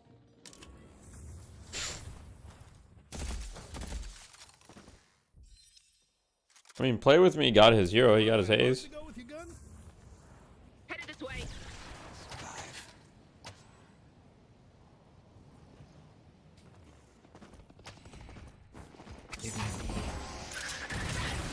Wait, here we go. Man, you actually can't kill. Wait, we got a kill. Wait, maybe 2 kills. Wait, can they even kill? Wait, they killed him. Wait, okay. Wait, we got 2 kills. And the Wraithel doesn't seem to kill.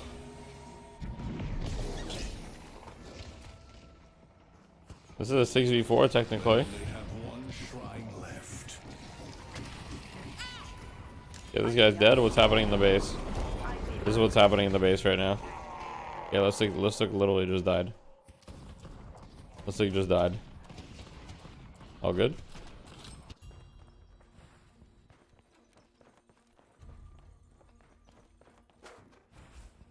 She took Shrine though, so worth? I would say probably not worth this late into the game, but...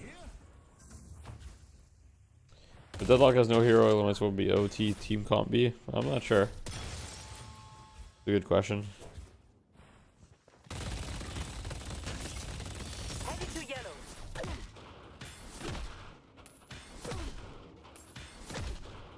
Yeah, let's see how they play around this turn here.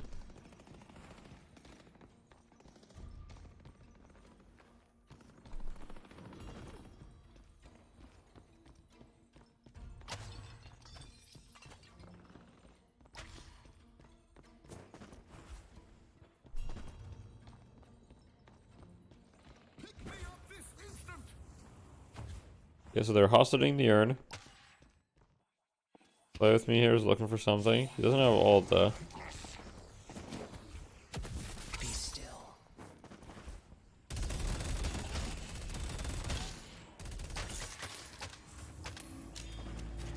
The engineer's here.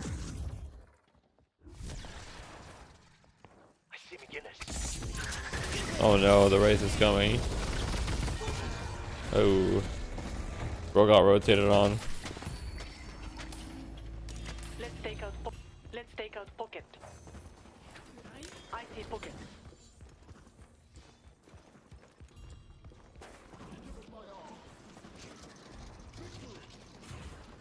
Excellent.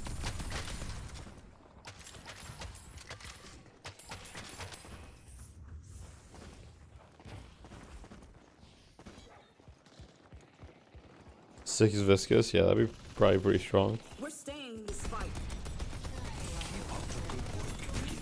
Your team needs you.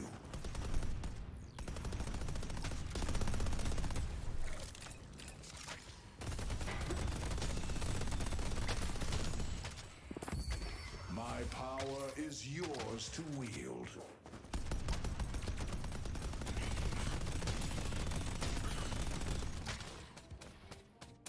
Someone's gonna be bleeding on the concrete. It ain't gonna be you. Rescue beam picked up on the McGinnis.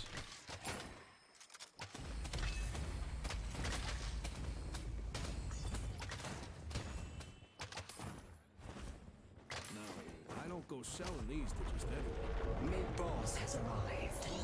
My move. Looking for a swap here. Are you gonna find anything? Wait. Oh. Oh. Oh. Yeah, you managed to escape though. Play with me dies instantly.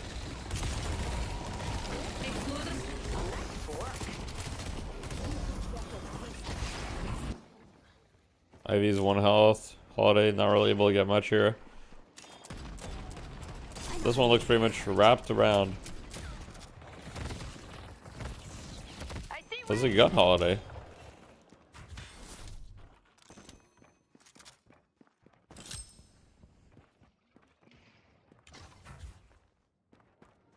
Whoa. You're going down. Armor's not gonna save you.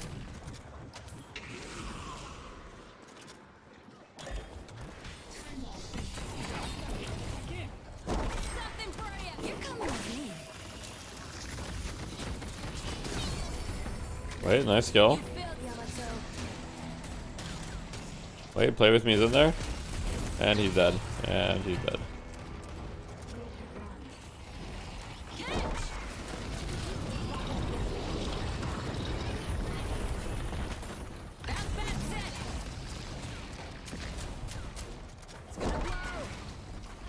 They took out Paradox. Enemies have breached our Uh-oh. stronghold.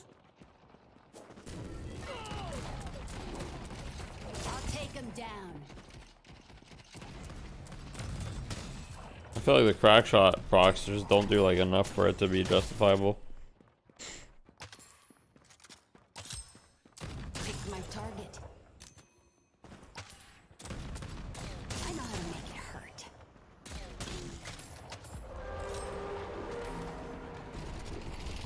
Enemies have breached our stronghold. Rejuvenator is descending. Uh-oh.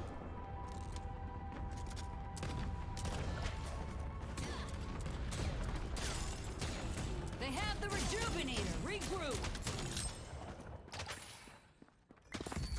My strength will be yours. Like Hayes just dying every time they get in a fight. Yeah, it's because Hayes has no money. Hayes is very poor this game. The urn has been dropped.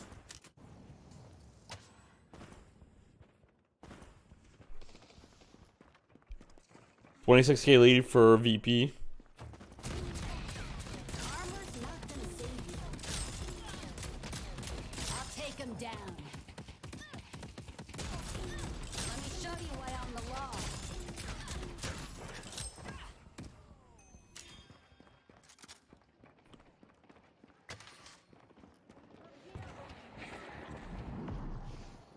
This is just a tape.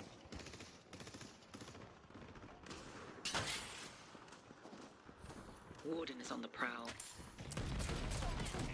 I know how to make it hurt. The urn has been dropped. Armor's not gonna save you. I'm gonna take them apart.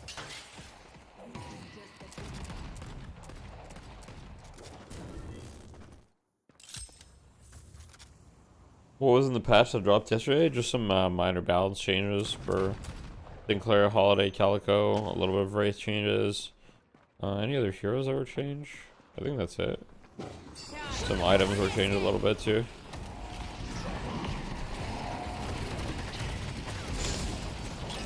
Wait, here we go, big fight. Let's see the Holiday go to work. 0 damage has been dealt so far. This is only the beginning.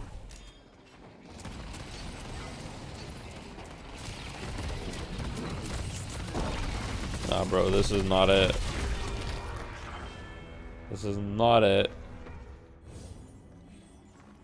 Did they make a typo in the patch notes? You didn't see any Haze or Inferno's buffs? Nah, I don't think they made a typo. Wait, Zuri's dead. Thoughts on this Holiday build? Yeah or nay? What do you think, PCT? It's a nay from me. It's a nay from me, bro. It's a nay. It's a big time nay from me.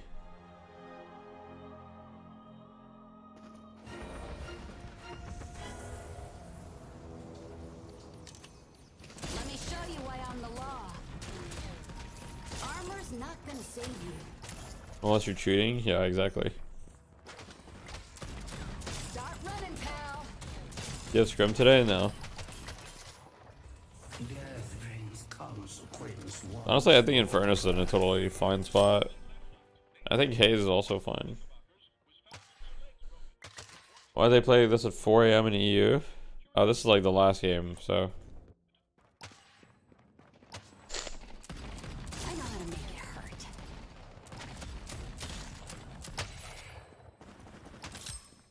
I'm gonna take them apart.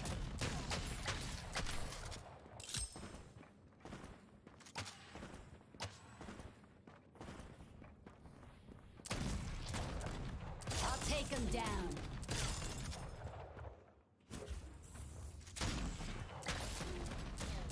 Are you gonna probably go more Sinclair and scrims after the buffs? Probably. We'll have to try it.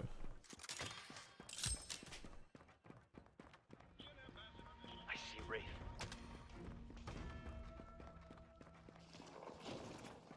Headed to blue.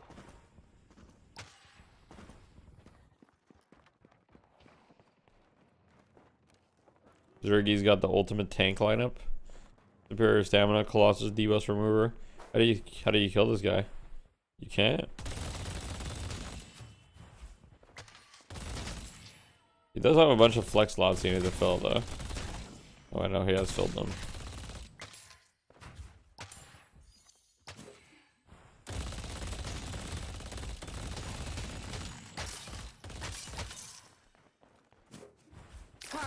You will not like Surge of Power on Wraith anymore? Some people still like it. Depends who you ask.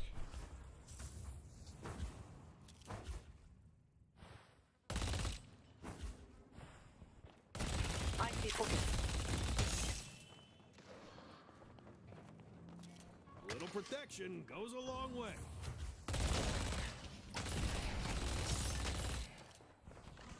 Your arms.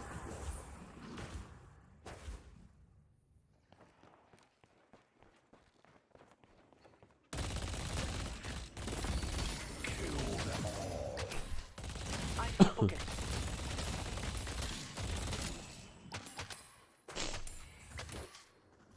You're not gonna resist. Wait, here we go. Warden's getting picked. Wait, he's buying infinite time. Wait, he's actually alive. He got swapped, but he's still alive. And now the reinforcements are arriving. Zergi. Metal skin from the Haze.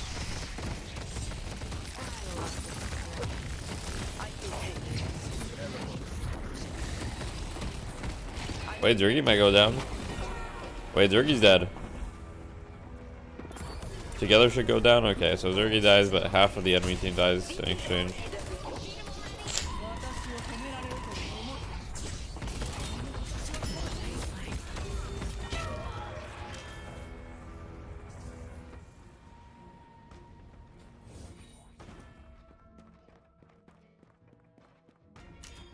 Player with me said he has a fever, then that sucks. Same.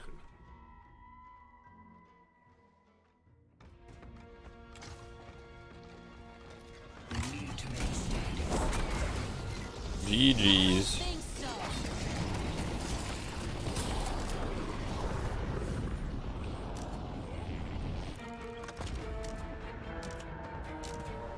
GG's.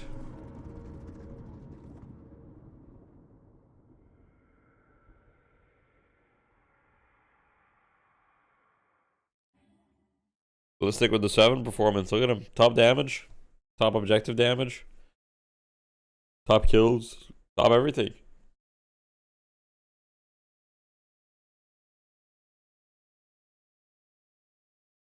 Yeah, he went for max 3 build, yeah.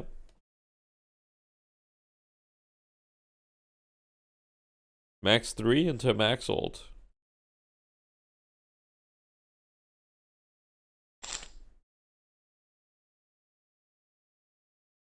Four and 13 haze, yeah, not ideal, not ideal. Time for NA now. It's time for NA, guys.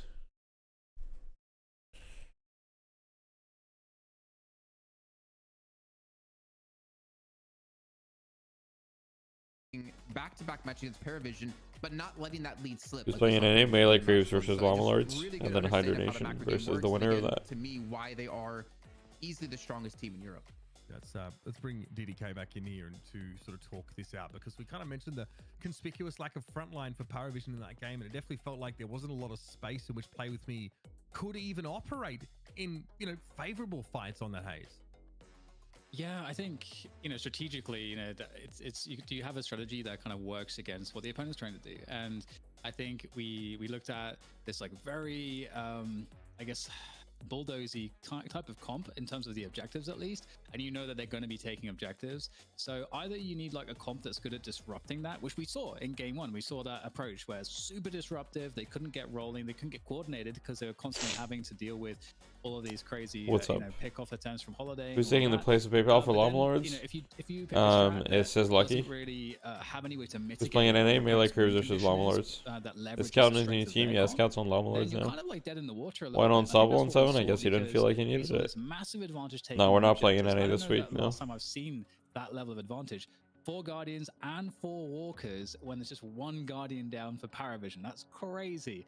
And with that comes a lot of map control, a lot of the souls in the jungle, like they can just do anything. And then on top of that, if you looked at their comp, it's way stronger for taking a mid boss. So they're just like set up so well in the macro, and I can't really see anything that was there to mitigate any of that. We got the Deathy Gas all night. Yep. From Parivision. As much as I can do. Yeah, I mean, that's pretty succinctly put.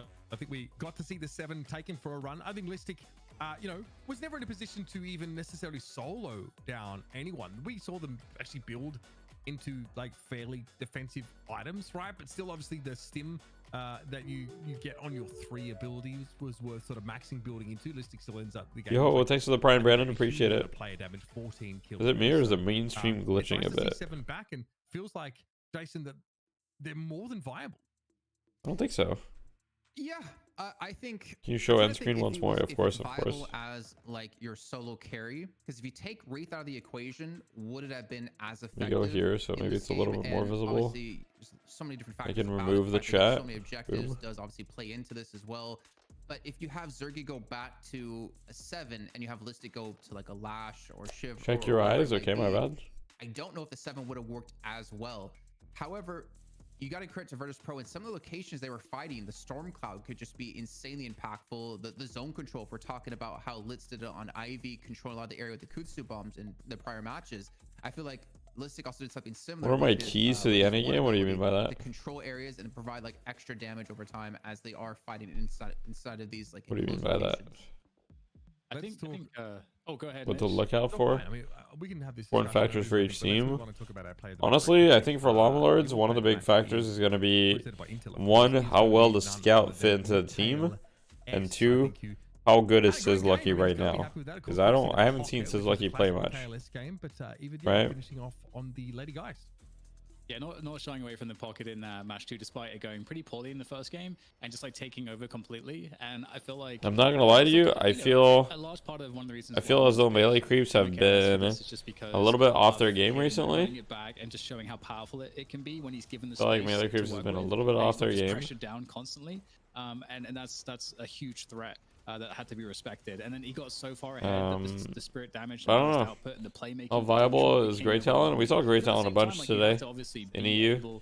EU seems to really like Great Talon. For some people, a pretty specialist hero as well, to such a level that you can really truly leverage. Listic might be a top player in EU, yeah, for sure.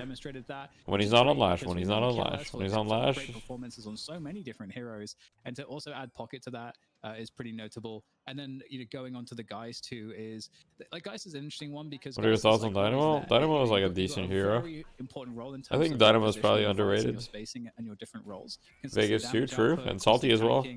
And also like playing the edge with the life leash to make sure that there's a bunch of players that make Great Talon look really good. Just like really straddling that effectively and balancing all those things. Like Mikael S is one of the players in EU that has a very deep hero pool and is always like pretty playing very important positions, I think, for the team. And I think Geist has really become, I think one of you guys defined it as kind of like the glue to a lot of comps, and I definitely feel that way. So Mikael S for me just occupied 2 extremely important positions in different roles and then just knocked it out of the There's park. Deathly on GT, dude. I'm insane on GT. What do you consider my best hero? Probably Lash. Okay, I mean, shoving down. Why is PayPal still in Llama Lord roster in the Liquipedia? Just not updated, I guess. Play damage is nuts. You really can't underestimate like how strong the 3 can be on 7. Not to mention the Stormcloud. Like we saw the fight. I think it was the first mid boss take, and Listic just pops a Stormcloud, and they end up killing like 3 people because the amount of damage he can put out, but also the objectives. Like it is ridiculous how strong 7 can be, and he's kind of been overshadowed by a lot of other heroes as of recent times. I'm trying to think, even in NA, do we ever see 7 anymore? And I want to say that I'm pretty confident we don't. We only fairly often, or not fairly often, very little see it in EU, and it's mostly just been Zergy as the champion of 7. But it's so cool to me to see like Listic playing this now, and I look 20 years older when I played GT in terms of mechanics. Yeah, it's probably because I have like 2 games on GT. Thinking back to the days when I don't know why though. But he showed over time that he has definitely been a player who like realizes his weaknesses and has been actively working on that. One thing I'll add to you about the 7 pick that I think is interesting is that I think this is something where if you look at the comp, I think this has a decent amount also to do with the comp. I mean, green items are where it's at, guys. Green items are where it's at. Those holidays crit rate. Let's take a look here. Have the ability to just pick up the fights where he wants. He's got Demorph in there on the Yamato drawing fire, Sharik also drawing fire. Also Mikael S. You've got like a nice front line. That's a lot of crits. Also, you're worried about Zergy also doing like a lot of DPS. So Listic kind of fits into this spot where he's not like the highest priority target, but actually has, as you say, with those abilities, really high damage output. And then when you combine all of the utility you get with the ult for space control, either over the objectives or just in like an impromptu team fight, suddenly the 7 is looking really nice in that configuration. That's a lot of crits. Not as the hard carry, but to supplement the overall strategy of space control and taking the objectives, and then that allows Listic to get ahead on souls enough to get that crazy. It's all in the 7. It's actually all in the 7. It's true. The active. It's actually true. Shoot the big head. Yeah. You shoot the big head. Yeah, pretty sick stuff. We have an interview. What do you mean, wrong graph? First time, of course. They're like Fight Night history. We've got the one, the only, the trackball god himself, Zergy, joining us on the show. So Zergy, mate, thanks for joining us. How you feeling? 2-1. Wait, Zergy. Game, but you got the dub in the end. You remained kings of the Champions interview. Yeah, it was good. It was a good 2 games, good 3 games. Sorry. Now, were you a bit jelly seeing Listic get What's up, Icy Breaker? In and have a big take AF, yeah, same. Giga farmed in both of those winning games, so you definitely have a good time. But we've known you to be a bit of a 7 player as well. I mean, I gotta get more flash and pull on 7, so that's the better alternative. And there's Warden as well, of course. Okay, I'm gonna jump in here for a question. So Zergy, like we've looked at you playing over the course of like Buffajors, now Virtus Pro, and 7 was like the bread and butter of you as a player within the team. What happened for Virtus Pro to make the mindset change of, okay, we need to get you off 7 and playing some other heroes? Like what caused that, and how did that kind of discussion go between you and the team? There wasn't really a discussion, but we noticed the game pace was a lot faster. Games normally ended like within 20-25 minutes. And my playstyle playing 7, I just like farm, stay in lane, gonna keep my guardian, then I just kill everyone at the end. So yeah, that's why we switched off. We started playing Infernus and Wraith. Games were a lot faster. Right. All right, and I guess I have to be the one to ask this, but why do you think Shiv has disappeared from EU? They need to not make it 20 minutes in between games. What could they possibly do? But in EU, it's never Bebop. picked, at least from what we can see. So what's that all about? It's because NA people don't have to buy anti-heal. They don't buy decay or heal bane. All right, there we go. That's gonna feed the mill for us. I'm hungry. I might order some Mate, pizza thanks or for joining us. something. Thank you for the I time don't as well know. coming in and chatting That's with us. it?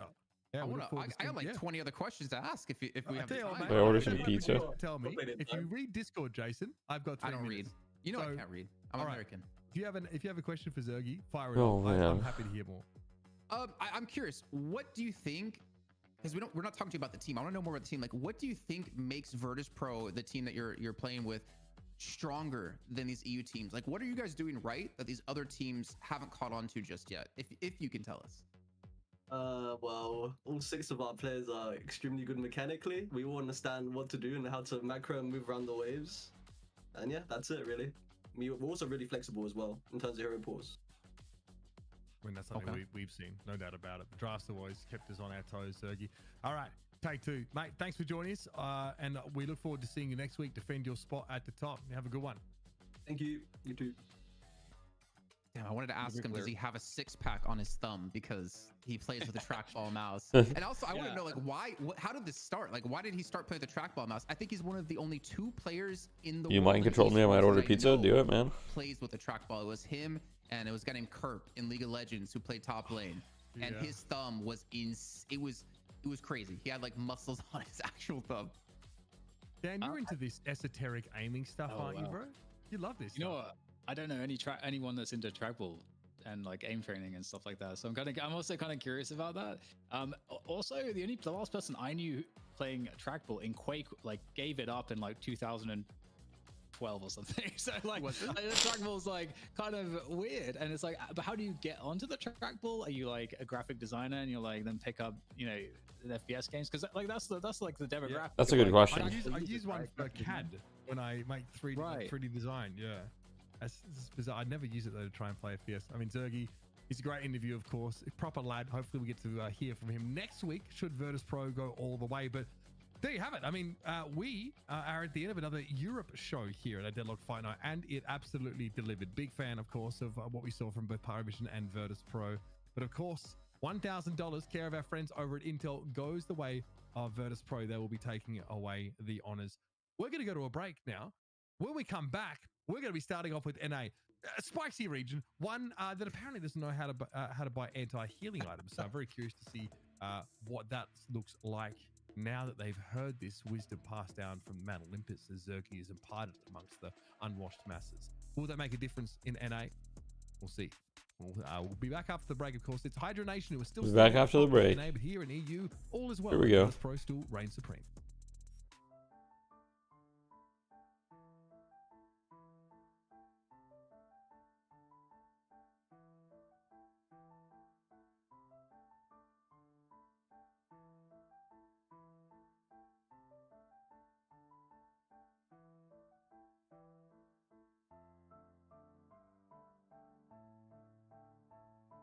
I get some garlic bread too. Probably, right? Really? Would be smart.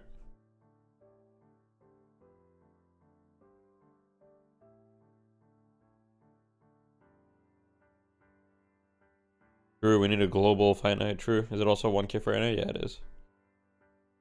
It's 1 a.m. and you have work tomorrow. Am I making the right decision? Depends what time your work is at. Off a Hydra Nation, and they did it twice. Now, Melee Creeps, not in DFN, have been able to do it in other events, but this is the first time they're meeting up against the Hydras in Deadlock Fight Night. Could they be the first team to legitimately take down the Hydras? Well, let's find out. We've seen teams try a number of different bans against Hydra Nation, and let's be honest, they never really seem to work.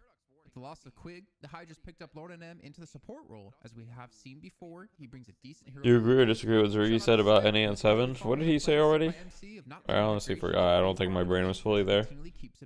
What did he say about NA? Minute mark at even Stevens. Cool Cheese gets caught as Axe comes in to save him, and MC turn the fight. Did he say NA is stupid? I mean, I think 7's good. NA don't buy the K. Bro, I love buying the K.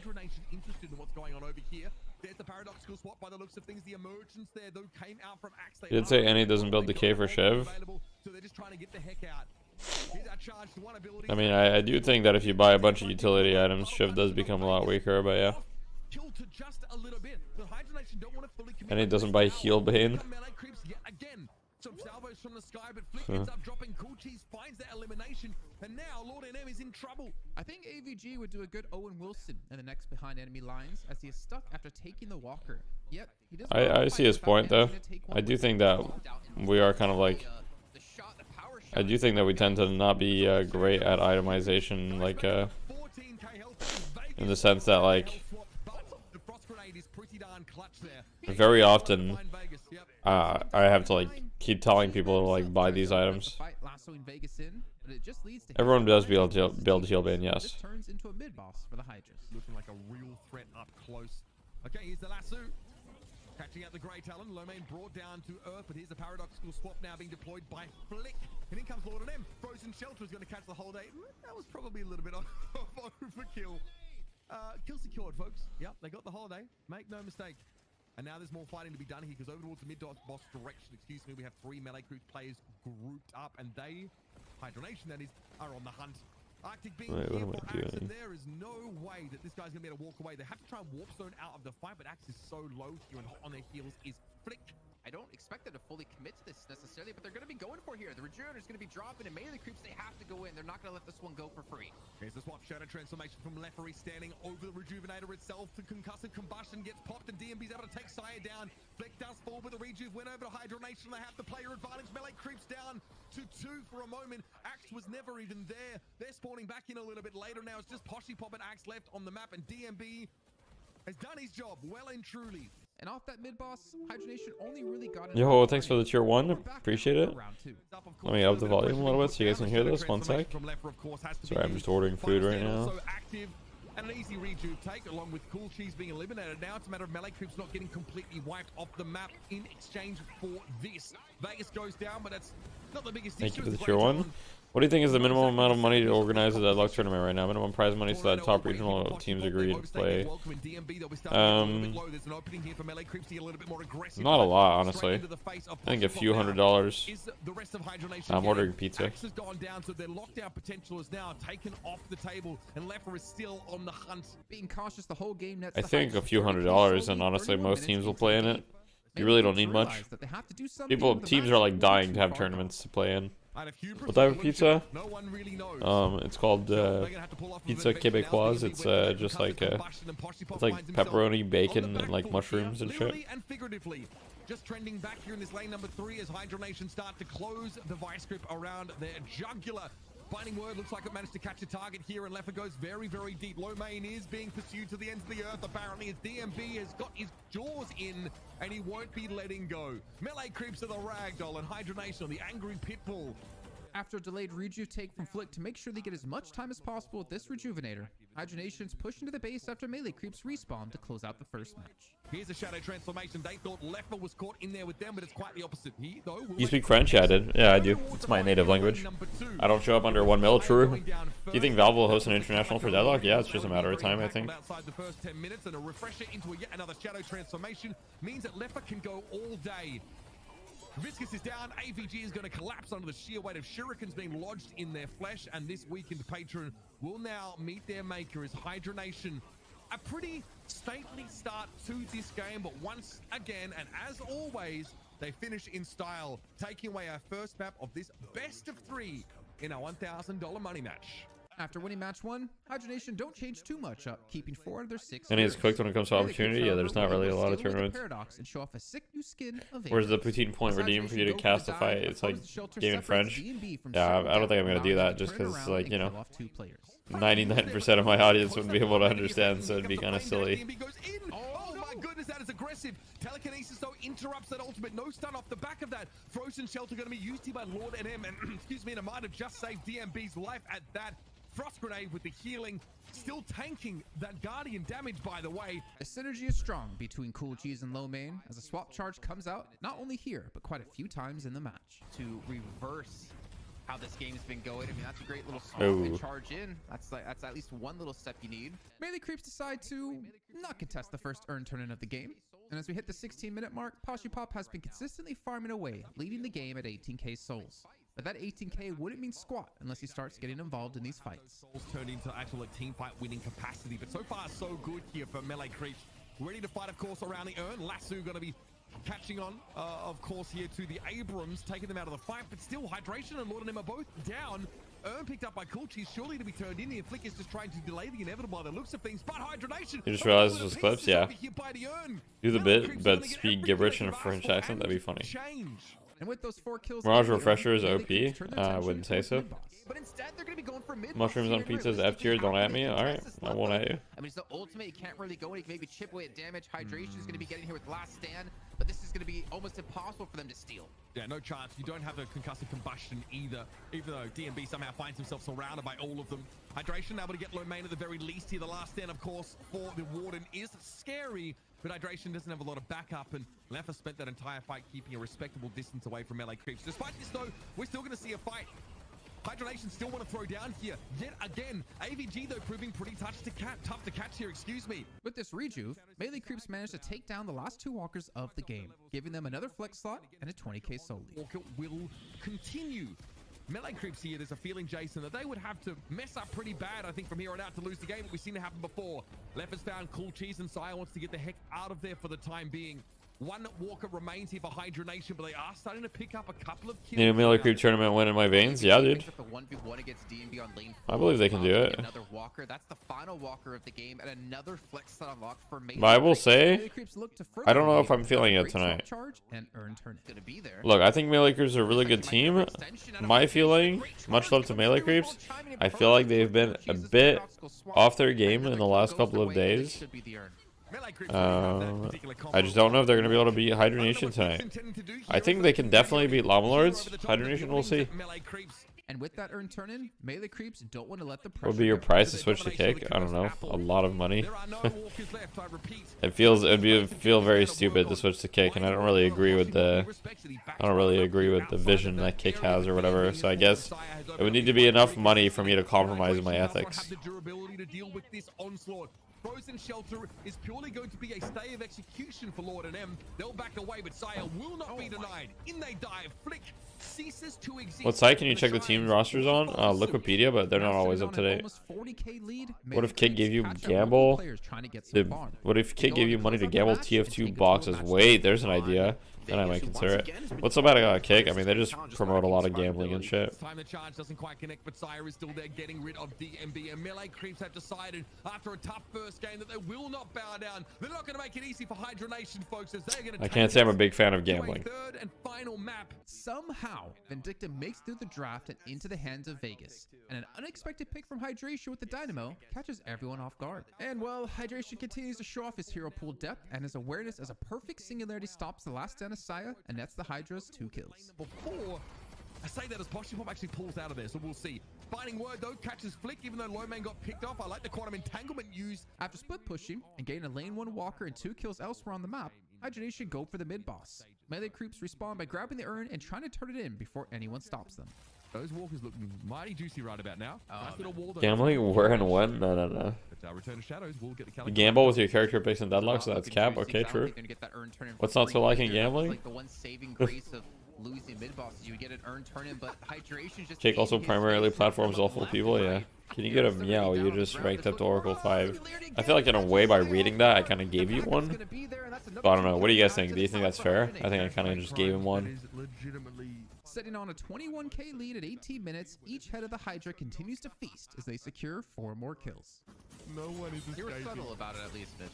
Yeah, Jake, bro. Jake usually is the one that. You need to get passionate while doing it. Guys, can you not hear in my voice? I don't have a voice. How am I supposed to even meow? He's very strong jaw off the ground after that one. Here's come on flick. That'll look great. Sorry, cool cheese. Highlight reel continues to grow with a nice catch. Where do you think Kelvin's support falls compared to other support type characters? I think Kelvin is very unique in the sense that he offers a ton of healing compared to other supports in the game right now. Flick ends up using a knockdown there. I guess. So I think he's very, very strong. Meow in French then? It's just meow. I think it was just the barrel. Oh, okay. I saw an anvil, so I wasn't sure. I was always a bit sussy about that one. Either way, Cube here for Flick gets him out of the way. Now he's starting to look towards his base at bosses. Credit to him, melee creeps with 2 players trying to push that lane 3, but I think Leffer might be enough to actually hold both of them at bay, and this ultimately will leave melee creeps pretty underhanded when it comes to defending their base. This should be a patron knock here. Oh, yeah, Leffer is going to 1v2, I think, in that bottom lane. Poshy Pop's already dead. Axe has seen better days. They're trying to get back here. And there's your last flex slot. Oh, one sec, guys. I need to charge my phone. They've got plenty of souls to spend after this, as that patron is about to be thrown into the pit as well. And that lead they kept building never stopped expanding as Hydronation bombards the base of melee creeps, locking in their 12th win here at the Deadlock Fight Night. The improved reach, my god, as that kinetic blast is so long, and we are warp zoning out of the base here. Hydration taking a fair bit of damage, but now we're into the pit, and this patron is about to go down. Singularity on all of 1 target. Hydration happy enough with his impact over the course of the game to let that ultimate go for free. And there you have it, folks. For the 12th week in a row, Hydronation once more snatched away our $1,000 prize. Thanks to our friends at Intel.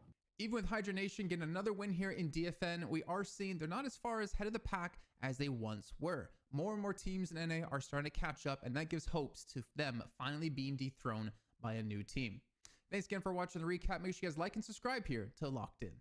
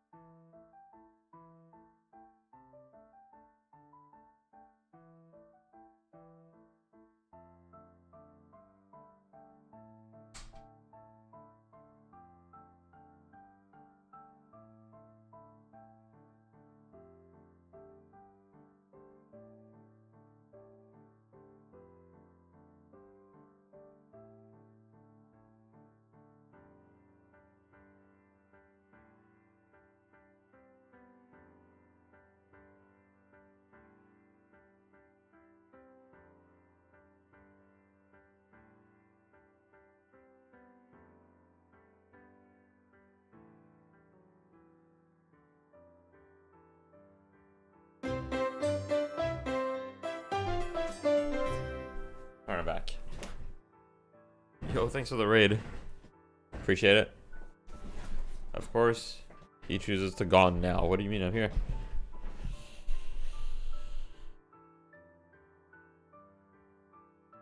What's the thing? He's 49. Yep. That's me. Welcome back, everyone, to Deadlock Fight Night, presented by 26. Intel. I'm 26. EU went the How do you know your distance, cat isn't secretly Calico? I don't. Here at North America, I'm ZP here Consider at this a DDK Poshy and light Dan. raid. Heading into it, we got the return of Llama Lords, but they have What do been you poached, mean? and of course they lost one person to his own desires, so to speak. So You're only Llama Lords is the 26. new Yeah, I'm two. 26. Yeah, and it's interesting also, ZP, because for those of you guys that just joined us, Guys, from do I North really America, look we that asked this, old? like, question Come on. to Listic just now after the win. Why are we seeing no Shiv in EU, but NA loves to play Shiv? And he's like, well, NA 26 and don't married, know how to buy yeah. anti-heal. Was his answer? So it's very new information, ZP. I can't wait for us to digest some of this as we progress through the broadcast.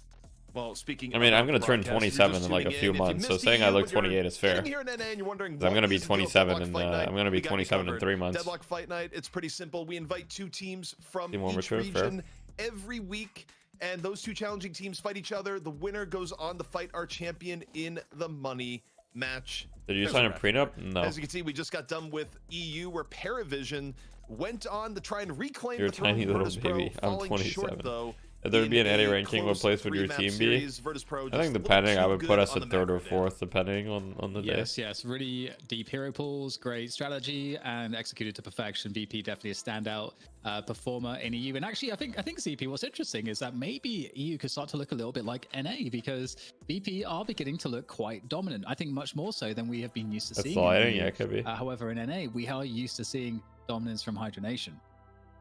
Yeah, and Hydra Nation, I mean, they've just. What if it's a Wednesday? Would you be in top 3? Maybe. Wait, Deathly reads YouTube chat? We got the one and what do you mean? Mitch I always read YouTube chat and Twitch chat. It's just sometimes it's a little hard to keep up you with. a little bit early here, Mitch, because we're going straight into if you were to switch into a Deadlock character for one day, which one would you choose? Obviously, Lash. Yes, I'm pumped about it. I might be one of the only people that hasn't actually obtained any. You can see it doesn't really match with.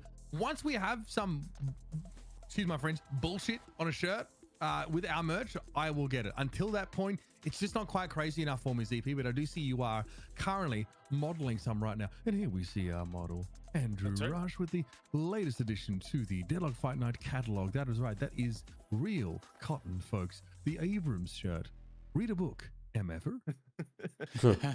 Read a book, sucker. If you're a Lash or you're death sliming, whoever stands in my way. But yeah, Deadlock Friday, proud to present our new line of merch. One of the best ways you can support the broadcast and keep us, get the lights on, get gooped. Of course, that was the old read, but new read, we got new extra stuff, but it's pretty cool. It's just legally distinct enough.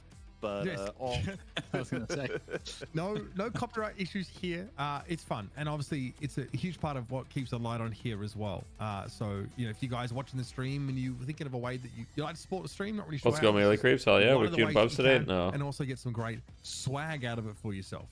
Deadlock YouTube is no ads living the life. There you go. Yeah. For the store page and buy some stuff.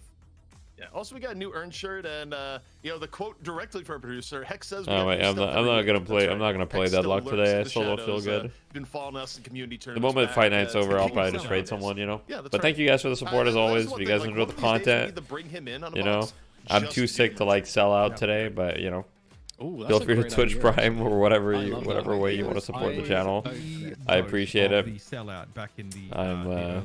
You're gonna get the luck fight at DFC me. Hey, thank you. I appreciate that. I hope they do come after me because of you. We need more Hex. Did Deathy discuss the patch today? No, I haven't really talked about it much.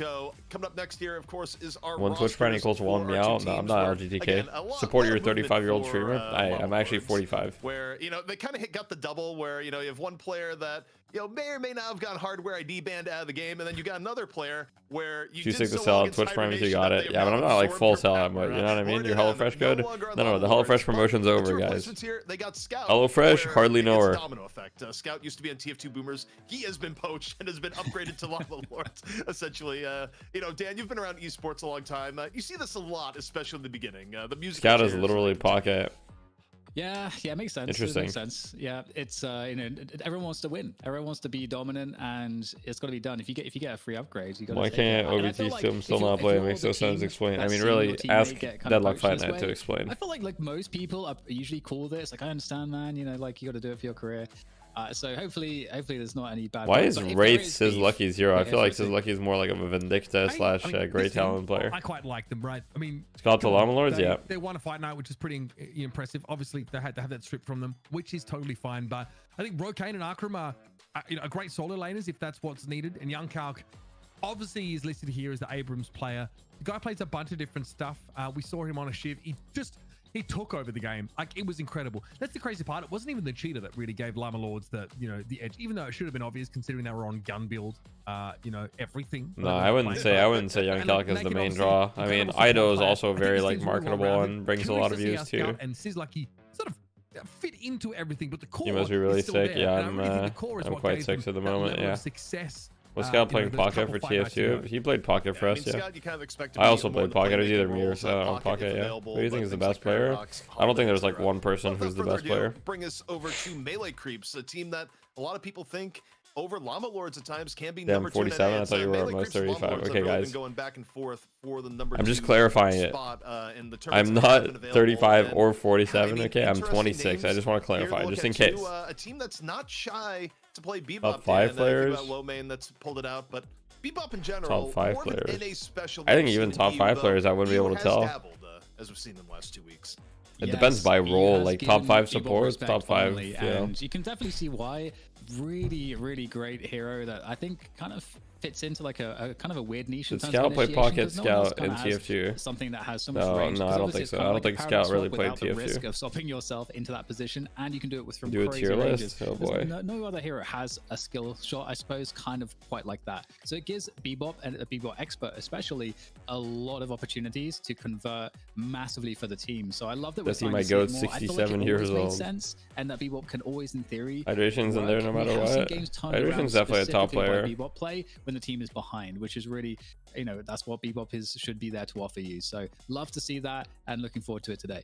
It was just the one game. Why is average on the Mirage here? Creeps and Hydration. Last week we got to see the Bebop. It didn't really, I think, play out the way they would have liked it to, but this is a team that, like, you know, prioritizes Wraith. I wonder what I would be on. Also, like, really wants Hydration number 1, left one number 2, anything else is scope. That's something to bear in mind when we come into this pick and ban. If they can get the McGinnis, they really try and push that as far as they but I can. never play Lash in Obviously, Fight Night, though. A very more of a serviceable player, excuse me, at support. So, but I never play Lash in I'm Fight curious Night. to see what they've got for us. They're mostly Kelvin McGinnis player.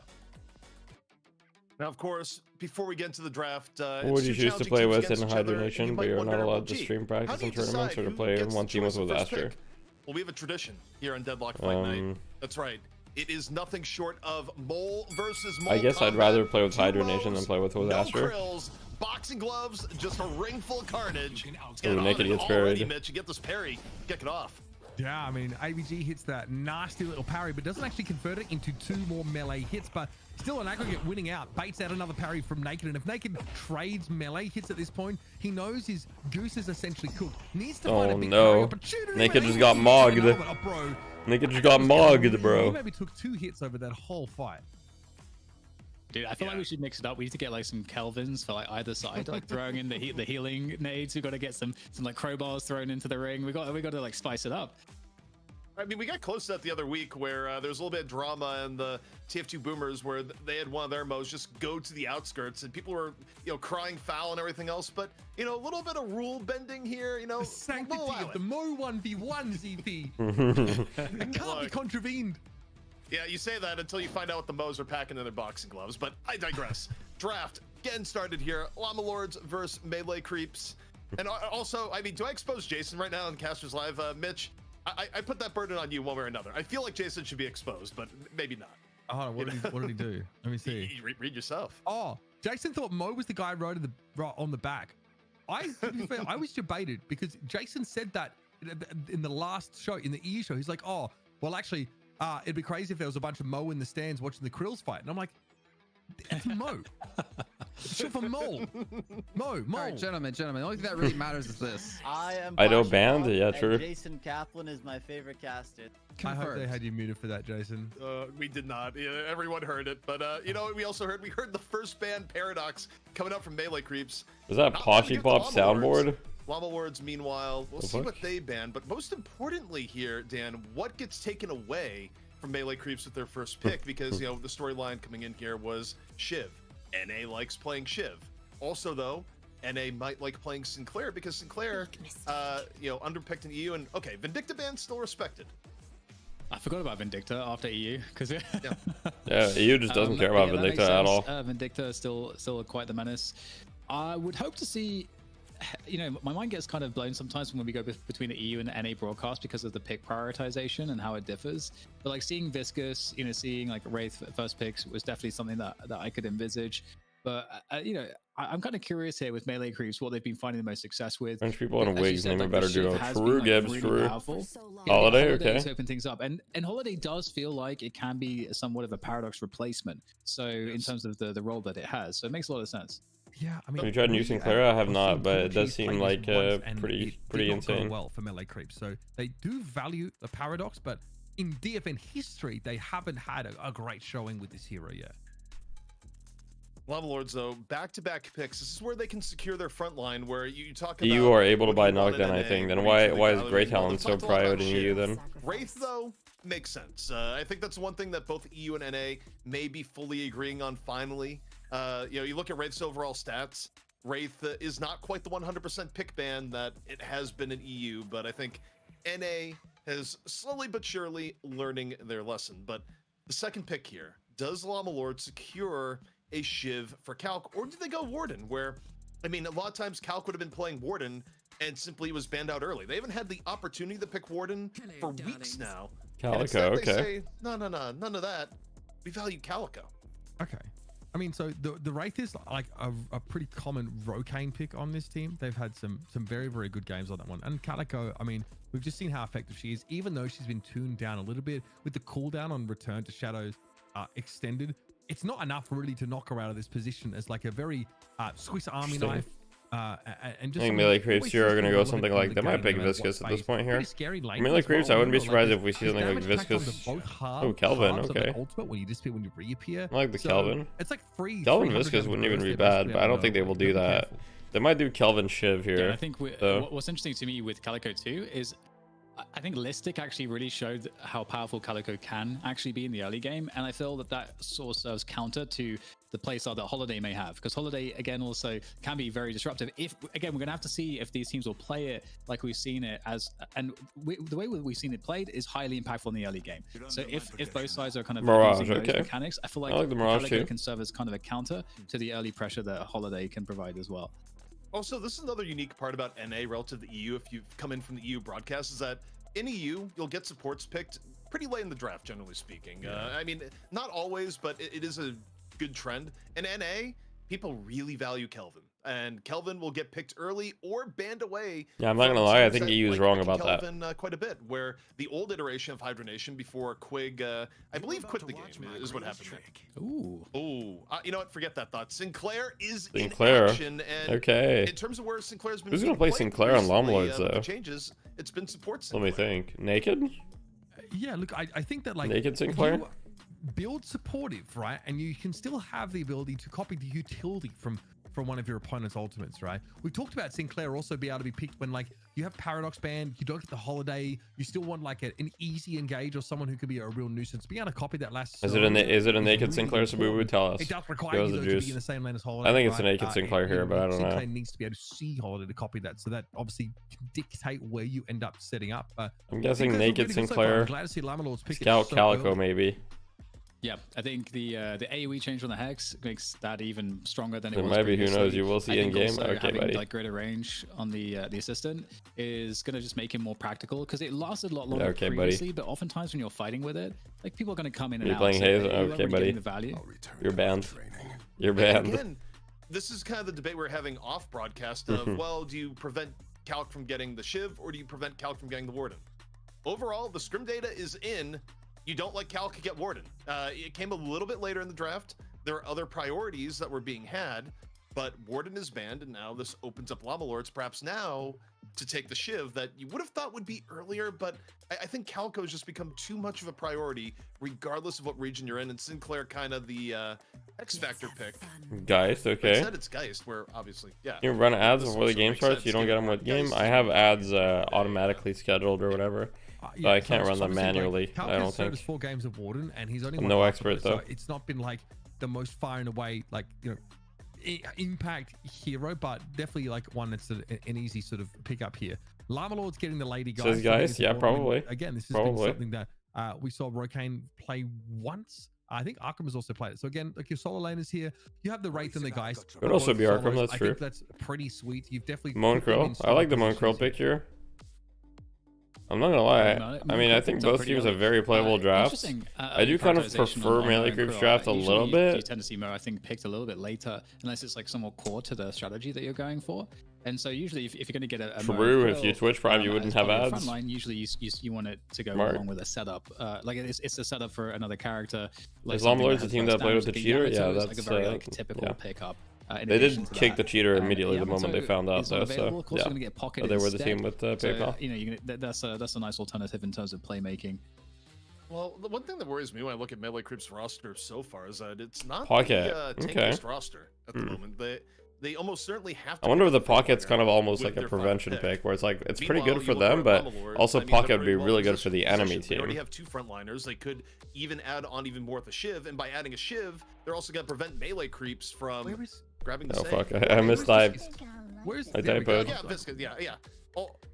Viscous, okay. Sorry, I think you have to take it here because that's where melee creeps are going to snap it up. You can take a pick 6 Abrams. We see fairly common as well. I don't think we have. I think like on melee creeps we've seen low main play it. I think so there's definitely an option there. But yeah, right. This looks like a Saya pocket. The most durable setup. What do you see pockets roll in the meta? Feel like they drop off late game. He definitely does drop off as people get debuff removers, but since most games don't get that late, he's still quite strong, I think. There it is. Yeah, so Shiv sneaks through at the end of the draft. CP looks hurt. He looks wounded. I'm more hurt for melee creeps because this is an insanely tanky lineup. I mean, effectively, when you think about how people play some of these heroes, it's a 4 frontliner comp, and it's going up against a comp that is, you know, comparatively at most going to have 2. Like maybe they pick up an Abrams here at the end. No, I kind of disagree with ZP here. I think melee creeps comp is quite tanky I feel like too. The way melee creeps is drafted here, melee creeps effectively. I like the Infernus. They're gonna have to win early the mid game and never fall behind, because if they fall behind, I just don't think they're coming back up against how Llama Lords is just going to be really hard to even get a single kill with. I kind of disagree with ZP. And like, and even soul distribution for melee creeps probably doesn't feel all that great either. Like, you are not taking over the gamers like Mon Krill or Mirage or even Holiday necessarily. If you have a good roaming, that's very good, but like, you need to funnel these souls into your pocket Infernus desperately, and you have very strong solo laners on Llama Lord's side. It could be, it's less likely Geist now, right? But like Shiv Wraith could be like either Geist or Shiv in those solo lanes. You have like the roaming constant pressure of Calico. We know what Sinclair can do. Viscous is extremely effective, you know, on the rotate here. I really enjoy this Llama Lord's composition. I think it looks very powerful. Yeah, I totally agree. I'm actually super afraid for melee creeps. I totally agree with what you've both said in terms of the difficulties that they're going to be up against. They're going to need like insane amounts of pressure and playmaking, but that's also going to be hard with how tanky it is. And I'm so afraid of when Shiv begins to get ahead. Yeah, he is. You know, they can. That's a good pocket game for sure. And it'll be fine. But the Hex could be an issue, but that'll be the case or not. I think the Infernus it can be a nice response to some of the tankiness, but at the same time, like the amount of damage you got to spread out across all of these different heroes is kind of wild. Also, I think the other thing that may become even more of a dynamic as time goes on is that one of the main reasons all 40 heroes top 6 pick is crazy. Yeah, I mean, is quite good, right? But Frozen Shelter, they're strong. Teams have gotten more and more innovative of ways of getting high value off Frozen Shelter to create isolations to get pickoffs. Well, when you think about higher priority targets for audience participation on Sinclair, who is usually getting played in more a supportive role, you're just going to be looking to grab the other Kelvin, and then both teams have Dome.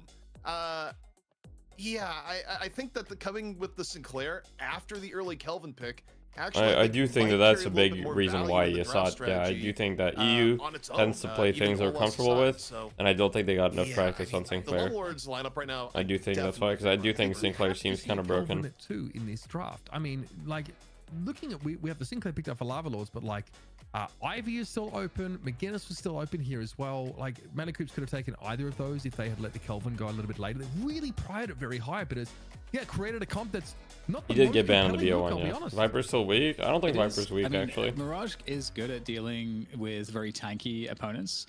Melee creeps don't have the most burst to pair with Mo. Scale up, no, but they have enough, I think. Time, though, we'll see though. Does seem a bit overwhelming. We'll see how it plays out. We're gonna have to see a big performance. We're gonna see them. I'm gonna stay on the main stream for a little bit, and then I'll probably watch in game later. Gonna have to also. My food's almost here, so. Like Pocket to pop off, and maybe with Holiday taking doing some initiation. Maybe can we gamble? Alright, I'll do a little gamba. Have. Here's the match ID for you guys. But it's definitely a scary comp to be up against.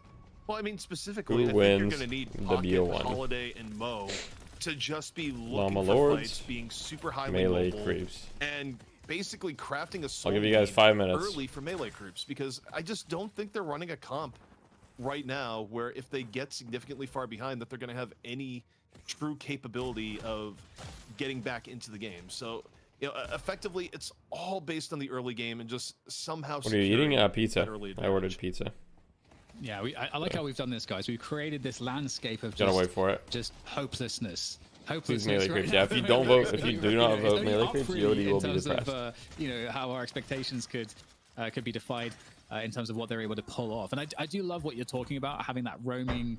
Goes the slice. I mean, I haven't gotten it yet. I'm gonna get the food in the pocket, kind of just couple of minutes. Plays across the map. That would be really good. 20k melee creeps. Really just increase the chance that AVG and Pop. Wait, there's a lot of money on Llama Lords right now. Away from them, split pushing becomes more possible. So yeah, I want to see that too. Let's get the pressure going for melee creeps. Taking a bit of pressure. Mitch, final thoughts here before we get a little bit deeper into the game. What are you looking to see here in the lane phase? Again, I want to point out that like Sinclair doesn't have like an innate fire rate slow on Vexing Bolt anymore. That's only after you put sort of 2 ranks in it. So not quite as annoying. That's maybe why we're seeing him become more supportive, but it's pretty annoying. The poke is still intense, and then increasing. Yeah, I mean the Sinclair hero seems insane. You can actually last hit much more reasonably in lane right now. So I'm very curious to see how this plays out here. It's definitely worth looking at this lane because Viscous, yeah, makes sense. Wants to depart from this lane fairly frequently. Young Calc loves to be active. Oh my god. There it is. Cool cheese already picked off. Dan, I love the timing Mitch are saying, hey, it's pretty annoying as you just see a Mo being beaten within an inch of their life. And the pressure in the lane already coming to bear. Yeah. And you think about heroes you don't want to get an early, lead. Well, it would be Shiv would be pretty high on that. So already Calc starting with a kill. Not the best start for melee creeps. Which pizza? Don't worry, guys. I'll show you the pizza once I have it. Don't worry. Pretty dangerous, to say the least, with the Vexing Bolt. And I mean, I'd be curious to see what the build looks like, if we'll be hex maxing, or if we will be, going for. I think he's not going to be hex maxing. I don't think there's any way he's going to be hex maxing. Because obviously some details about it. It's got pepperoni. It was already really got good, bacon, and just having that extra CC in these fights is going to be extremely problematic, especially to deal with Mo. The XCC gets a 52% tax in Quebec. Same for you. A really easy. If you think I make enough money to get taxed for 52% of my income, that happened in one of my games where I hexed someone and they stayed hexed for 10 minutes in a row. I do believe it has mushrooms, yeah, but it's just like, well, what is the tournament rule if someone just turns into a rabbit for 10 minutes? It's like, well, you just ask the other team to kill you nicely and go on from there. So as you have hot honey pizza in California, yeah. Best of our knowledge, no one has figured out. In California, why did I read California? I'm in Canada. To that degree. Yes, we do. And I'll let you know that it was really strong because when you killed them, they respawned as the rabbit too, so it was pretty sick. Oh, okay. Well, if they respawn as the rabbit, then you're just done. I mean, you've won the game. That is the final magic trick, as it were. But looking back here over in lane 3, see Kelvin under all sorts of pressure again. It's this lane looks rough. Sinclair lane that has been just wreaking havoc on this lane for melee creeps thus far. You look at the health across the board. Pop. I wish you'll get that brag, big dog. Thank you. Over in I mean,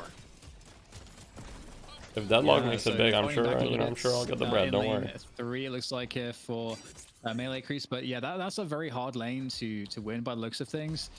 In the meantime, also you can see AVG doing a decent job, like pressuring back.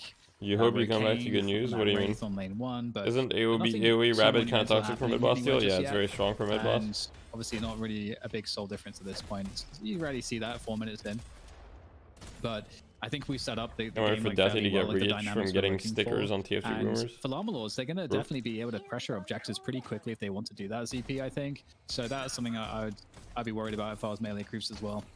The thing for Llama Lords is that, I mean, obviously if you have objectives taken, you go for them, but I think if nothing else, they want stability. Gank here. As I talk about stability, we got Holiday coming in, a little bit of pressure onto the Shiv. Calc though. Yeah, they're doing a little bit of lane swap. Just walk away. Swapping the Mo to the other lane. And yeah, I mean, to the other point I was getting at is for Llama Lords, I don't think they necessarily have to be the prime movers right now because you look at the compositions, they just win if they don't fall honey and pineapple sound amazing on pizza. It's on melee creeps to be the ones to make stuff happen, and as I say that, Calco right now looking for Infernus over here in lane 1, and AVG just able to walk away to the zip line, but still time lost. This is lucky on the Calico. Yeah, the wave was against his tower, so he's gonna be losing quite a lot of value there. That's like, it can be fine if you force back to base, as long as you're the one that's like pushed the lane pretty deep. But yeah, missing out a lot of souls here, so that's going to be some early advantage. Would be your dream work to get picked up by? Honestly, Team Liquid would be a pretty good bet for sure. Attempt at a gank. We've got to see if it's going to pan out here. The lasso comes in, trying to get all the damage there. There's the barrels, there's the jump pad. Shiv trying to make the great escape. Is it going to be possible here? Some assistance might be on the way. It's looking very sketchy. Oh, well, he actually does get a kill there. Finally, it's going to be late. Oh man, on the holiday. Young Calc will also fall. Yeah, that's crazy. It's a party down there in the basement, ZP. Yeah, if you would be a good EG team, oh true. Damage was done to make it a trade. We could be like RTZ, where we would just never win anything. Already 22K to 23K. Sorry, I just had to make the joke.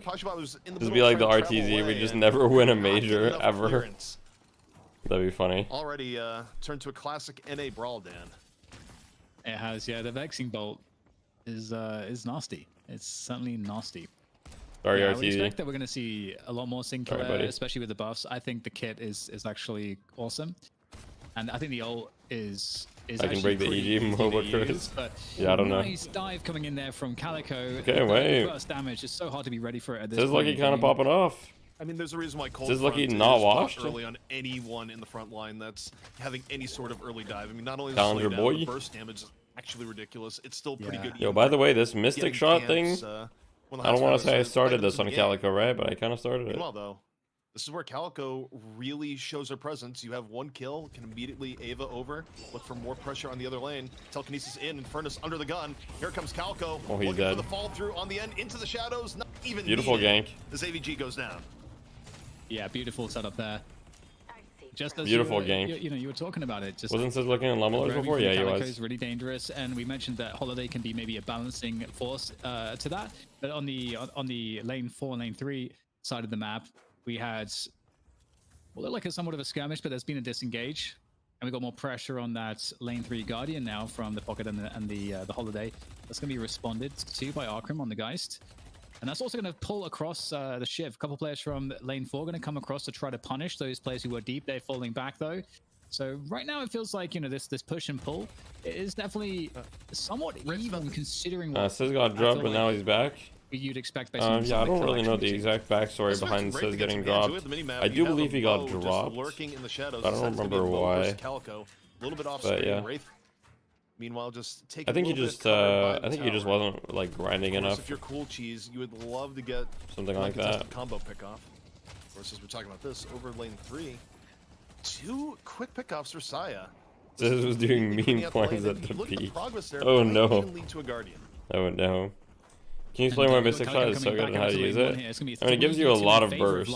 It gives you a lot of burst, and it's really good with. It has decent spirit scaling, so when you have things like ammo scav and then now the push comes onto lane 3. That's got to be respected. So we have things like ammo scav and things like a Calico player coming back. Says Lucky trying to defend this. I can't remember the name of the spirit punch item. Spirit strike. When you have Spirit Strike and Ammo Scav, it gets a lot of damage. As well. Yeah, Ido got banned from Twitch for restreaming the tournament. Seems unrelenting here. I still wants to stay deep. Gets the Guardian into the combo. There's the frozen. Wait, Scout's able to stall here. This should have really helped to secure this one here for melee creeps. Scout should be good here. He should be chilling. In fact, he can turn this probably. From Scout. Gets comboed, able to cube, goo ball. Should be safe, but while that was going on, you had a gank over in the lane 4 where Cal ran afoul of Holiday, and right now melee creeps is kind of sitting within their victory conditions. And we kind of set it up that they needed to be pretty aggressive, especially with Pocket, Holiday, and Mo. They've done just that. And speaking of Holiday, finishes off Arkham. Nice little 6K lead. Telekinesis though, meanwhile, in progress. Lane 1 and AVG cannot get away. Rocane will be a problem if some of this gank pressure can't move over in the lane 1. Yeah, great work there from them. And it's gonna get worse here for melee creeps as Holiday unable to escape. Lomain is not long for this world, as that's going to be a Guardian converted as well for Llama Lords on lane 3.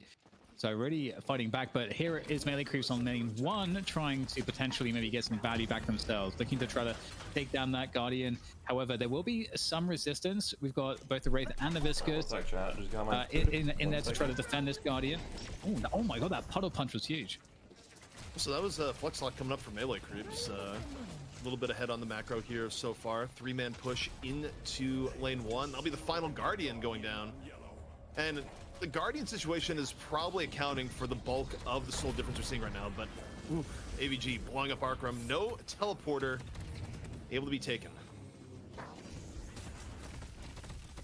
Okay, will there be survival on the cards here for AVG? Yes, able to fall back in time. Some burn damage, but not really too much to sweat if you're a Calico. You've got so many ways to sustain. Will teleport coming in, potentially here. I don't know, is it going to be stopped? It will not be stopped. Out of there. And that looks like melee creeps are unable to convert them. Good good game sense there for Calc not to stay and fight. Sometimes you gotta know when to hold them, know when to fold them, and that was a fold. The amount of people that rotated over. But the troubling part for Llama Lords here, when you look at overall map control, they lose several pickoffs. You have Axe just rotating the urn over. There's not going to be any contest here whatsoever. Llama Lords instead just trying to catch up on Guardian stand. That's kind of the trade we're getting here, going, okay, you'll get urn. We'll at least get one Guardian, get a little bit closer to our flex. But Melee Creep's nursing a lead, which, again, is kind of what they had to do with this composition to truly make it work. Yeah, and Saya's doing a great job on Pocket as well, just like making sure, just staying up on souls as much as possible. Like that's going to be a really important factor, especially with Pocket's for those that requested to see the food. Players, we talked about how tanky the food. You probably won't be able to become. And also if they're able to, you probably won't be able to get a great view, but and do enough damage to kind of start pizza, garlic bread before Wraith really begins to come online. That's going to be nice too. But that said, Holiday is always online. It just need a jump pad and a barrel. It's an ear. It's a party. Why are you guys saying ew? Yeah, and Holiday also just, you know, a unique character as far as scaling. These are fucking haters. Even if Crackshot isn't the focus of the build, you still get a whole lot more out of it. I got some garlic sauce with it too. Lane 4, bit of Walker pressure coming in right now. Melee Creeps pushing the issue.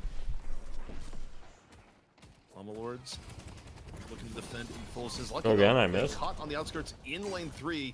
Melee Creeps pushing down 2 lanes while Llama Lords just defending lane 4. You can't see very well. Shelter used. Calc off on the finish, finds a Kelvin. Yeah, Melee Creeps trying to really focus on these objectives, and they have generally been behind on some of the kills, but yeah, they've been ahead on the objectives. But now the objectives are starting to dwindle. All right, Melee Creeps got an 8k lead. Whoa, what I missed? On that soul lead, try to find more favorable trades on these situations, and well, seems like that might be the case here, and maybe in trouble. Shiv is getting bursted, but still pretty healthy here. The Divine Shield coming in from a distance, and yeah, and Naked is coming in when the support has audience participation up. This is not necessarily the most favorable fight. However, Calc gets completely caught, frozen out. Shelter goes down, and he is completely frozen out without a hope of being saved.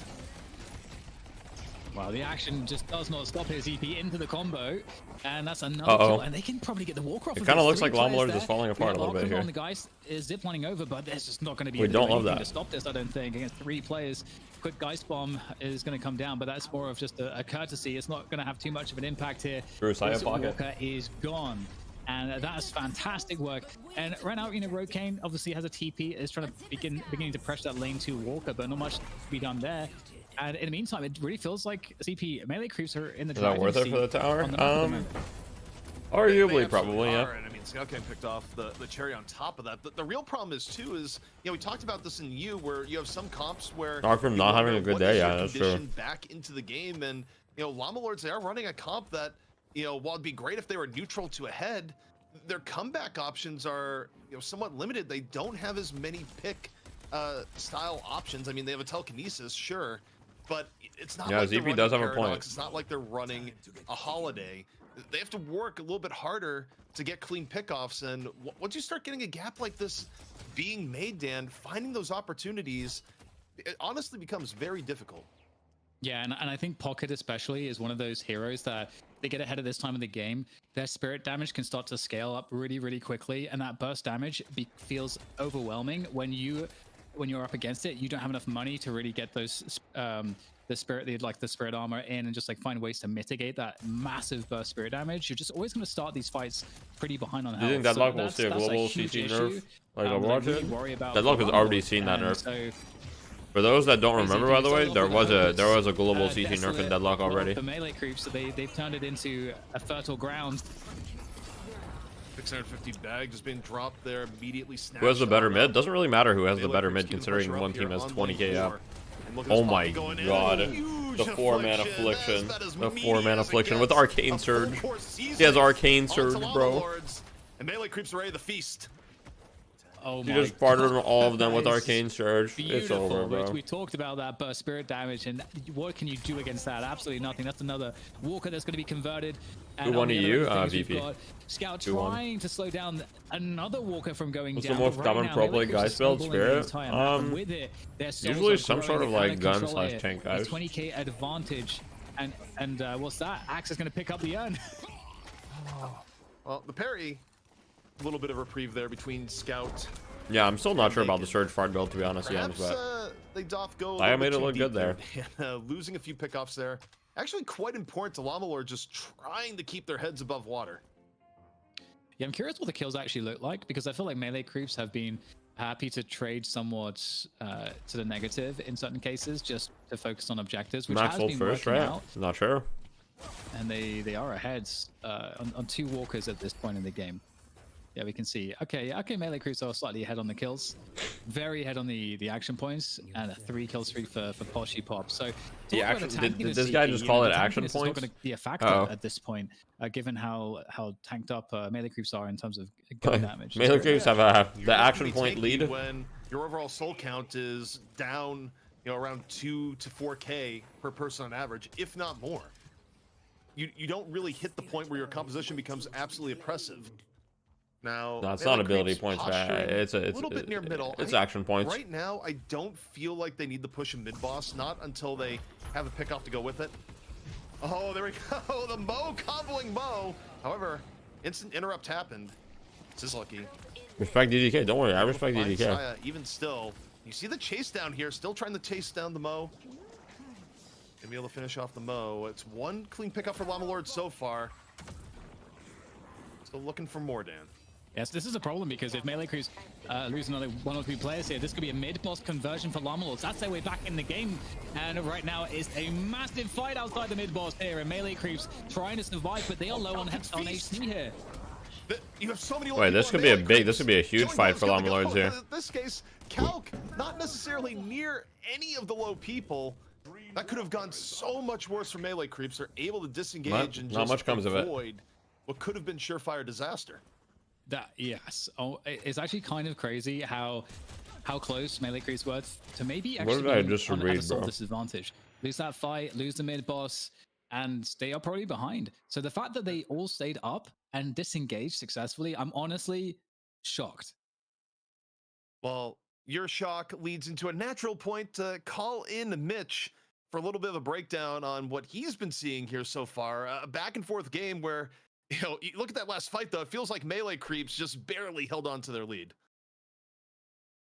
Yeah, absolutely. Sorry to put my microphone back on there. Look, we're at an inflection point, I think, in this game, especially now as, Llama Lords are still trying to hold on to those walkers, but they've got a chance to start to come forward here. Young Calc looked pretty scary in that fight, and I think we're going to continue to want to see the Shiv be able to make a pretty big impact. I also like looking through the builds as well. Excuse me, I've had a chance to have a look at sort of who's doing what. Saya is looking pretty Imagine Yams, you say this and then they throw. At this point in the game, you say this and then they throw, you're done. Being invested in as well. So Poshy Pop also just getting those toxic bullets online. I think they're also going to be a threat in those fights that are drawn out to give the Mirage more time to go hand with the gun. What are your thoughts on McGinnis' patch? I think she's good, but she's not amazing. Now, Dan, as we look here, earn in movement for Llama Lords. One of the easiest ways to catch back up in the game if the other team will allow it. And melee creeps right now, not allowing it for free. However, if you look at Llama Lords, they might not be trying to go for a full turn. And I think they're content to defend Walker, get the defensive buff by being around Walker, and let Arkram solo push to the right. I don't know if that's going to work out well if the Mirage just immediately go in the rotation. Poshy Pop all over the split push attempt. Yeah, and whilst it's been going on, the Frozen Shelter was not up, but now it is up. Like, all the ults have kind of refreshed it for melee creeps, so now if there was to be a fight over the sun, melee creeps are way better tooled to actually just crush it, and it's just not possible to turn that down in at this point. And I think Llama Lords are more than well aware of that. And in the meantime, whilst this is all going on, melee creeps have a Poshy Pop, who of course has Traveler online, dealing with some of the creeps, like evening out some of these lanes that are a bit pushed. Whilst Arkram is actually way too poor this game, I won't lie. On that urn. Combo opens it up. You see the rescue beam coming out right after, gets the Calico out of the fray. Now, oh, that was a huge pocket ult. Wait, that was actually a huge pocket ult from Naked on the non-pocket hero. So this fight breaks down. The Frozen Shelter goes down. Calc has one here so far. Wait, on cooldown. This is a pretty even fight so far. I do think melee creeps will clean this up, though. Under the gun, again, Frozen on out. A song of ice and fire spells young Calc's doom. And melee creeps getting the better of the fight. They're doing a great job of really not overplaying their hand, I feel, and just really ensuring that each team fight they take is well thought out and not overzealous, and they're going to be rewarded for it. Oh, you know, guys, as they my take cat this is on my desk. Who wants some pizza? I just think back to what could have been a bad fight into a mid boss for their opponents had they not had the sort of wherewithal to disengage in what looked like a very easy fight to try and engage with. So Melee Creeps showing great macro, great discipline, communication, all of the above. I'm gonna have to take him away. Lords are going for the steal. They're gonna get it. No, Melee Creeps securing it. No naked. Is it coincidence that both your cats are gray? Yeah, it is. With 2 kills, Lords still might they're the same breed. Good off this. Wait, what did I miss? They got mid. Okay, they lose a couple people. It's not a big deal though. Very low. Might get caught. Here comes Calc. Sizlucky with 2 so far in this fight. Calc on the hunt, and Rejuvenate or no. I will say that Melee Creeps are kind of bleeding a lot here. A lot more than they should be. Yeah, amazing work. Just getting all those kills, getting rid of the rejuice. That's going to really help in helping to avoid some of the issues in map control. That's I think Melee Creeps would have sat on. Obviously, Llamalord's out on the map at the moment. Still have to push these very you missed my cat. These very deep lanes now in favor of Melee Creeps. But getting some value out on the map is going to be good. Seeing if they can get any additional value before they have to fully retreat here. The urn is in play at the moment. Infernus ult on nothing. Challenge for it. And you can see Llamalord's not really wanting to give up any of these kills too easily. They know that if they do ZP, that those walkers are truly going to be gone. Llamalords right now is really on the knife's edge of fighting for their right to stay in the game. The difference between teams is not so large that it's something you can't bring back. But if they lose one more clean team fight, it very well might be, or even if they give up urn. So the fact that Melee Creeps has earned now, if you're Llamalords, you're looking for any engage to start this off right. And you know, one bright spot here, you talk about income allocation, Rocane is a real threat right now at 23k.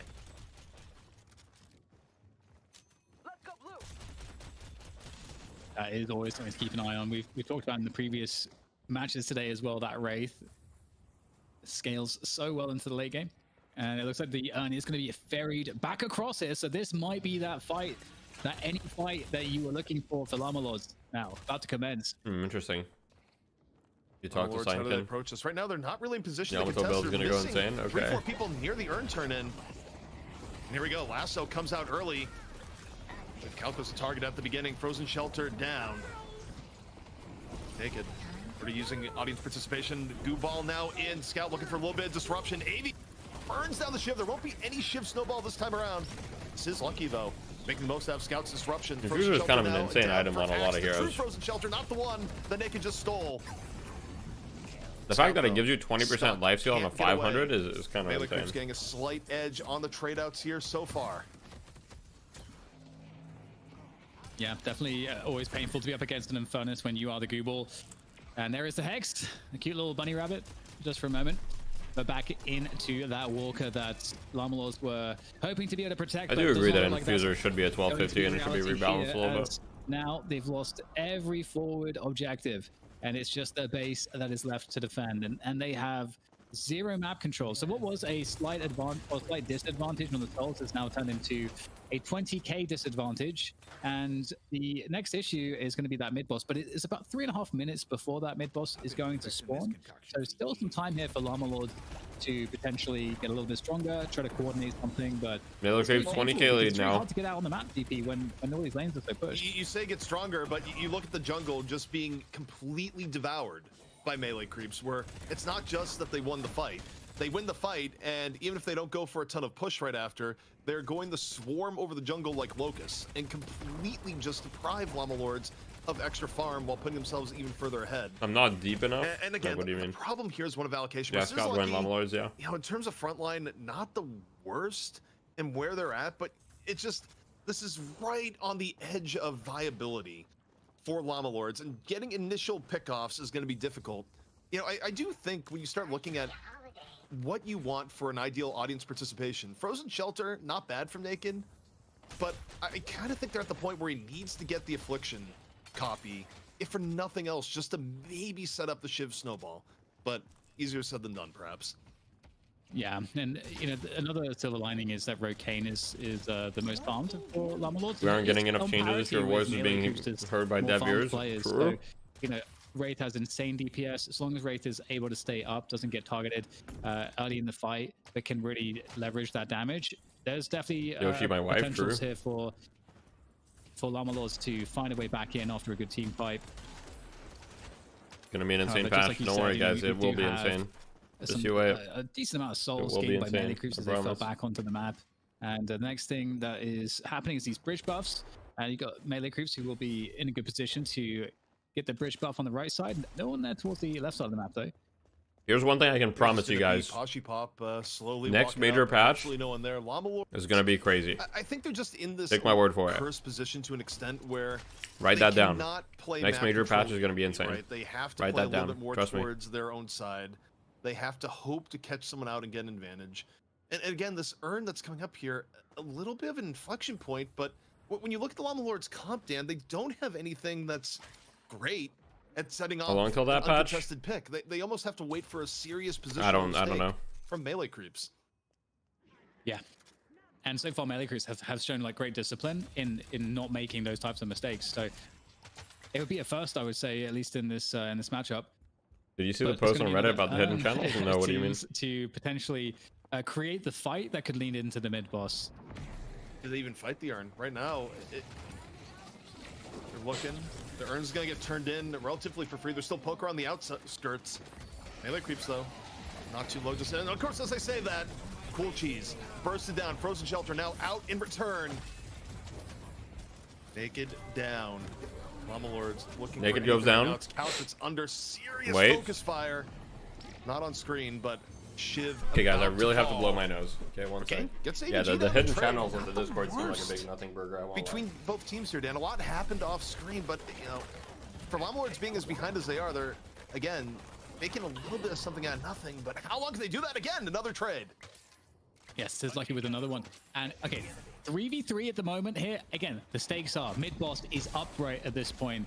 So got to be very, very careful about which way that one falls. And okay, well, melee creeps 3v2 now. Might be thinking about going for it. They're going to be able to mid-boss with more of a numerical advantage here, right? Cool cheese back up from death, still down 2. They can force it. Now, when you're looking at steal potential here, Naked could get mouse there. Pointer is that? Was that mine? My bad. Rabbit Hex actually quite good at setting up steal opportunities. Brand new way to steal Rejuvenator. Next big patch won't be until they go into open beta? No. There's definitely going to be a big patch before that. Steal it again. It might be Llama Lord's hope here, but the mid boss not even down. Melee creeps, they back off and say, no. We don't like how hot this might be, Dan. Yeah, I think that's a great choice. When you mentioned the Hex, I was like I was getting worried. But melee creeps, again, great macro choices. Playing the situation where it's impossible for it to be stolen if you don't kill it. Cannot be stolen. So they will like force back Llama Lords, but at the same time, everybody's guys. I think it's reasonable to expect a big patch within the next month or two. I don't know exactly when, but I think it's very likely we get a big patch within the next month or two. Frozen shelter down. Next 2 weeks, I'd be surprised. It's gonna ice out the Rejuvenator for just a moment. Shelter is down. Rokane gets the Rejuvenator for melee creeps, and the finish is there. And this looks like GG. Able to steal it. Frozen shelter, steal or no? Looks like GG pretty much. And Llama Lords might be facing the end here, Dan, as melee creeps look to end it in style. Yeah, they've been doing a valiant effort in holding on this long, but it does seem like this might be the time at least. What does a big patch mean to me? Big patch means first patient is going to go down. Core mechanics of the game are changed. For Llama Lords, but or significant map changes, or decimation of like significant balance changes one way or another. Advantage for melee creeps, who have been so good this far, and well, you know, we doubted them a little bit in terms of the tomorrow now. ZP. What's your guess for when game goes open beta or release? Like 2026 would be my guess. And I mean, throughout the entire game, it didn't matter. Well, we did doubt the comp, but we did lay out the conditions for which it could win, which they executed on brilliantly. They had to get ahead in the early to mid game, and they did. You think any hero needs a nerf right now? Yeah, sure. There are multiple heroes that need nerfs, probably. Find an axe. Llama Lord's still not doing the worst job of catching Llama Lords out off some of these disengages, but again, Dan, the problem is how much further they have to go. And you know, while we're in a lull, Mitch, you've been seeing the lead here just get bigger and bigger. What are your thoughts right now as Llama Lords start running out of options? Yeah, look, some of the fights that Lamalords are taking are a bit sussy. Like the one that they took They're over a bit by the sussy. turn in, which was through a veil that ended up getting. Yamato needs a put buff. straight Okay, away. buddy. Also, once you look at the items, Okay. what do you want to itemize? Mods, into can up we against the revoke guys Yamato this year? players from speaking? Probably Healbane. Yeah. There are like 5 Healbanes on the melee creep side. And Could you move those your melee cam a creeps little players bit? that wanna have Yeah, healing I in got the room, you. they've already bought healing boosters, obviously, to reduce the healing reduction from Healbanes on the other side. So Let's see, how do I this do is the this? reason why Young Kalk is not sustaining through these fights. And, you know, shout out to Sergi, but, you know, it does appear that NA does know to buy these items. So those have been some big edges in itemization for melee creeps. There we go. Rose Is Shelter that better? That coming should be down better. Earth Max already left away pocket. Yamato players are the Doesn't most hated look for players? No, affliction. that's Bebop Scout players. under the That's gun. Bebop players. Sizzlucky and Scout both down. Melee creeps looking for the final push now. See the patron just getting pummeled away. And Lava Lords, they will not be doing another run to the finals this time around as Melee creeps. Dan, they are in the money match. The GG. patron is dead. Who needs frontliners anyways? Yeah, UID's frontliners, amazing performance from Melee Creeps. They had such a great early to mid game, just like he said. They knew that they had to hit up that pressure, and that's exactly what they did. And then once they got the advantage, they didn't overplay their hand. There was a lot of spots where they could have overextended, maybe a lesser experienced team would have, but they didn't. There was a lot of danger points that they avoided. So yeah, massive props to Melee Creeps. And this is the kind of game that you want to see from a team that wins this. Yamato opening players match, are definitely because not we know who loved. they're up against next, and you got to Just be put it that on way. good form if you want to give them a challenge. And you know, one thing that I think you have to look at here. Is there any too Calm is, Deadlock players who never played a Melee MOBA creeps, before? I feel like they've gotten I'm sure, better yeah. and better every week. And I mean, as far as my teammates go, like Salty has very little MOBA experience at all. You know, they had to adapt to not only a new carry player, but also Lord NM, who is more in the playmaking role. Yeah, we'll see him in the next match. It was the Hydronation special. They have assimilated those who have done them harm. But let's bring Mitch back in here. You know, Mitch, obviously we just heard it from you towards the end, but you know, I feel like it was a very high risk composition that Melee Creeps ran out here with, given how they had to execute. But they did execute brilliantly in the end. Yeah, look, I'm really impressed. I think they got the pocket ahead early. It was another game. I think people, it's crazy that people hate Bebop but don't hate Lash. Kind of pop off with that. Bro, I think good early gangster, I thought, from Bebop and Lash are not even in the same as well. category of One the new hatred. additions on the Calico, very effective, like 4 early kills. They're building not like a normal Calico though. I'm watching them like pick up a lot of these spirit items as well.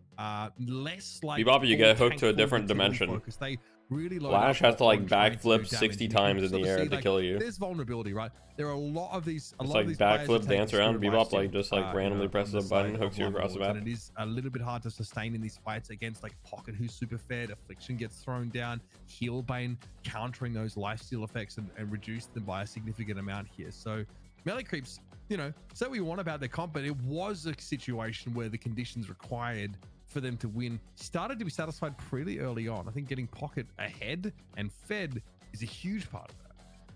Well, we do have some extra stuff to say, notably about the player of the match presented by Intel. And Mitch, you know, you were off here deciding who you're going to give it to. Definitely several options you could look at here. Hey, but for you, yeah, true. who's your Intel player of the match this time around? Yeah, I Intel thought player of the was great, match. but my player of the match is going to Saya this time around. I look, I really think that the Boom. start that they were able to get on their Pocket is pretty absurd. All right, guys, who got rich? Who got rich, Player guys? damage by the end of the game, pretty absurd stuff. Just a really quintessential, you know, showing. Holy Crayon _ FPS, thank you Pivoting for the off a raid. good start, despite these solo lanes being pretty hectic early on. Hope you had a good and stream, for me, buddy. That's the playmaker that sort of seals the deal.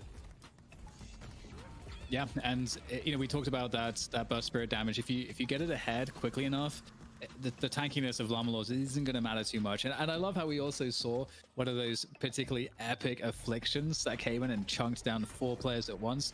That really just showed the degree of Yeah, hello, presence Rich. that, Hello, Boomer that friends. Slayer Hello, had hello. in a lot of these fights, these team fights, and that's really hard to answer. Like, you know, I don't think there's any easy answer for Lamalords for that. Yeah, I mean, I think we saw at one point, it was on one of the side lanes. I think it Holy was Chad either move. lane 1 or lane 4, and it was just Pocket coming in and getting the affliction of the gods. And, you know, Saya sets it up, and just not only can you not defend the walker at that point, you're going to lose people left, right, and center. And I mean, it just kind of shows the comp they were running was one that you know, if you can get ahead, you can keep using it to stay ahead. And they never had to deal with, you know, the other edge of this compositional matchup, which is that if they got behind, they probably weren't going to be killing a whole lot. I mean, you can see it here. Rokane, again, we're still seeing. We were show talking DMs about right now, right? Like these late game hyper. Why would I show DMs? Wait, is there something in my DMs that I'm not supposed to? Whoops. Not enough time. Generally, like 160, like what, 34k souls for Rokane, still not quite where they need to be, especially when their survivability is extremely limited.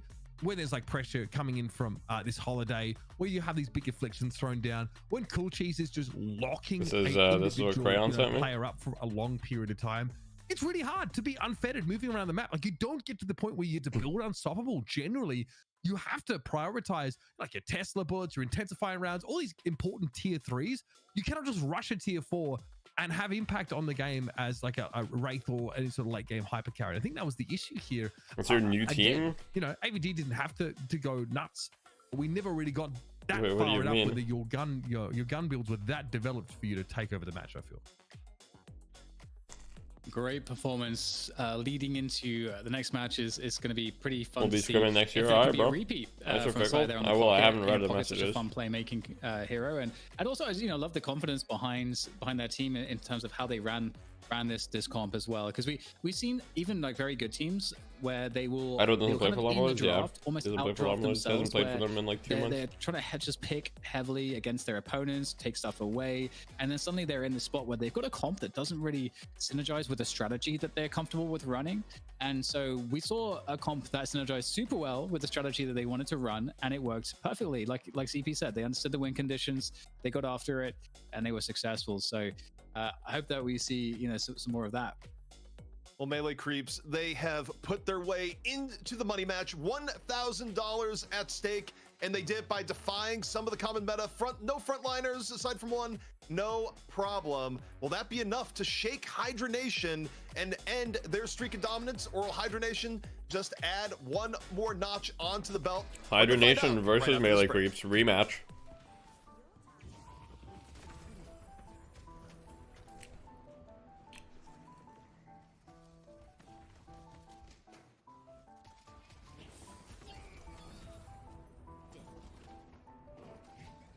This is gonna be a movie? We'll see. We'll see.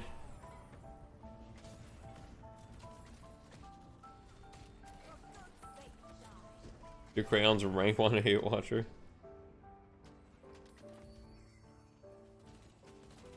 Hydration isn't split? No, they're not.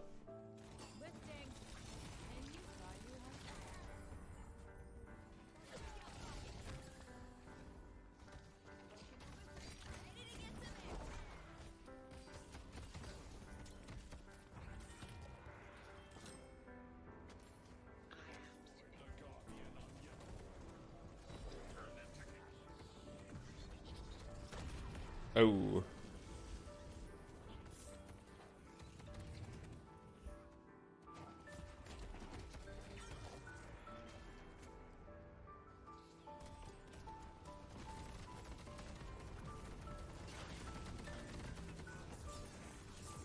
Avengers assemble.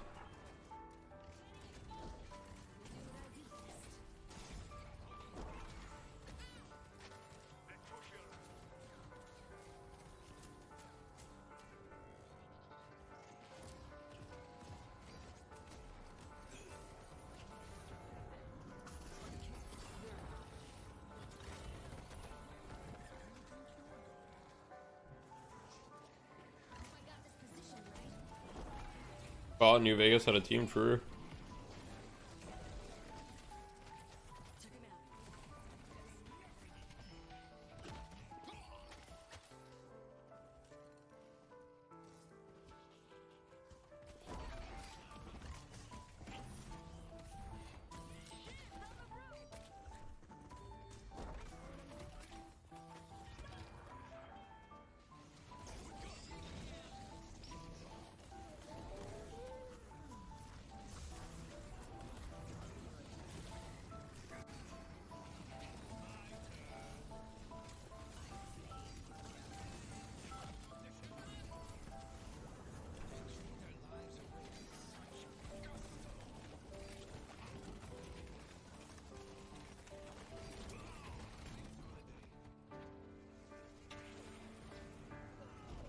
Does bro know what Osu is?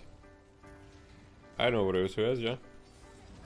Thoughts on Osu for warm-ups? I don't really have any thoughts. I had a teammate in TF2 that played a shit ton of Osu before games and shit. Ward 12 for him. Maybe it's not so bad. Would you ever consider someone like Snow for your team, or is he too toxic? We wouldn't consider someone like Snow for our team simply because, well, obviously the toxicity is an aspect, but it's also a reputation thing, you know what I mean?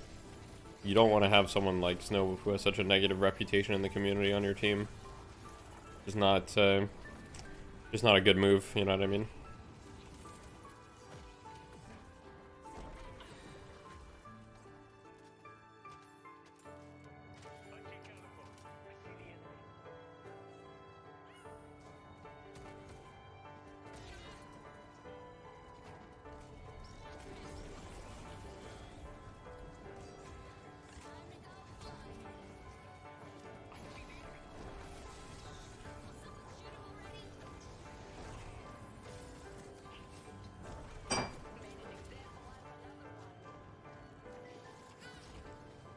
Isn't he banned on Twitch? Yeah, he is.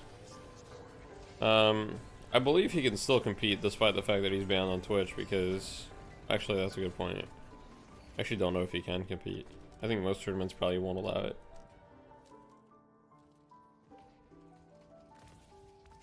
What did he do again? I don't know all the details, and I don't really want to get into it either.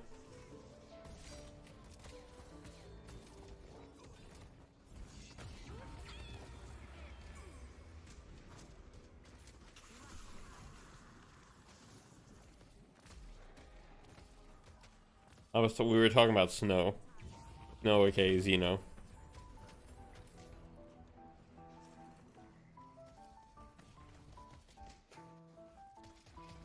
I mean, to me, the first suspicious thing is like, you do a full rebrand, you know what I mean? His name was Xeno in game for the longest time. He got banned in game, and then he rebrands to Snow. That's the first suspicious thing, you know what I mean? Nobody rebrands if they haven't done anything wrong.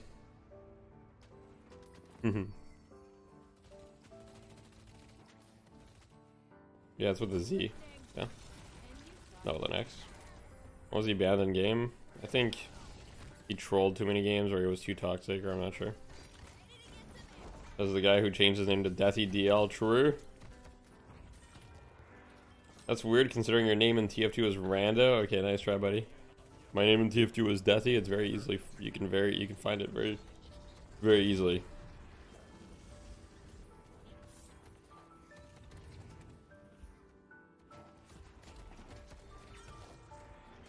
Two of the EU guys on Parivision were Apex players suspected of cheating and rebranded. Yeah, see, that's another weird thing, no?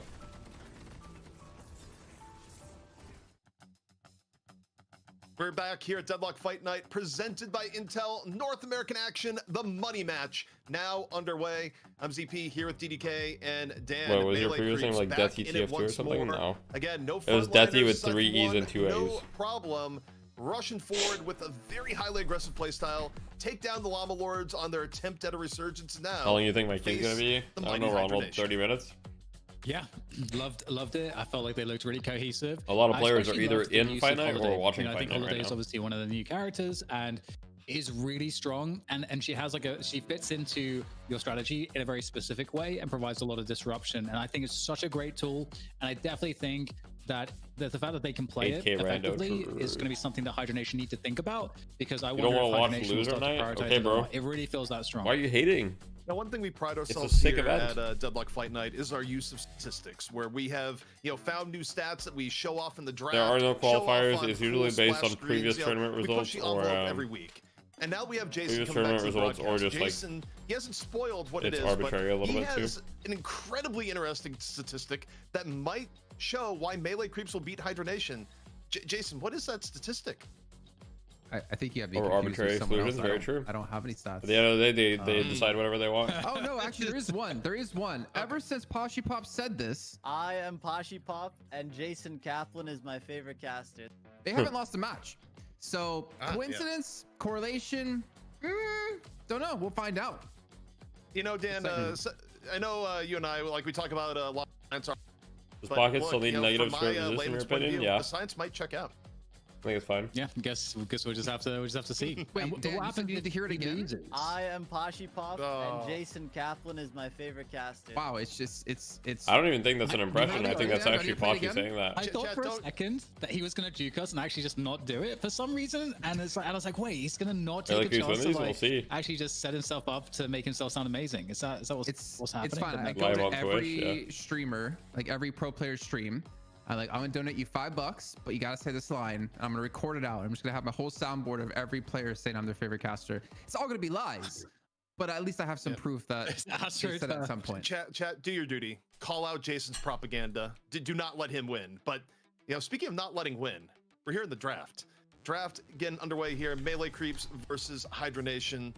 We'll see if Melee Creeps has anything cooked up for this draft in terms of how to play it, where the one thing we've kind of established here, Jason, over time between these two teams is that Hydra Nation is hard to ban out. They have enough versatility in their roster that, generally speaking, whether it be on Hydration or Lefa, they have a way of always getting carry heroes that will get ahead with good resource allocation. Where's my $5? They usually play the early to mid game pretty well to set that up. Aslan Headshots has nothing going for him in his live etc stream.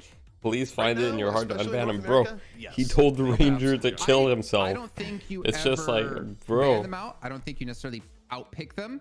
I think what you do is you have to outplay them. And one team, I think the only team we've ever seen do this is Melee Creeps. I really want to focus on like Saya and Hydration as the matchup between these two, because typically a lot of teams in NA will let Hydration just continue to farm up. He'll push some lanes. He'll continue to have his routes, and he'll never be pressured from an opponent in that lane to kind of stagnate or slow down that farm, where he eventually becomes this powerhouse, joins fights. All right, guys, I'll leave it up to chat. We're a democracy, okay? Unban Hassan Headshots. I was able to keep him in check. He actually was able to get a kill onto him in lane once the team started to group up, and it kind of prevented him from becoming this immovable object. Himself. The problem was that Lefa was still getting insanely strong on his Yamato. I don't know. And it made it very difficult for them to just fight a guy. in a 66 format. But I like seeing that. I like seeing teams looking into what right, they're guys. doing and trying to counter it in some sort of way. I wonder if we would get a holiday ban here, as sort of like, okay, you guys can't have Paradox. Okay, guys. And it looks like looks like he's not getting unbanned. In the previous draft, looks like he's not getting unbanned. Yeah, I mean, I think if you deny the holiday here, it's kind of both teams going, okay, well, we're not gonna let you get a key playmaking hero, and that is exactly where we're at. I mean, it makes sense. Again, you look at player hero pool. You look at how that might have been the most conclusive poll I've ever seen. 4 new heroes, all being dropped into deadlock, all at effectively the same time. He said it out of nowhere too. Yeah, it was so random. It was so random. Generally speaking, both heroes getting used for the same purpose, and it was so random. At the end of it, they're 2 heroes that can get you ahead in the early and mid game, and they can pull you back from behind. So it's no real question as to why they are high priority on first ban, first pick. But Vindicta, first pick. She may be dead in EU in more ways than just because she's a ghost, Jason, but she's back here in North America at the very least. Yeah, we've seen them have Vindicta played once for Melee Creeps, and they won that match. And obviously, it's a hero we don't necessarily see get through too often. How well it's going to work, I wish I had the ability to check, like, how successful have teams been playing Vindicta against Hydra Nation? Well, generally I could probably say like 0%, because they've only lost legitimately 2 maps out of their 12-week stint. But Hydra Nation is going to have some prepared for this. Bebop is still going to be open. Great Talon is still going to be open as well. We know Vegas plays a lot of Great Talon, so it's not necessarily like a guaranteed win just because they have Vindicta. But it is an interesting sign that they was able to get through, and that's where they wanted to throw their first pick into instead of like a Wraith. I think the thing with Vindicta too is that Vindicta, I don't know that you need to necessarily have a overreaction. First pick Wraith is interesting. I think it's pretty common. Out of that territory, because technically it's second pick, but I think this is quite common. After she gets, the 4K, 5K souls, when she gets level 3 assassinate on. All right, guys, Hassan Headshots remains banned. Assassinate, she kind of falls behind, so that snowball capacity, is not achieved, and that's when Vindicta is super dangerous. My bad, guys. That was my cursor. To mitigate that, then I think you're good to go against a Vindicta player. Now, the interesting thing to me, okay, Hydra Nation goes with Wraith Calco, which, makes sense as far as the meta we've seen so far. Which does have that ban appeal saying yes. I think Viscous will be in the No, next he already picks. requested that. He already requested an appeal. I denied it. Simply going to deny Hydration's arguable best hero. And I think generally speaking, Hydration hasn't had Warden get denied a whole lot in recent history. It's just been Hydration getting good farm, getting resources allocated to Unban him, appeal stream 1? Literally never, because I have 0 unban appeals. He was the only unban appeal I had. Here, Jason. And now you guys need to understand, I don't ban anyone. I literally don't ban anyone. In their next pick, I think you make Yamato your mid-round ban here, and you just get rid of the carry heroes that Hydra Nation is really relied on more than anyone else. Well, I'm gonna say I banned PayPal. That's true. I did also ban Hydration. He didn't appeal it. Played the most. He did not appeal it out of anyone in Deadlock Fight Night, E or NA. He's played 9 different heroes. So kind of outpicking him or taking away picks from him, for me, isn't that big of a deal, because I mean, even last week he played Dynamo, right, in the 3rd matchup against Melee Creeps. Yeah, PayPal did come in chat. Very deep pool. And then I banned his ass. Yamato, I mean, they played it 10 times for Hydra Nation. It's not necessarily their most picked. They have Paradox at 13, Infernus at 17, Wraith at 14, but it's definitely one of those heroes they want to secure for the player like Lefa. I like the Kelvin. We take another vote in a month from now? Because we saw maybe. Lord and M played, I believe, 2 times. So chat logs? Out of the PayPal 3 chat logs? last week. I'm just checking that really quick. Yeah, he played Viscous in one of them. And it's a very stable pick. It gives you a lot of like stability in the matches, in the long term, because you can heal up a lot in these fights and turn things around with Dome. What I'm kind of curious about is, will we maybe see like a player out of Hydra Nation because the Kelvin's been picked? Is it just me that feels like the shift ban is the last message that he typed is, not only does Lefa steal my Mirage build, he also stole my aimbot settings. I mean, a little bit. I mean, and then Warden banned. Would not be the worst of plays. I don't know if Melee Creeps is going to go for it, given the draft that we just saw, where they were definitely more willing to play. D-tier players on top. I'm different, he said, after winning Fight Night, I think. Like they were a team that was way more set up for picks, and they go for the Great Tom pick, which is targeted directly at Vegas. But now, Hydra Nation, what do they come in here? Oh man. Oh yeah, this was his explanation, by the way. This was his explanation for running Sharpshooter Hunter Zora. I think Viscous makes the most sense to grab, especially given the fact that they need more. It was the counter Lefa build.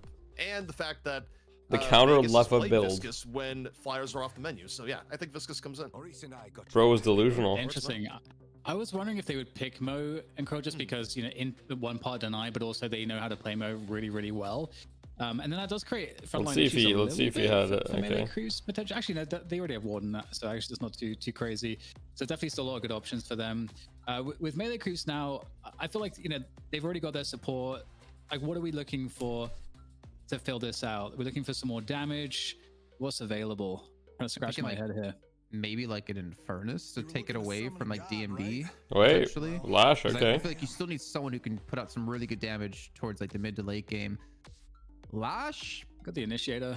I don't hate it. They couldn't get the Paradox. They couldn't get the Holiday. Getting the Lash. Did he ever play legit? Yeah, he did. Like 3 months ago. Here, what's probably gonna happen for Hydra Nation is that they'll put DMB on Wraith, and then when he played legit, he was a Phantom player. Lefa on Yamato. Make of that what you will. Just based on how they've drafted in the past. Obviously, every week is different. You can't let them have Yamato. Hydra Nation, that is, surely. Well, I think that's gonna happen because they go Abrams. Probably the most one of the more feast or famine heroes in the game, where if Abrams gets behind, it's never a good time. No, well, it was Melee Creeps last week who had that really sick. Well, what did I just do? Oh shit, we're on the average, Jonas. Oh. Charge, obviously.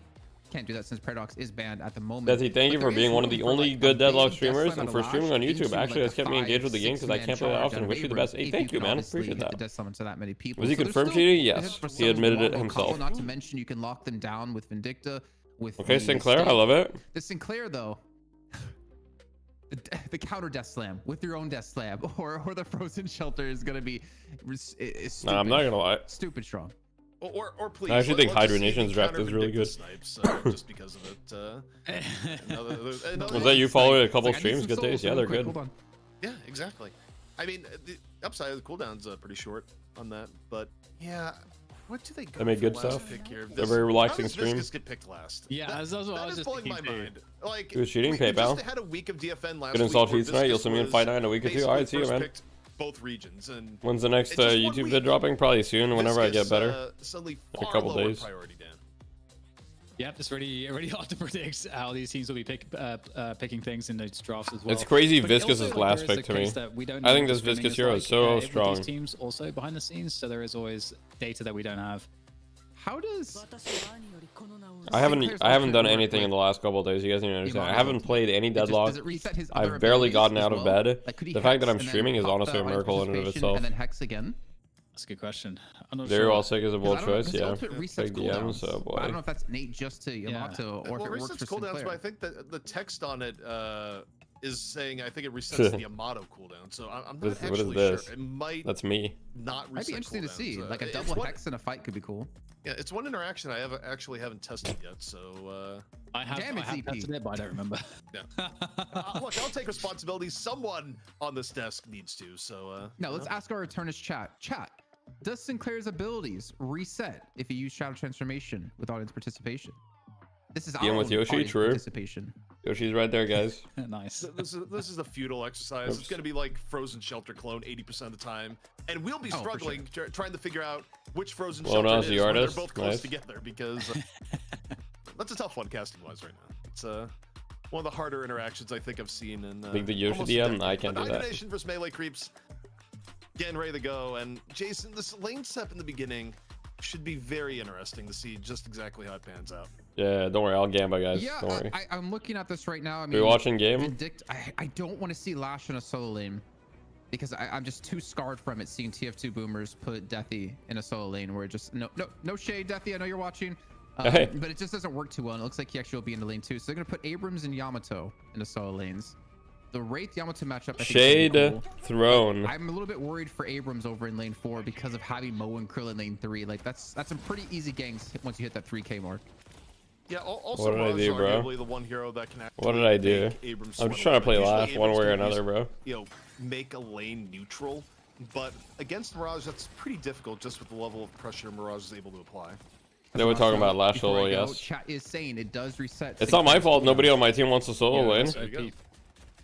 Sinclair's It's really not my good, fault man. nobody on my team wants to solo I lane. feel like he was good before, but now he's very, very. Well, Sinclair's just in the style of hero that okay, obviously there's been changes this week, but in general, it's a very high skill cap hero, and if the hero is remotely balanced, you're not going to see people. I mean, I just understand raid nobody wants to Sinclair solo lane, but immediately. somebody's got to It's do gonna be it. like Pocket, where people weren't doing ridiculous Pocket stuff in May of 2024. It took a longer period of time for Ido levels of mastery to come about. Yeah, they're doing makes a little sense. lane swap. Especially with all the movement tech that had yet to be discovered. Oh yeah. Oh, this is a way better Vindicta lane. Jumping in the beginning. Like wall jumping was Hey, a no later crow. addition, even though Oh, it's right. so vital to the game now. I wasn't cool enough to know the game existed back then. Do you think Deadlock would be better at 3 lanes all 2v2? Alrighty. Um, Magnificent Sinclair. Honestly, What about maybe. Vegas, by the way? I thought Vegas might have been on the Viscous, but Lord NM's hero pool does play a lot of Viscous. So Notice it how they kinda didn't say makes sense that Deathy's there's a master shift up here, pocket? and you don't have Wait, Vegas true. playing the Viscous, even though he used to be Fuck. one of the main Viscous players for Hibernation. So I'm just getting owned left and right, bro. yeah, the domino effect of new. I'm just getting owned team left and right, bro. continues on, Dan. It's actually over for Certainly me. does. So far, it's been working out for Hibernation. Guys, if you think that this slander is unjustified, and it is please another drop a sign Twitch for Prime or Hibernation consider to following the defend stream their, or supporting the their stream however just you pristine want. title.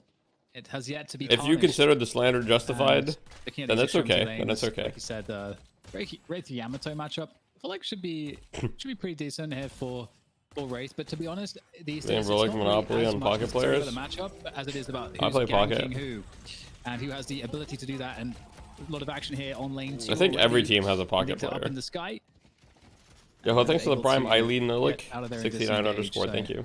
I thought something was going to happen. You do to not CP, consider it but nothing justified? really did. Okay. I think the two you got barometers no of money, melee that's creeps fair. having a chance in this match that you really have That's to pay fair. close attention to. It has to be AVG and low main. You think Holiday's a AVG good solo because laner? Anytime you see I think Abrams she's get probably wiped, best in Abrams duo, is but I think either she's good in the duo. thick of things and having a Good good solo, game, sorry. which killing DMB Who plays pocket on definitely Hydra? adds on to Vegas? that. Great early pickoff for AVG. Or you're a broke Abrams and you just kind of exist, but you're not that terrifying. But an Abrams that gets farmed, very different from an Abrams that falls behind. Probably more so than most of the heroes in the game. Yeah, that's a great point. And with the Vindicta too, it's like, how well can you snowball this or not? It's very snowballing. You get those assassinates. And I always forget what the level 3 assassinate requires souls wise, even though I've played Vindicta so many times. But it's around like 4 to 5k or something. Fishcake, I don't you. Right? Yeah, but that's the problem, Yams. Yams, tell me this. Why do you guys never give LeBron the ball? Why is Fishcake never on Lash? Can we talk about that? The quick do you guys just hate in Fishcake? favor of melee creeps on the left and DMB too, no less. You know, usually left is the other way around. It's 2v, we're just gonna have to look for a scout replacement. Left taking the 1v2s. Yeah. We picked up Ranger.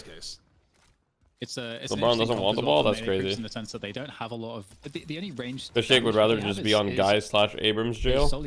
Wait, Flick's on Mo. Wait, I just noticed that. Yo, thanks Francis for the prime. And they I think should have a lot of potential to have very strong. Isn't Fishcake the analytic? I don't really think that they're comparable in any way. They didn't even play the same heroes. And using Lash as an initiator. So the I guess they both play Abrams. Just makes a lot of sense just on the basics.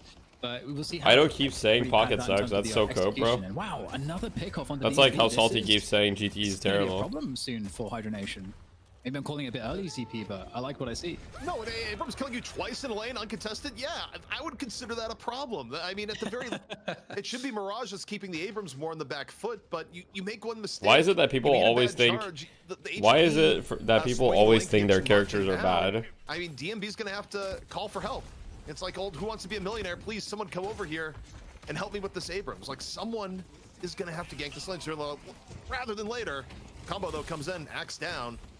Hydronation looks to get up ground on lane 3. Great dive, and that's a lot of tower damage as well. But yeah, a good point. Yeah. And almost Got two quit? Yeah, kills he did. behind at this stage of the game is DMB to AVG, so that's pretty sizable. For sure, and there's a death slam. It's gonna catch one. Last ult on one. No tower to throw him into though, but there is some assistance here. There's no escape into the dome. You go. Vegas goes down, and that's Vegas. It's buried deep underground. And melee creeps. You don't experience the weaknesses of characters you don't play. True. Other advantage you have of picking Kelvin early in the draft and then picking Lash late in the draft is that one of the more annoying ultimates to go against. Oh my goodness, Lefa. Following the Yamato. Lefa goes down. Oh my. What in the world was that? Wait, Posse Bob with the masterclass actually. Just walks over, parries in motion. Surely not. Surely there's not. Oh my god. Here. Lord NM running for his. You know, I was about to make a point, but that was poetry in motion from Pashi Pop. Wow. Yeah, everything going right now for melee creeps. AVG crushing it on Abrams, Pashi Pop having a good time of it on the Yamato. All things you don't want to hear if you're Hydronation.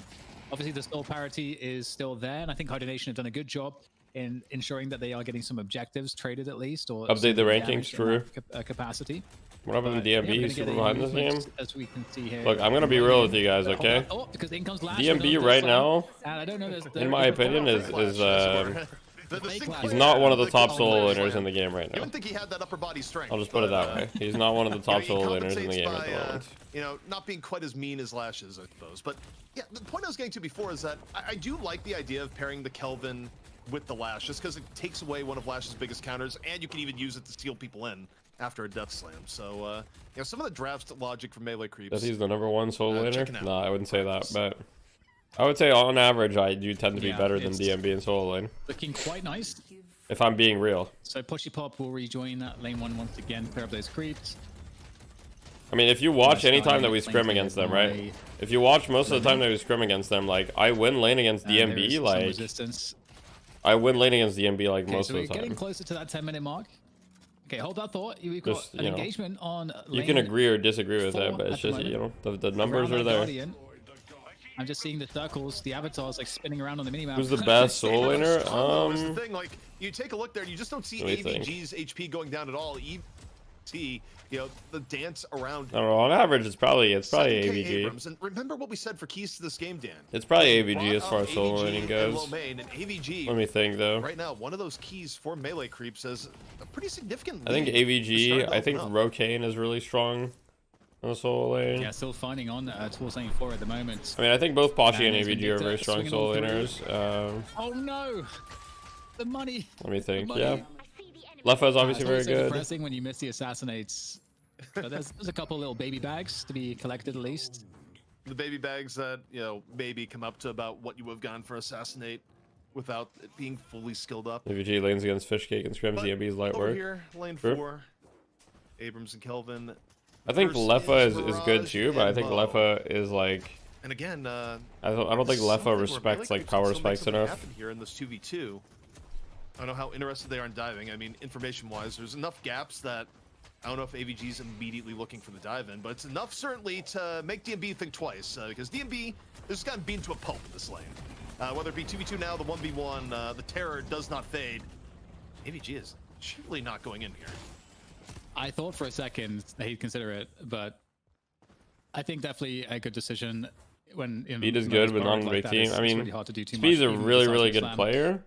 But since he hasn't played in a tournament or whatever, it's very different. He's a bit too deep. Will there be a punish? There is a pursuit, hot pursuit here from melee creeps, looking to see if they can Leffa has the best mechanics. Leffa has the best aim. We're gonna get the death slam. But aim only matters so much, you know.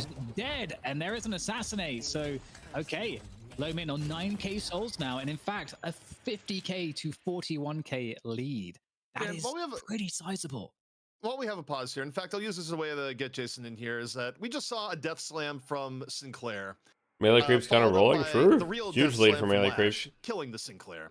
Who's the best movement? In canon would be send some unkind. I think in the past I would have said Ido. It might still be Ido. Do some rope wrestling. I think there'd be some definite teabagging in there if I was Lash trying to use my own abilities against me. No one does that but myself. Yeah, you see Vegas go in. Speed helps Merc's team, really interesting. Utilizing that audience participation. I even saw people in chat saying like, "Wow, that was a quick refresh on Frozen Shelter." Thing is, I don't really expect the audience participation to really movement's really good too. In like in the mid game, I would say. I feel like that. I wouldn't expect Speed to help Merc's team. Super strong late game, and Vegas. I mean, he's kind of a specialist for hydronation, is he not? I mean, he's more of like the flyer specialist, like we talk about with like Vindicta and Great. I think Fish Geek still plays matchmaking. He probably plays on all, to be honest. I mean, I'm really interested to see what he does as a specialist player for them. Yeah, especially because it's a little bit more in the support end here. If you had asked me, I would have expected Lord NM, but Lord NM has many games of Viscostan, and sometimes a hero comfortability outweighs all. Yep.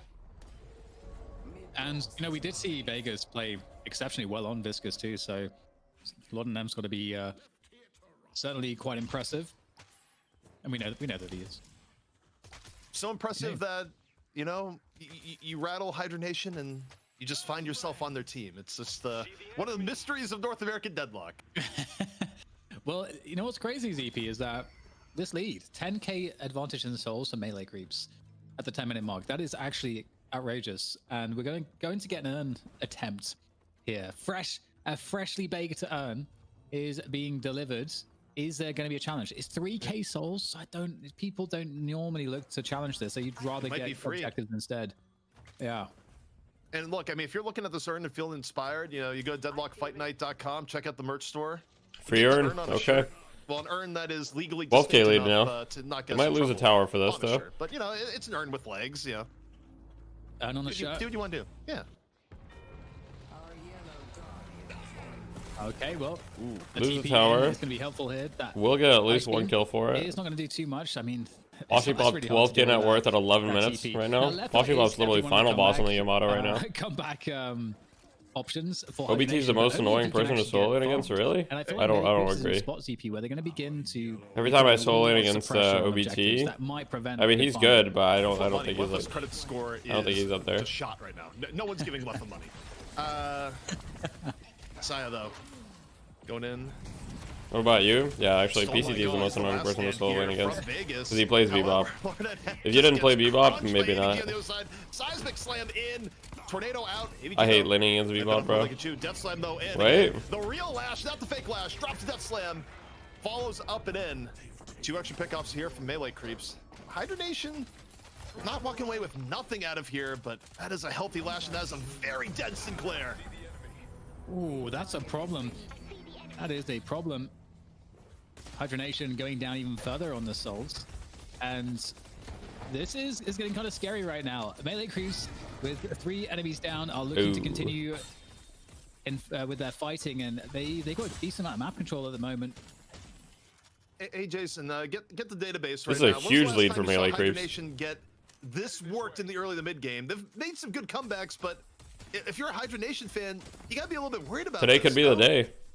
All right, well, I'm thinking back to a week or two ago, probably 2 weeks, and a certain team named Llama Lords We're starting to smack them up. I mean, I can't even be too serious about that. My database doesn't go that deep into this one. But the last legitimate time we've seen them be this far behind, probably never. But if you're talking about non-legitimate matches, everyone seems always win. If you're talking about things involving a payment service, you still don't think this Magician hero is good, by the way? You need really high tempo? I don't know. For you, but, I need to play it. I don't really have an opinion yet. Much. Melee creeps. Right now, looking to threaten lane number 2. You see Hydronation right now a little bit split. You got the 2-on-3 going on in lane 4. Lane 4, the place to be, perhaps. You see Lash running, AVG, low HP. And they get the Guardian, but do not chase for that extra little bit of bloodlust, Dan. Yeah, and they had to split off some players too, because Leffa was pushing lane 1, so a couple players... All right, 16k lead for melee creeps. Poshy Pop on the Yamato went over to try to prevent any shenanigans. And at this point, you know, that's smart from Hydronation. You do have to try to present a series of threats on the map all at once, so you create a world where melee creeps can't just easily gang up and... BCT, did you tell melee creeps how to win this game? Did you tell them what to do before the game? Having a party here on lane 3, looking to go and fight. Melee creeps actually outnumbered to begin with, but in comes the Vindicta to assist. Yeah, also the Vindicta is just stacked up bag upon bag. 17k right now. Low main, you talk about income allocation going up there. Poshy Pop. You told them to beat him up. True. Valid. The people who need farm on melee. They're going mid here probably. Farm, and with 2 kills near the middle, this could just be mid boss. They're dropping on down. Let the mid boss begin. Okay, let's see. Will they trade anything for this? I don't really think that they're going to be able to trade anything. Cartoon! Thank you for the raid. Much appreciated. Vamos, melee creeps. Did I pronounce that well? Did I pronounce that well? Converting advantage. I'm sure I pronounced it perfectly. I mean, come on. Time where maybe you feel like there'd be some respite on some part of the map to farm, you've got D&D going down again, getting picked off by Poshy Pop. I kind of want to go back to like a... Does Hydration seem to know this is a match? Oh, shit. Right now, if you're looking for lifelines out of what is a very tough situation for Hydronation, and you look at Leffa as a... Guys, I took Spanish classes in high school. Do you expect Leffa to do anything other than fold like tissue paper as soon as Poshy Pop is within 50 meters? I can say, yo hablo español un poquito. Yeah, that's the situation Hydronation is in right now. Their important players cannot... Yo soy canadiense. So what's going to be some basic dive. Yeah, I don't know much. One of the dangers of Yamato, because Yamato is like... I'm not ashamed. Damage is like crazy to deal French with. is pretty close to Spanish. It's quite easy to learn. Engagement here towards this lane 3, these lane 3 objectives. Hydronation having to try to defend as they run the urn at the same time. Bilingual AF. I mean, I'm bilingual in the sense that I speak French and English. Donde está la biblioteca? True. Continuing here on the Walker, the alchemical fire down on the ground as well. People in Brazil speak Portuguese. Yeah, I don't speak Portuguese. My bad, guys. My bad. And everything to try to keep this Walker up, but it is going to get taken out here, ZP, and in comes the charge. You guys had Spanish in high school? Yeah, we had Spanish and English. As a Spanish speaker, learning French is terrible, really. Oh, the overall damage. Oh, melee creeps are just fucking rolling over, though. This is kind of looking like GG.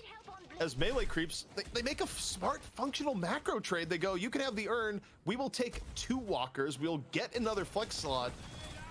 And now, I mean, for Hydronation, you just wonder, where is the exit right now? Where is the off-ramp from a situation that just gets worse and worse, Dan? Well, the problem is that Loman has 23k souls, and right behind Loman is Poshy Pop on the Yamato with 22k. So that, you know, I know that you like to talk about the... Yeah, Poshy Pop's ultra rich. Yeah, so is Loman. That territory right now. I don't know what they can do about this. Trying to defend again, but they're just going to get annihilated. Just a full run of the map here for melee creeps. And honestly, this is... If this just keeps going as it has been going, ZP, this is going to be the most textbook victory, like non-showing of Hydronation I think we've ever seen in a map of Deadlock. Well, think about why that happened, though. To the solo lanes, DMB got absolutely crunched by AVG in lane. Leffa, who normally can deal with lanes where there's 1v2 pressure and survive, also had a very tough beginning. So Leffa and DMB just ended up starved in the mid game, and meanwhile, AVG was able to roam. Low main has been able to get enormous value off Assassinate. I mean, the issue with Deadlock... Flick is on Mo, Lords on Viscous? Yeah, I don't know. They did kind of troll the draft a little bit. Putting Flick on Mo is just like, what are we doing here? Especially with the comp that Hydronation is running where, you know, yes, they have combo, but You know, you're not running something like a Paradox or a Holiday that can more outright. The game looks over. Yeah, it looks pretty over. Yep, and it's just horrible because your entire jungle is getting absolutely farmed by your opponents. So the map is just bare for you. You got nothing. There's nothing here. You've been evicted, essentially, at this point. No rights to anything. Jason, we've been sitting here running the equations. You know, again, you, Mr. Statman, but just, you know, raw numbers in and of itself. This is an over 30K lead with the economy on the right people, including Yamato and Vindicta. How does Hydra Nation pull a rabbit out of their hat? I mean, aside from asking Sinclair, which might be on his. What does Slick normally play? Usually Paradox for Holiday. If you're Hydra Nation, you quickly send me a sound clip of you saying that I am so and so, and Jason Cap is my favorite commentator. No, I honestly, I don't really care how far Hydra Nation are behind. I still think they will always have a chance. Previous week, I'm pretty sure that Hydra Nation won first game, lost the second game. Get towards like the macro they want to play in this match. They can. 30K lead. I mean, I feel like it's so hard. Audience participation out of Vegas. If it was 30K lead, it's so hard. Changer. Now I understand like Lefa is really far behind. You have low main so far ahead, as well as Poshu Pop. But there's still, to me, always is that world of a comeback because of the powerful ultimates that melee creeps have. Yo, thanks to the tier 1. 4 months. Thank you, Snitch. Report for you after, 4 months is crazy. Thank you. What are most teams drafting a magician for? What does he do better than other heroes? I think his assistant is like the main reason. His assistant is like insane. He has really great damage output, and his hex is like having an AoE hex is crazy. The ult is kind of like the cherry on top. It's out of stock for like 6 weeks after that. That's all I know. I mean, his dual lane is crazy. True. So it is fair. I honestly think he's probably good as a solo lane. True. What do you got? Well, what is the lead he has like Ember Fire Remnant. Yeah, he does. Well, you know, I like what Jason was saying. You know, Sinclair can steal an ult, but it's just has to like steal an ult of like one of 6 potential players. He is Ember Spirit. Range somehow to like I don't know. It's like it's definitely going to be a challenge. And you feel like you never see good players go for golden statues at times where I would. Looking to just, I mean, they full map control and. Yodi, melee creeps has a 40K lead in map game 1 right now, 20 minutes in, so it looks like they're going to win this one. As far as the golden statues thing, well, the thing is. The thing about the golden statues is like things at a high level are all about efficiency. You'll only go for the golden statues if you can afford the time. A lot of the time you're doing other things though. Poshu's just going in, bro. He doesn't care. Mirage tries the tornado away, is just getting sliced to ribbons. Axe with the quick kill, knockdown in and Lord's dead. Gooball or no, the assassinate pierces on through, and it's just devastating. And also you got this guy, the original Who's the person you're the closest with in NA that isn't on your team? Bringing in a hot urn to the tournament. Yeah. The assassinate does so much damage at this point. Probably the melee creeps people in general, yeah. No, please. At least there's no ground strike follow-ups. That's something, I suppose. But Hydra Nation, I mean, there's almost nobody left. 4 of them. Just all they can do is just Yoshi, true. Watch on as what happened to Quig left. It's like watching an old wrestling performance where someone who's just in a submission hold and they can't get out. I'm starting to struggle to think of the last time Hydra Nation was able to get a kill here, let alone the last time Hydra Nation was down nearly 50K. I don't think that's happened. But what I'll tell you is that mid-boss is going to be coming up fairly soon here. And even if Hydra Nation gets the miracle steal of their lives, like Lord NM gets in there, lands a good puddle punch, they get enough disruption for mid-boss, they have to do that in about like 7 other miracle plays here, Dan. That is how grim. Yeah, I'm Vindicta are getting banned next game. Try not. Best of 3 money match. We'll see though. Map 1. I'm ready for it. I'm ready for it. Because they got to do it. They like have to go for it. So here we go. Mid-boss. I mean, they basically faked them out a little bit. They drew them in to the outskirts of this mid structure so that they could try to force the fight here, but just teasing that mid boss, forcing Hydra Nation to come out to these positions. But Hydra Nation, they know what's up here, CP. They're backing off, they're disengaging, they're smart. I mean, melee creeps could just type boo in chat and Hydra Nation would back off right now, and that would be the statistically good play. That is how badly they're stat checked right now. And I know people might be listening, is like, well, how many times can you repeat this? It's like, well, I don't know. This is tough. This is game 1, yeah, it is. Did he quit the game? Yeah, quit the game. Isolation, but step number 1, can Hydra Nation get the steal? They're going in. Oh my god, they actually got the steal. They actually got the steal. That was such a choke. That was such a choke. Gets the steal, I mean, they're still gonna get wiped, but they even get a kill on the axe. This is step 1 from Hydronation. Oh, that was such a choke. Average trolled. Yeah, he missed the timing. It's all actually, good. That for 3 of them to still be up, that's actually kind of a good result. A steal and 3 of them to be up. I'm actually impressed. That's okay. The advantage is still pretty huge. It's not. I mean, if they lose this game, that would actually be such a heartbreaker. Like a recovery from like 40, I'm dead on Desi's gun Abrams. I haven't played Abrams in a bit. Mistakes were definitely being made for that to be possible, but I'm not even sure if that was right. The game you're thinking of, I feel like that might have been melee like creeps versus Llama Lords, and melee creeps went for mid boss 3 times. It got stolen twice by Llama Lords, and then Llama Lords went on to beat Hydronation in the very legitimate finals. Yes. You know what? That was the finals. That occurred. Yeah, it will help them drag the game out for sure, but they're still down 50k. So Hydronation, they stay alive for now.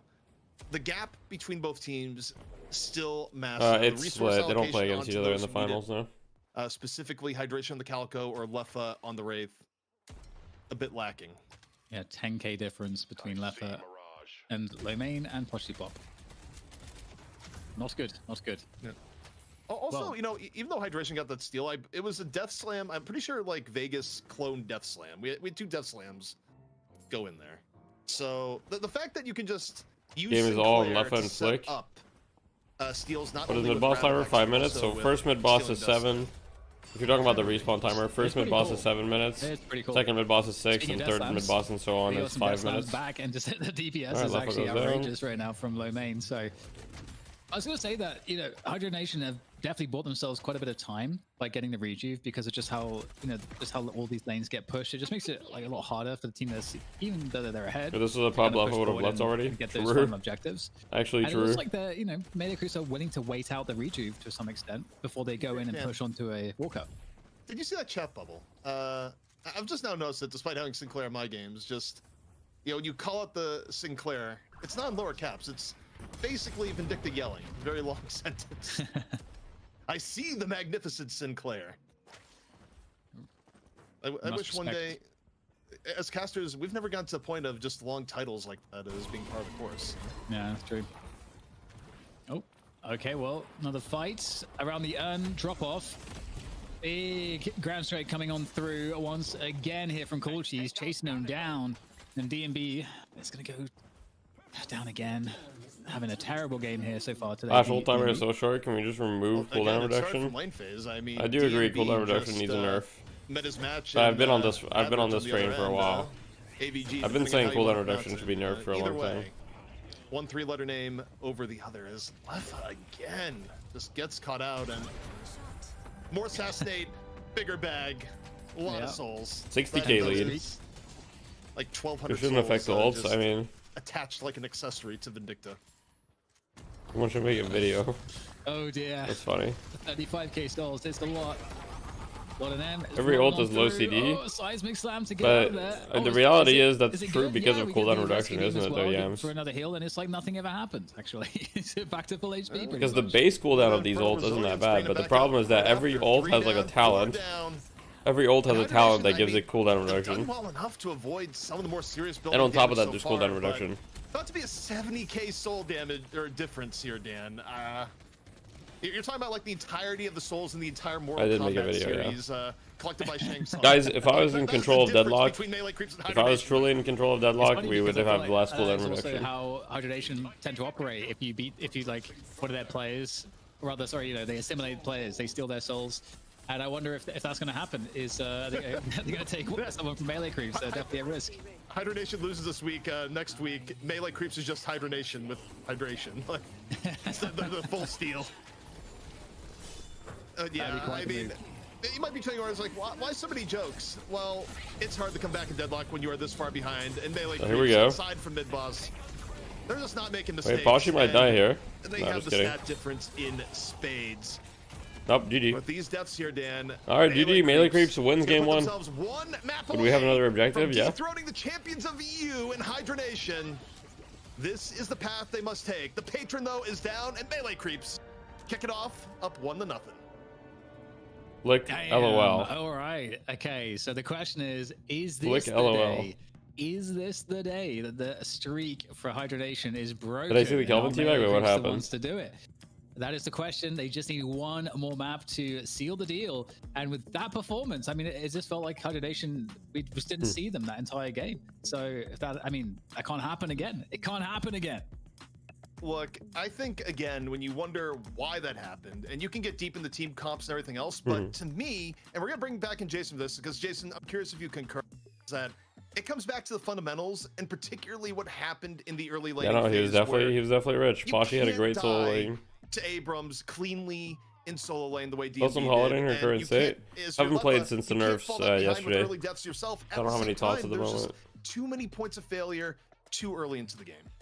I honestly thought you were setting me up for the sound clip again from Pasha. All right, guys, I'm gonna pay out the prediction. The fact is, 67% voted hydration, and yet won't lose lane or DMB won't lose lane, but we never see them both lose lane. That's like the really crazy part, to see both of them lose lane. I think I said this before with melee creeps in prior weeks, that if you want to be able to beat hydration, you have to be able to handle Leffa and DMB. More so Leffa, because he is more of that playmaker for the team. DMB more of the split pusher, looking for objective damage while his team fights. So really cool to see them be able to pull that off, especially in Boomers didn't play today. No, I'd say one of those lane matches was a lot more difficult than the other. Plus 76k. But for them to kind of do that, and then them to start to group, start to push down objectives and really prevent hydration from bouncing back into the game. I think one really interesting factor is that you saw Leffa, he was actually the one pushing objectives down, which is something we don't normally see out of him. Normally he's with the team and he's making these plays where DMB is the one to do so. But Leffa on the Wraith, I feel like just didn't ever get ahead enough or equal enough in farm to melee creeps for him to afford to be in these fights. I feel like it was almost too easy to get to him with the lineup that melee creeps had. Yeah, that parry is kind of insane. Definitely very troublesome. We see this, you know, if you're a team and you do a really good job on that early pressure game, it just can snowball really heavily. And the thing is, because we had both AVG and Poshipop doing really well, and then you add in just cool cheese that could come in with death slams, and then all behind this, low main is able to just farm the assassinates. That's really difficult to deal with. The fact that the Vindicta has so much pressure to be like, all that pressure is created that allows Vindicta to just be able to farm safely. So everyone's getting ahead. Everyone's getting ahead. And what's so great off of that is the fact that if you talk about like resource management and who you're feeding souls over to, you don't have to feed as many souls over to low main because he's getting his off assassinations, which means Poshipop can pick up more, Saya or whoever else, maybe AVG can get more souls as well when it comes to these lanes. Man, that mid boss is so tragic. Extra resource. They're definitely gonna ban Vindicta, yeah, probably. Game for everyone else because you have a Vindicta. You know who else is getting ahead, by the way, Dan? When you look at our Twitch channel and you look at the channel point wagers that have been going on, a lot of people lost the house on hydration in that last map. Like, bankruptcies have occurred.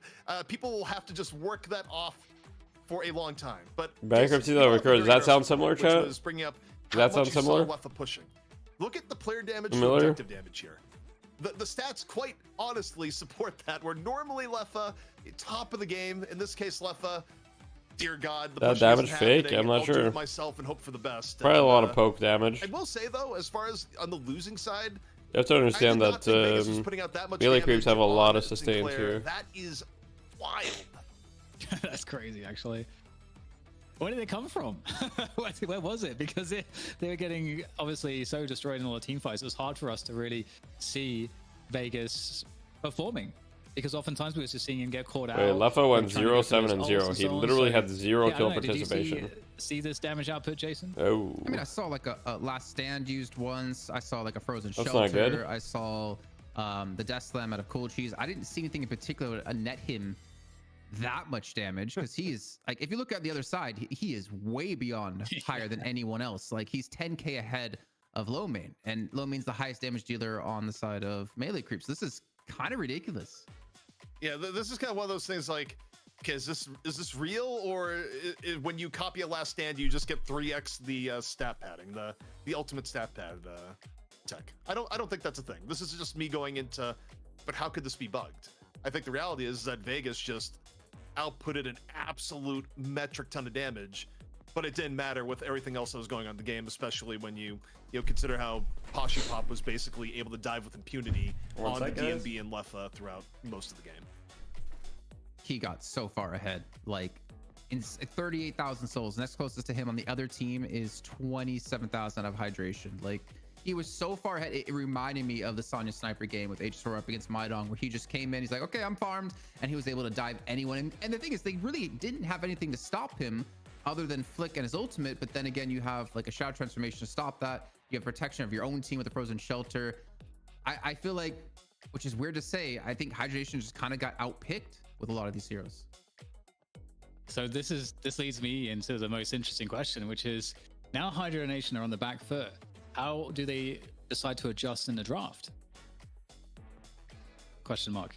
I mean, well, I'm assuming we're going to see pretty similar bans, but the thing is, they can start with the bans this time, which means they'll get a first pick. So they could let Paradox through and force melee creeps to ban Paradox, and they can get Holiday, or obviously a couple of other different heroes in here. Like, all right, guys, I got the goat flavor.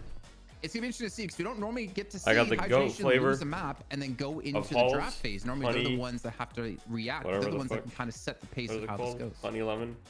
Well, Hydra Nation finding themselves with heads lopped off on the edge in once more, yet history that they're not so easily slain. Will melee creeps be the one to finally do it?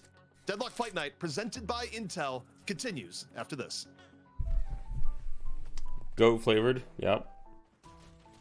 We're just gonna see the clip of Pasha just mogging Lord at him again.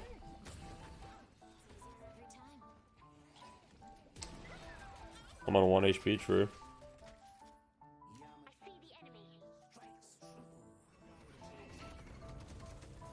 Betsy, how to deal with dozens of damage like Lesh dealing? What?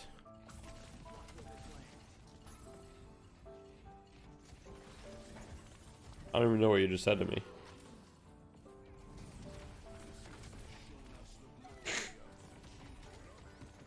He actually didn't hit the double parry, by the way. He didn't parry the punch.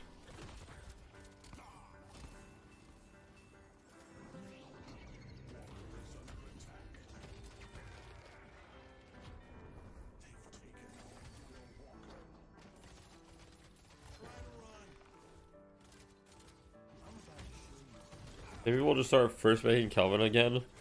Yeah, we're pretty much there at NA, I think.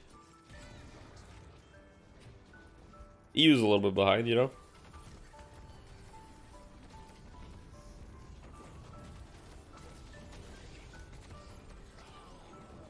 How to deal with dozens of damage like Lesh dealing. Okay, dude.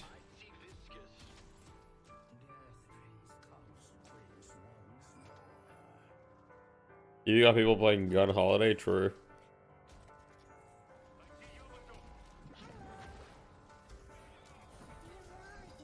I'm pretty sure EU just refuses to play good builds.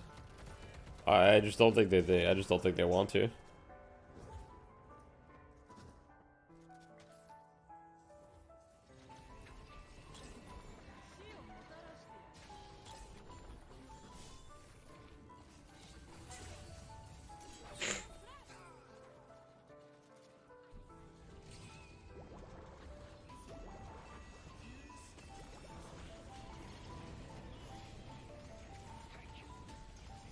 I mean, E-Shift and Fortitude are good items. I think Fortitude's good. I mean, it's 400 HP for the cost. It's quite good. Oh, man.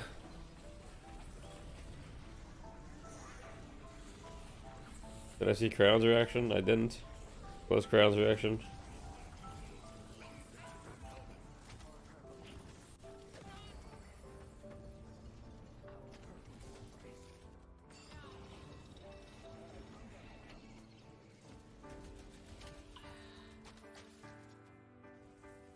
Do you know when you'll be in Fight Night next?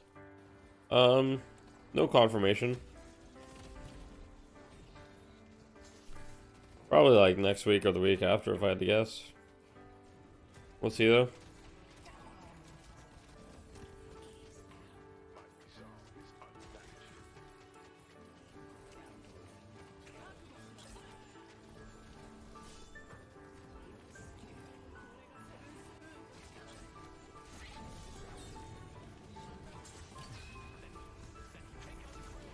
Can you post a link? All right, let me permit you 1 sec. All right, you can post a link now. Wait, actually, you can't. Sorry, 1 sec. Yeah, now you should be able to.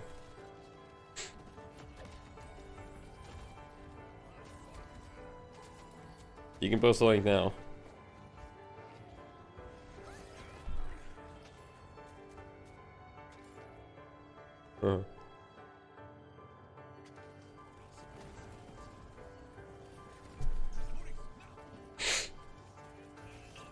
Group.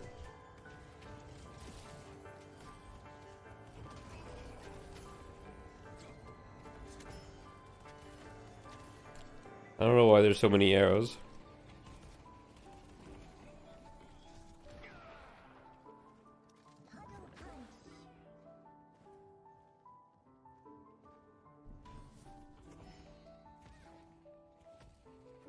You ever just wish Abrams will glow up all over you? Can't say I do.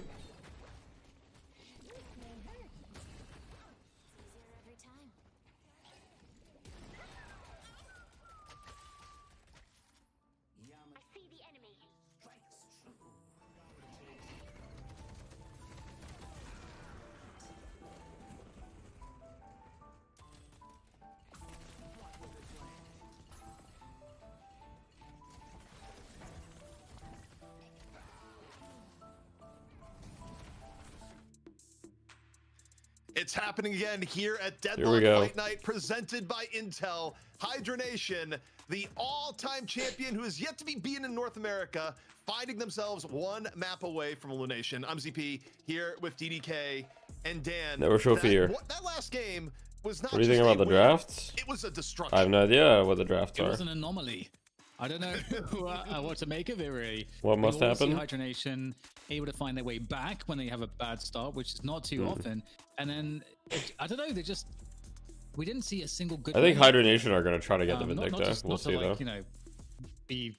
I'll gamble after the draft. There wasn't like I'm the face of Deadlock. We need me in Fight Night. Don't worry, guys. I'll be back in Fight Night. Like, it's really a good engagement or a good exchange of value. They were just behind the whole time. And usually, you're in a shack on 144p down. Kind of drama back Hope you're having a good time. That was the most open and closed book Deadlock. I'm off to bed. Have a good night. Get better. Thank you. Have a good night. You talk about anomalies, and Thanks that feels like, you know, we need to bring Mitch back in here because if nothing else, that would describe his. I think it's time to change the world. Last, like 6 years, an anomaly. In fashion. Might be. Mitch. Where's Mitch? Andrew. There he is. He's come back. It does look like it would make like a really good rug. Or like curtains. What do you mean? This is like it. I think you guys. Oh, come on, man. Like, bro, I have to have something to fucking do in my spare time, and that's just decide what ridiculous shirt I'm gonna wear for my broadcast. You know what I mean, I do love it. I wish I could actually twin with you. Peek behind the curtain. So, like, the people that, you know, pay for esports broadcasts are not paying for wardrobe anymore. So this is like 5 years old. My whole wardrobe. Anymore? When did they do that? But I mean, okay, you're on CS though. Like, you know what I mean? Like, you got paid, you got a lot of gigs, got paid good rate, but they didn't do that shit. In Overwatch world, they like pay for wardrobe and stuff. So I have a wardrobe, but they've stopped doing that entirely. So it's all 5 years old. I know got banned on Twitch because he restreamed something. It looks like mega repetitive because I was big in Brawlhalla Blacklisted from Fight Night. I believe it's because Fight Night doesn't want to take the heat with OBT. Mitch, something new every week. You know what helped though? I just thought. Why is Salty banned? Salty's not banned. Deadlockfightnight.com. Wait, check out 2 months? Or what do you mean 2 months? Get yourself some. Wait, it's a 2 month ban? Like everything on screen here. The 2 month ban for Ido? Really?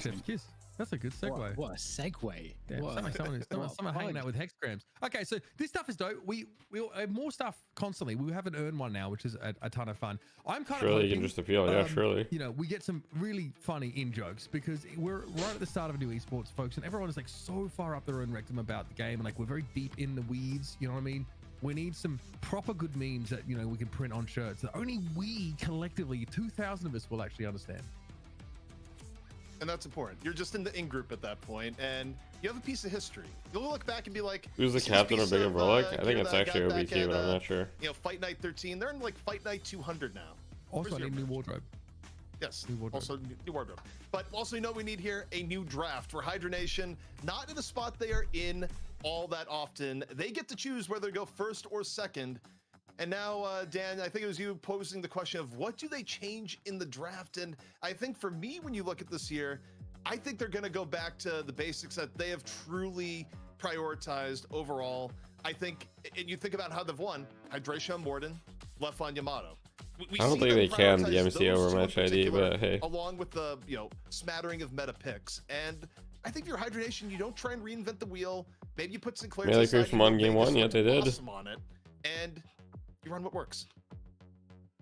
Yeah, and I feel like so Melee Creeps did a great job at disruption in the early game. I feel like that really has felt like a theme of today, is because we've seen so many good examples of it opening up in EU with Holiday, and we're seeing also teams, being quite aware of that dynamic too. So I think it was Listic in EU that also showed us how you can do that with Calico, and I don't think that we've seen that in NA yet to that extent. So I'm wondering who's going to win the disruption game. I feel like that is obviously in part how Hydronation got behind, because they did lose the early game like pretty significantly, and they couldn't pull their way back after that because Melee kept putting the pressure on once they got that edge. So that's what I'm going to be looking towards in terms of these bans. You mentioned, CP, that the Paradox might get left open. It's a possibility in regards to this. I mean, for Hydronation, I also think if you look at the last game, you probably take away things like that were clearly causing you all sorts of pain. And again, you can make those things your strength, right? Like Yamato, for example, with Pashi. Well, they banned Kelvin. Absolutely crushing you. At the very minimum, you want to set this up so you get that. But also, they take out Kelvin immediately, which you think about, a lot of good frozen shelters, but a first ban Kelvin, what is this, back in the era where Rejuvenator didn't get stopped by frozen shelter? You gotta go that far back. I mean, it is odd to see, I think, a first ban. Is Deadlock finally allowed to make merge for Deadlock? So we see them I think sorta. here. I think their merge has to be legally distinct. Certain heroes open and force a ban from Melee Creeps, so they do end up, leaving the Paradox open here because Melee Creeps are forced, because they're second pick, right? They're forced to ban something they're afraid of. They're the ones that have to hedge, whereas Hydronation don't care. They get a power pick because they're first pick. They don't want to take them out of rotation. All right, guys. Otherwise, Let's move on from that. Paradox? From the Calc and OBT stuff. Or do they pick the Vindicta? Instead, let's channel our energy into Melee Creeps. Things you're thinking about as to what went wrong for them previously. So right now, so they can take down Hydronation. So they get Paradox. So do we get a repeat Vindicta opener? I think. Yeah, I mean, I think if you look back at how last game went, I think you absolutely come back in and grab the Vindicta. Why would you change it right now? I don't think there's any reason why you change that up. I do wonder what you go along with it, though, in the sense that I don't know if you pick the Lash, now you don't have the Kelvin to sort of protect and help make your death slams even better in this instance. I don't know if they go Lash later in the draft, but early on, Vindicta, yeah, they go for that. Okay. So, obviously, Paradox gives you a little bit more to deal with the Vindicta, excuse me. If we go back to the last map, there was nothing that really hard neutralizes the Vindicta, right? There was the Mo and Krill, but you've got to get her down to the earth first, you know what I mean? And I'm not suggesting you go as far as picking Bebop to do that, but there are ways. You can swap her down to lower ground as well and let her get jumped on. That's also an option. Surely they Wraith here too. I feel like you don't give Wraith up unless you disrespect Lefa and DMB on it that much. Okay, they go Holiday. Yeah. Well, I think Holiday got banned last time too, right? Yes. Because Holiday wasn't picked, so yeah, they got banned. They got banned. Yeah, it was Holiday Paradox are banned, so all right. Way better play. Vindicta Holiday. And this is Flick on Paradox, so Flick's not on Moan Quill. Took a non-ban in the first round. Obviously, they probably did. Like you, ideally, would probably want to ban Calvin for the second round, unless your opponent takes them too early, which sometimes leaves. Amber takes Mirage Viscous. So, I think Amber is going to take Wraith. Wanted to unleash both of these and someone else. Maybe Wraith Mirage. They might do Wraith Mirage. So virtually, these teams, the nucleus of these two drafts is pretty similar. You've got a playmaker that can create peak potential. You've got obviously a carry that can run away with the game. Do Hydronation have an explicit counter to Vindicta? An answer? No, but kind of build into that the next 4 picks. I think Paradox begins. I just think they Mirage here. I think they run it back and they go, look, that was an aberration. We don't normally lose lane that hard. I think it's going to be the exact same thing. DMB and Mirage. And, okay, they get the Great Talon. Okay. Because Great Talon got banned in the middle of the last draft. So this is more of a Vegas. We're going to give you your bread and butter. I think this is helpful because I think with Hydronation, like, yeah, they got Wraith last time, but the problem was is that they couldn't get the Wraith on. Guys, are we gonna win? All right, guys. With the pressure game. Can we give it up for low main? Opening already suggests we're likely to see. Can we get low main? Can we at low main with whatever 7 TV emotes we think represents him best? With the power shot, because it's very, very I'll start. Early on. I'll start with the 7 TV emote that I think represents him best. Early game tension that we might see. So that's what I'm thinking. If I'm Hydronation, I'm thinking, how do we get out of that? How do we deal with that early game and not just lose all of our space on the map? So Calico, Viscous, yeah, you guys are all glorping ass. Pretty important, I think, right now going into this ban and next pick sort of rotation, especially with Warden off the field. I don't think like Lash is going to be prioritized here, but these next bans, are we dealing with strong solo laners here? Does Geist actually factor in this particular draft? The Mo and Krill gets banned. I mean, I think you would see Geist get play. I mean, it's a little bit weird that because I don't think Geist was banned or picked in the last game. Yeah, so that was kind of an aberration in and of itself. But this ban right here for your Hydronation, in terms of what's coming up, I think you either ban the Yamato or you pick it. But I think does Melee Creeps get the first pick out of this? If they don't, then you leave it alone as Hydronation, you pick Yamato. If you don't have first pick, yeah, I think they have to ban Yamato. Okay, good. I don't think they want to deal with Pashi Pop on the Yamato again. That was a non-starter and a huge problem for both Lefa and DMB staying alive into the mid game.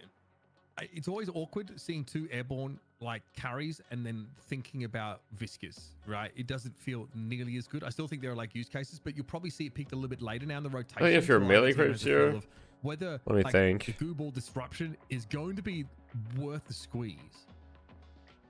I think you pick Lash here now. It is weird how we've seen Viscous get I don't know. So Calico. late, Calico's fine. Coming in. So I said Yamato, Calico, and Viscous were the 3 to watch here.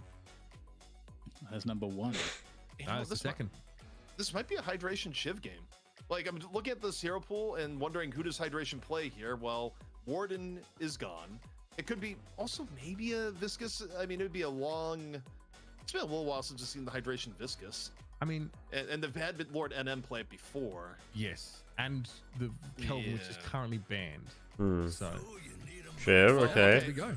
Yeah, that's got to be Hydration 0 for this game. Because, again, you look deeper in this hero pool, especially if they're planning on getting Viscous here for Lord NM, you know, you've kind of hit bone dry for stuff that Hydration has played in recent memory, you know? Geez, the roaming, though, for the Melee Creeps roster and the global presence out of Mirage is actually insane. All 4 of these heroes can basically be wherever, whether it's like with Ava, with Traveler, with Holiday using Bounce Pad, with Vindicta just floating and shooting someone else in a different lane. These guys almost have this global influence. Yeah, I do love the potential here for Melee Creeps to like fill this out with. I mean, an Abrams would be pretty cool. I do like how that synergizes with Holiday, because obviously you can like really get in there with the Abrams off of a jump pad initiation from a Holiday. That's going to provide some of the front line that you need, because there's not a lot of front line actually left. They haven't also picked a support just yet. I still like Lash here. I still like Lash. They may be thinking of in this instance. I'd like to see an Ivy. I guess that's really the best option. Yeah. Here it is. It was gonna be Ivy or McGinnis, but Ivy makes sense. Sorry, this team could be this team could roll up 20 deep on any lane, any day. Literally drop your location pin, and these guys are gonna turn up with their 32 cousins just coming out of the woodwork. They're gonna pack 32 people into one. Is Kutu Bomb Ivy good? Yeah, that's pretty decent. Roll up and gank you. My God. You know, just wait till a record comes into the game where it's actually, you know, coming in on an actual, you know, car, essentially, you know. Okay. Well, I guess like a kind of let him cook, but not really. Okay, so that is true. I mean, it is. No, I don't know. Does Calico count? It depends, I guess, on the build. But again, this is a team that doesn't have a great front line, but Vindicta creates her own space, right? And then who else are you trying to protect?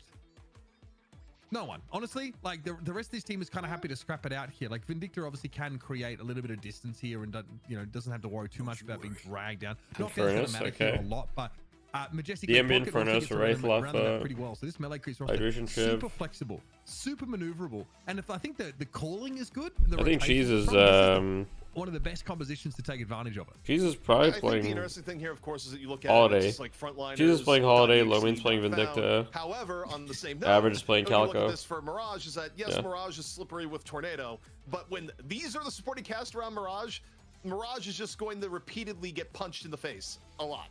Like, there's no way that Shiv isn't going to look at Mirage. Not about first in a lot Cannon of these for fights. Infernus, Go you're? for the Mirage. Yeah, I don't love Infernus either into this comp, but we'll see. Yeah, I actually feel like, especially if we get the anti-heals online, that Shiv might be pretty underwhelming potentially. With that No, said, this is though, not a if it's in the Left hands of Infernus. This is a hydration, DMB obviously, Infernus. It's hard to say that it's ever going to be underwhelming. Ooh. Okay, Twitch predictions are open. Oh shit, let me open mine. Get your Gamba guy. I've actually noticed, yeah, it's pretty even. Game right 2. You guys catch up and sort of see it here. Who will win? There's obviously some pretty good like AoE that does create a little bit of space for your squishier characters, right? You do have the Ivy Kudzu. You could respace that with that. Also, the Vindictor Stake can be quite effective for zoning purposes. So, Alright, guys, you have 5 minutes. I'm very Quickly. interested to see how the melee creeps team uses this like hyper. You got rolled. Sorry to hear that, Scout. Yeah, it's going to be interesting. I mean, obviously, this worked to great effect versus Llama Lords, even though versus Llama Lords, they still had at least a Mo and Krill, right? Like, they still had a little bit of beef. In this case, 3-2-A, 8-3-4-3. you're going to be seeing Mirage. I'm going to watch in You're game. going to see Vindicta running for her life a little bit. But yeah, we've already got a lot of points on the line. You have 2 Boomers would have won that game, Scout? Actually true, though. Actually true. You have 2 Boomers would have won that game.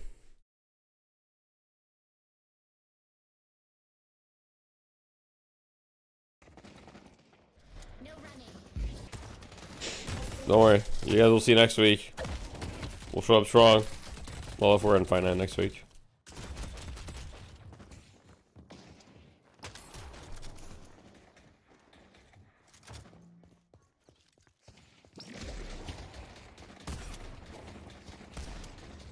Which comp do I like more? I think I like Melee Creep's comp a little bit more. But I don't know. I don't know.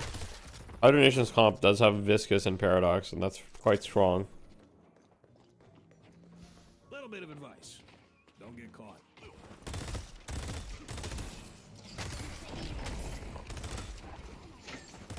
You think Deadlock could add a new map, or is that not how MOBAs work?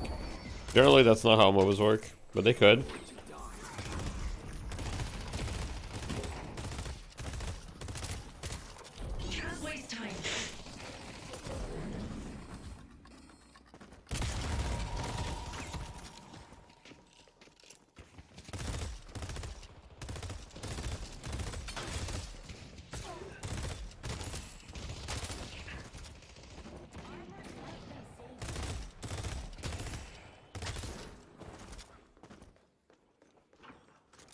Alright, let's take a look at this whole lane here.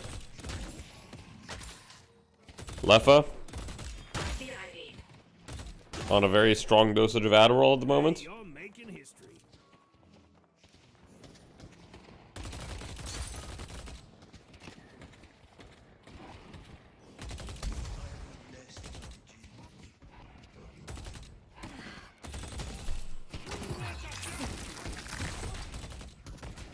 Bashi trying to mog Leffa again.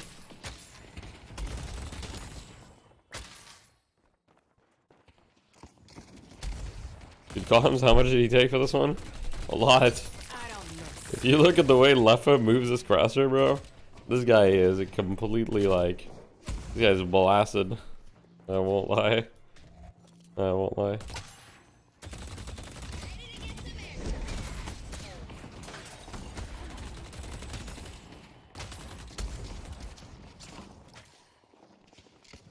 That's gonna help keep your blood on the inside.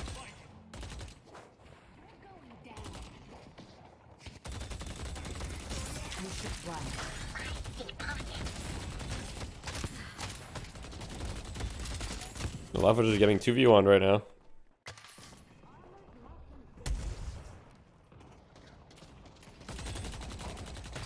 And then Ivy is just holding on the fort in the other lane. This Ivy is just not even really getting punished for it at all.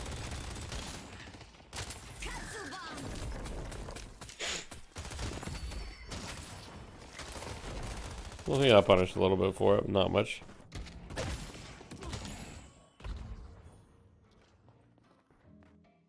A little bit of the divine right here in your hot little hands. Death comes in many forms.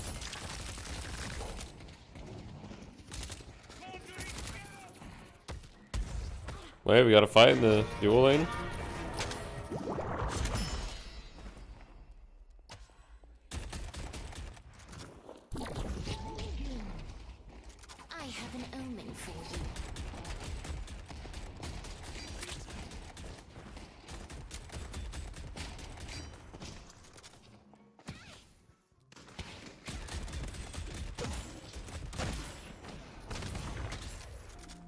Stay 2 steps ahead of death, my friend.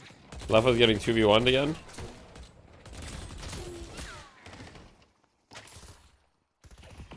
Meanwhile, they can't even push this guy's tower. Actually, they have a pretty big wave. They might be able to push it here.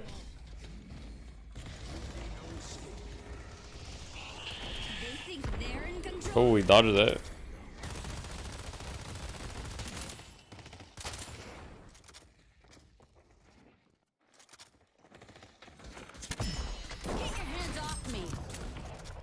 And they lose the outer tower.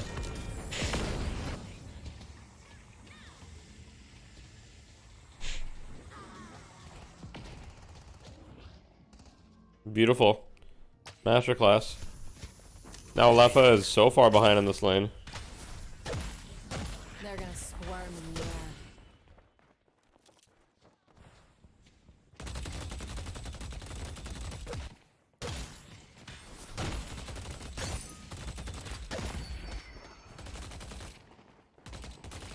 Did you miss Gamba? I believe so, yes. Have you tried Holiday in solo lane? I have not. I don't really play Holiday.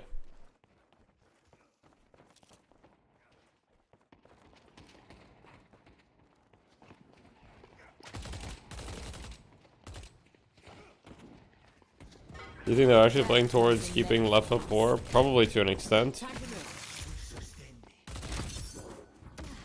They're probably not like super trying hard for it, but you know, it's definitely their objective to an extent.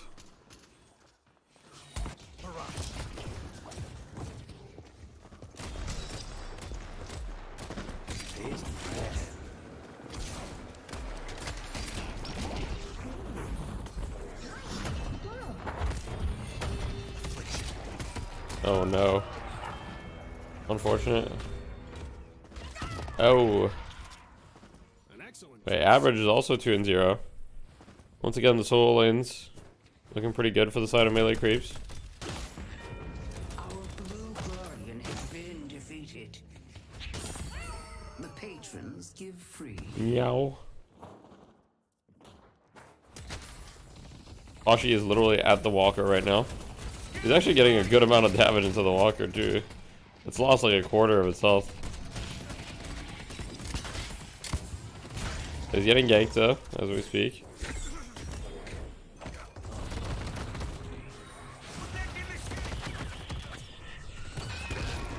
Oh, he's dead. On the other side of the map.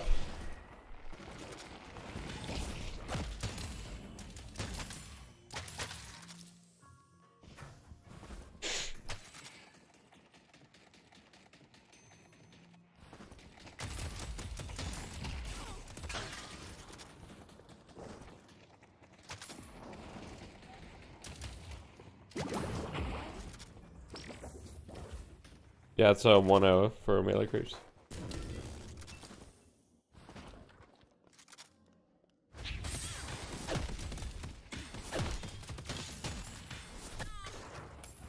Are you on Admiral 2? I'm not. Melee creeps 1, map 1, game 1.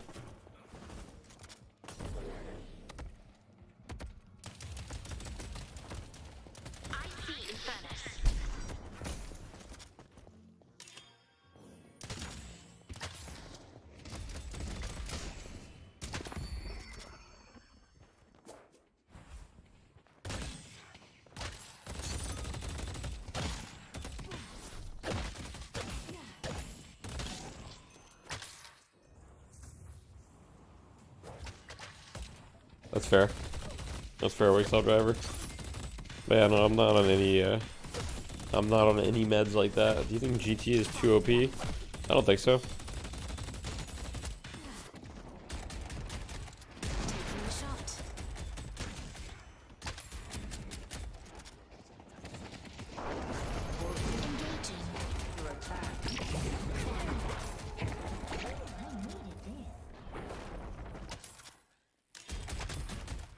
Wait, Boshi's in a 1v2 once again.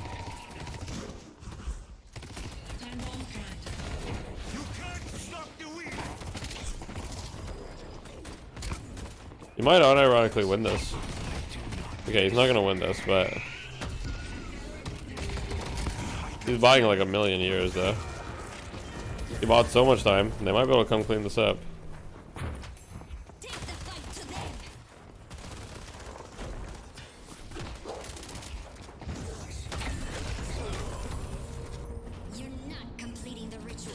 Paradox dead as well here? Yeah.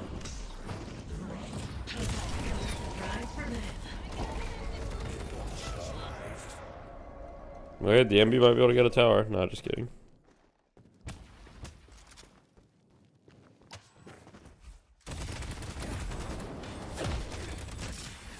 Are Vegas and Salty trolling when they call GT shit? I don't think they are, but at the same time, I think they're underplaying their character for sure. Look out for Mirage.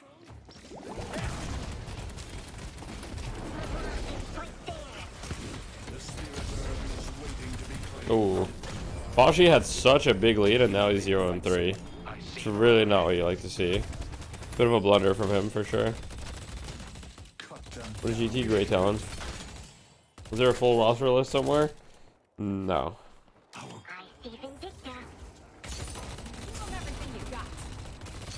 With an Inferno's DMB.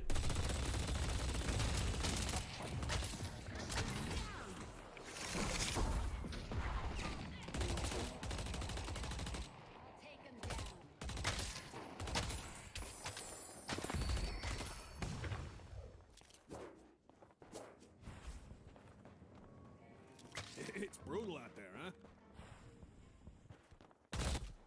Alright, so pretty even game. 3k lead for Hydra Nation. Actually, just kidding. 1k lead for Hydra Nation. I think Hydration must have just dropped a big bag or something.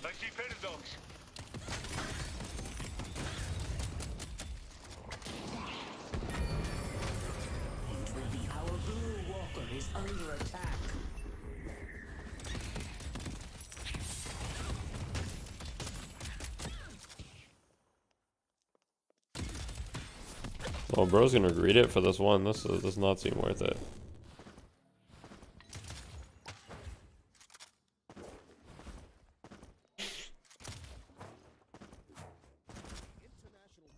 You verbally bet 25k on Hydra Nation? Okay.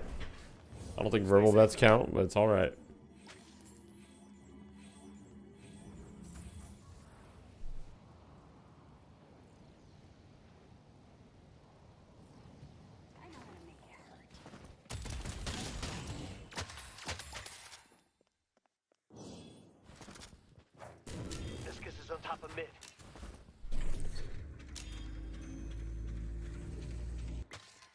Is Pashi about to get 1v2'd again? Oh, he's got support this time.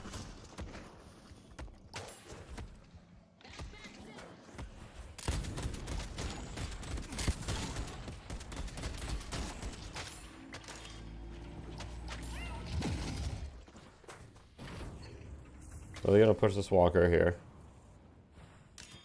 Like Pashi wants to set up to push this walker here.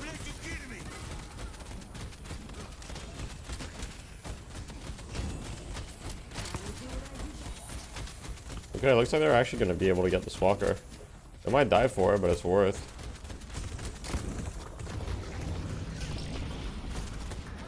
They should be able to get this walker at the very least.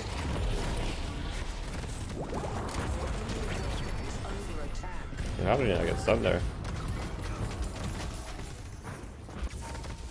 Oh wait, he might live. No, just kidding, he's out. He's dead.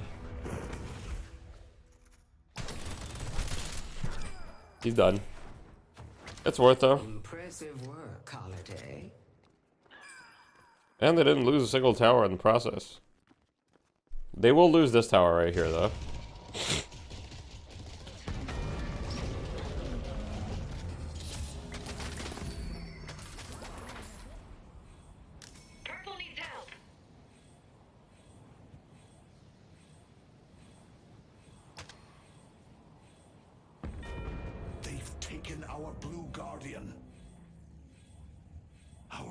Does your ring light make your head hurt at the moment? Yes.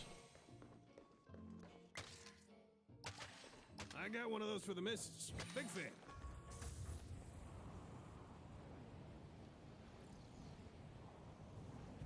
Yeah, melee creeps are on top of it right now for sure.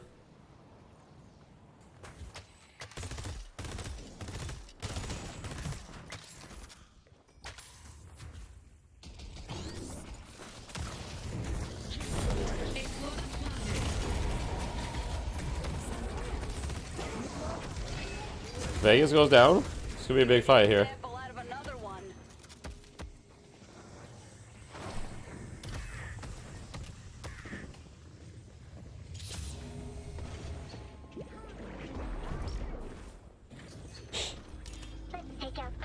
I see Holiday. Okay, wait. DMB's got a god on here. DMB looks like he's gonna live here. Viscus also lives. Oh, she is backdooring a walker. Oh, okay. We're just bug abusing at this point. All good. Let's go purple.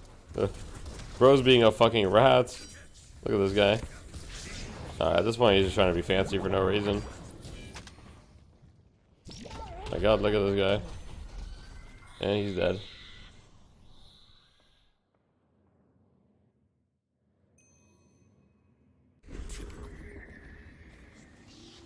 Please be more careful with me. Hi Ditty, I like your streams. Thank you for fun times. Hey, you're welcome, man. This is a view of the city I don't normally get. Oh, big swap. Oh, he's dead. But they got their urn. But they got their urn. So it's not all bad. Axe will die as well, though. They lose 2, get the urn. It's probably worth. It's probably worth. As long as they don't lose anything big. Zaya's pushing a walker in the meantime.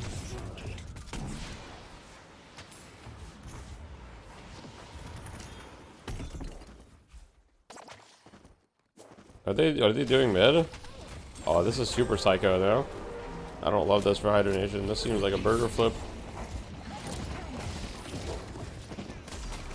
This seems like a super psycho mid.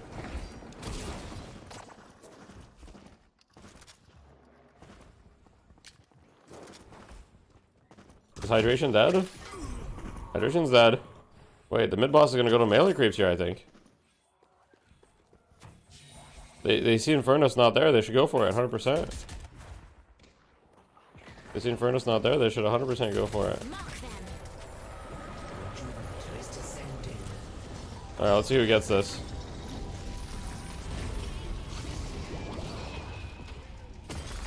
Okay, they get it. Oh my god. Holy fuck. Hydronation falls today, boys. Hydronation falls today. Hydronation falls today. That was such a bad play by hydronation, bro. That was such a bad play. Oh man.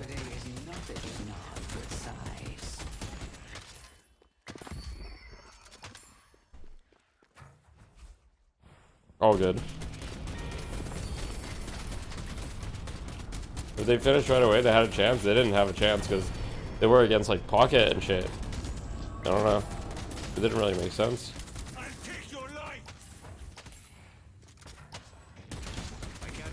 Boshy's about to have siphon bullets too.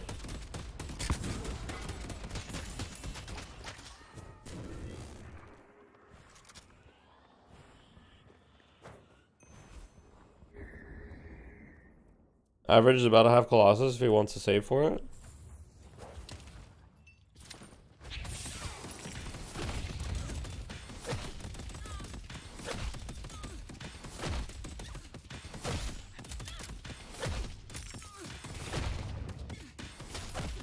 No, I don't think the mid call is good.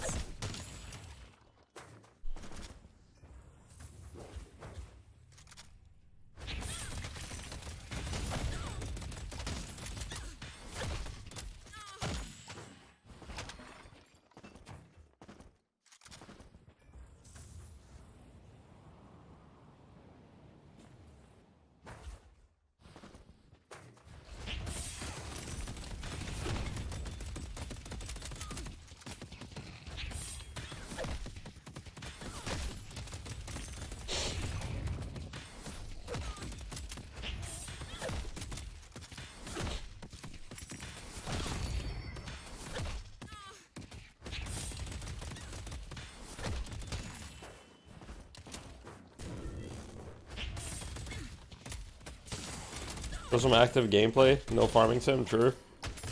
My bad. I was looking at items, guys. All right, here we go. We're in the fight. Flick goes down. Let's look on Saya, our King's POV. He's humble. 1 kill.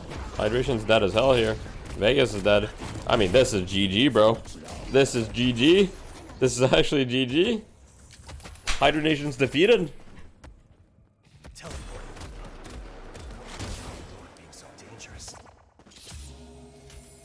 I don't see any way Hydronation come back from this. It's just not possible, I think. Should we go back to the mainstream? Should we go back to the mainstream to see the reaction? I think we have to.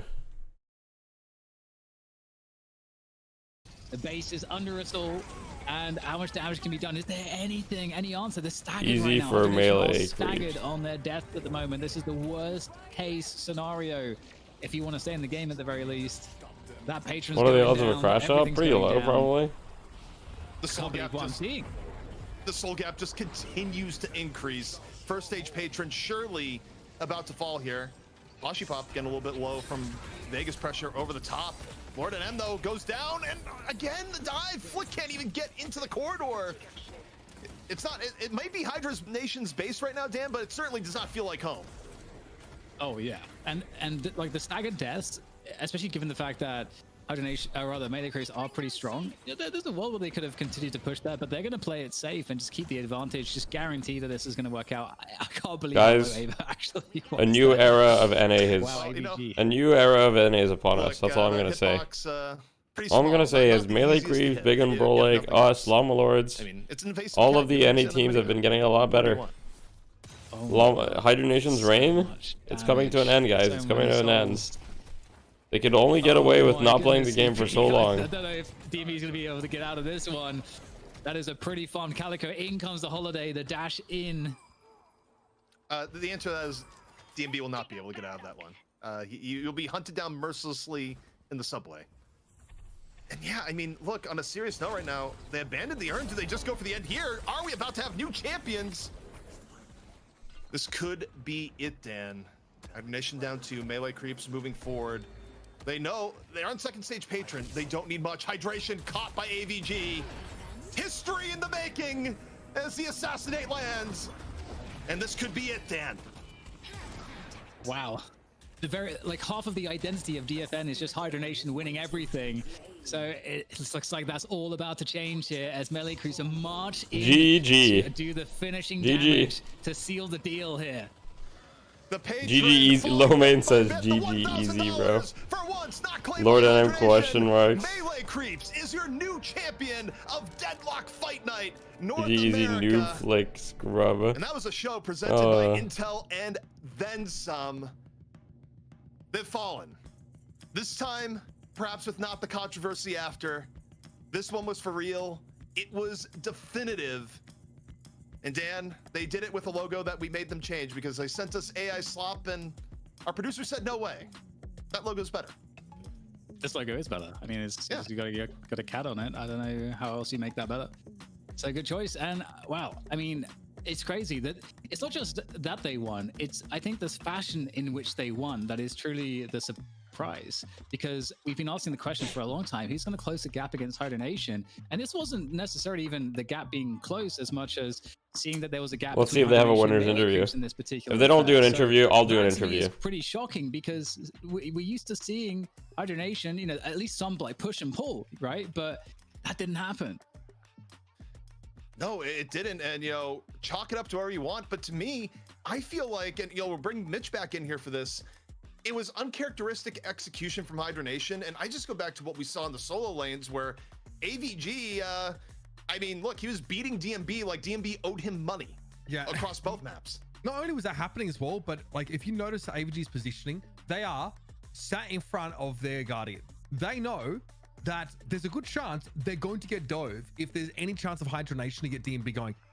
The help never comes. There is not one, in the first 10 minutes, there is not one gank over towards that side lane because every single lane for melee creeps was winning, was putting down this immense level of pressure. I think the lane 2 was the Invicta pocket lane. So there was no chance that Hydra Nation were getting out of that. So if two rumors about to fight Hydra round 1 next week, maybe. More audacious, put a bit more pressure down on DFN. Rip. Nah, we'll beat them. Like, Left is in the other solo lane. That round doesn't 1. go any better for them either. So can you imagine what a movie that would be? Hydra Nation is gone round 1 next week. What they actually need, I think Sire's in the other. That'd be a crazy movie, no? Was in the other lane. Poshy, I don't know. There are a bunch of like solo individuals that can play here, but this lineup is what we talked about coming to this game. Melee creeps so active around the map because their composition, every one of their heroes thanks for the tier 1. Thanks for the 2 months of Volpsa. To have some form of global presence. Make it real. Don't worry, we'll make it real.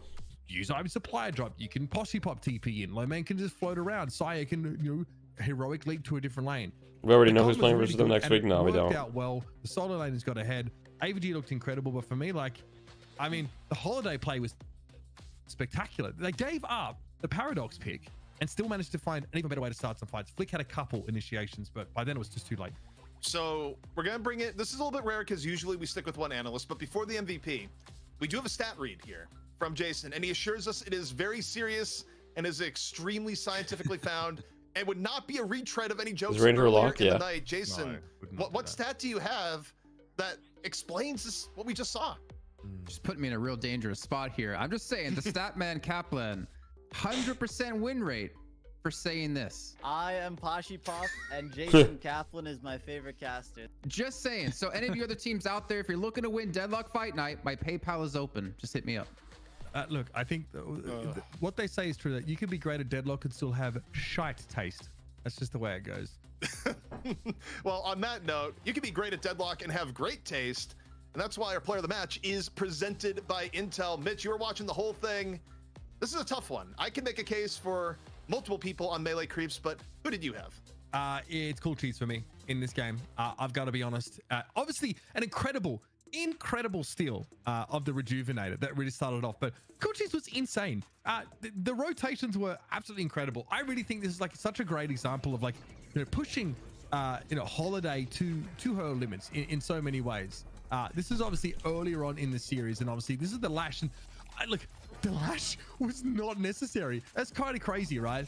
Cool Cheese didn't even have to be like dominating in terms of like, roaming to setting up these kills. They did, but again, every lane for melee creeps just seems so much better.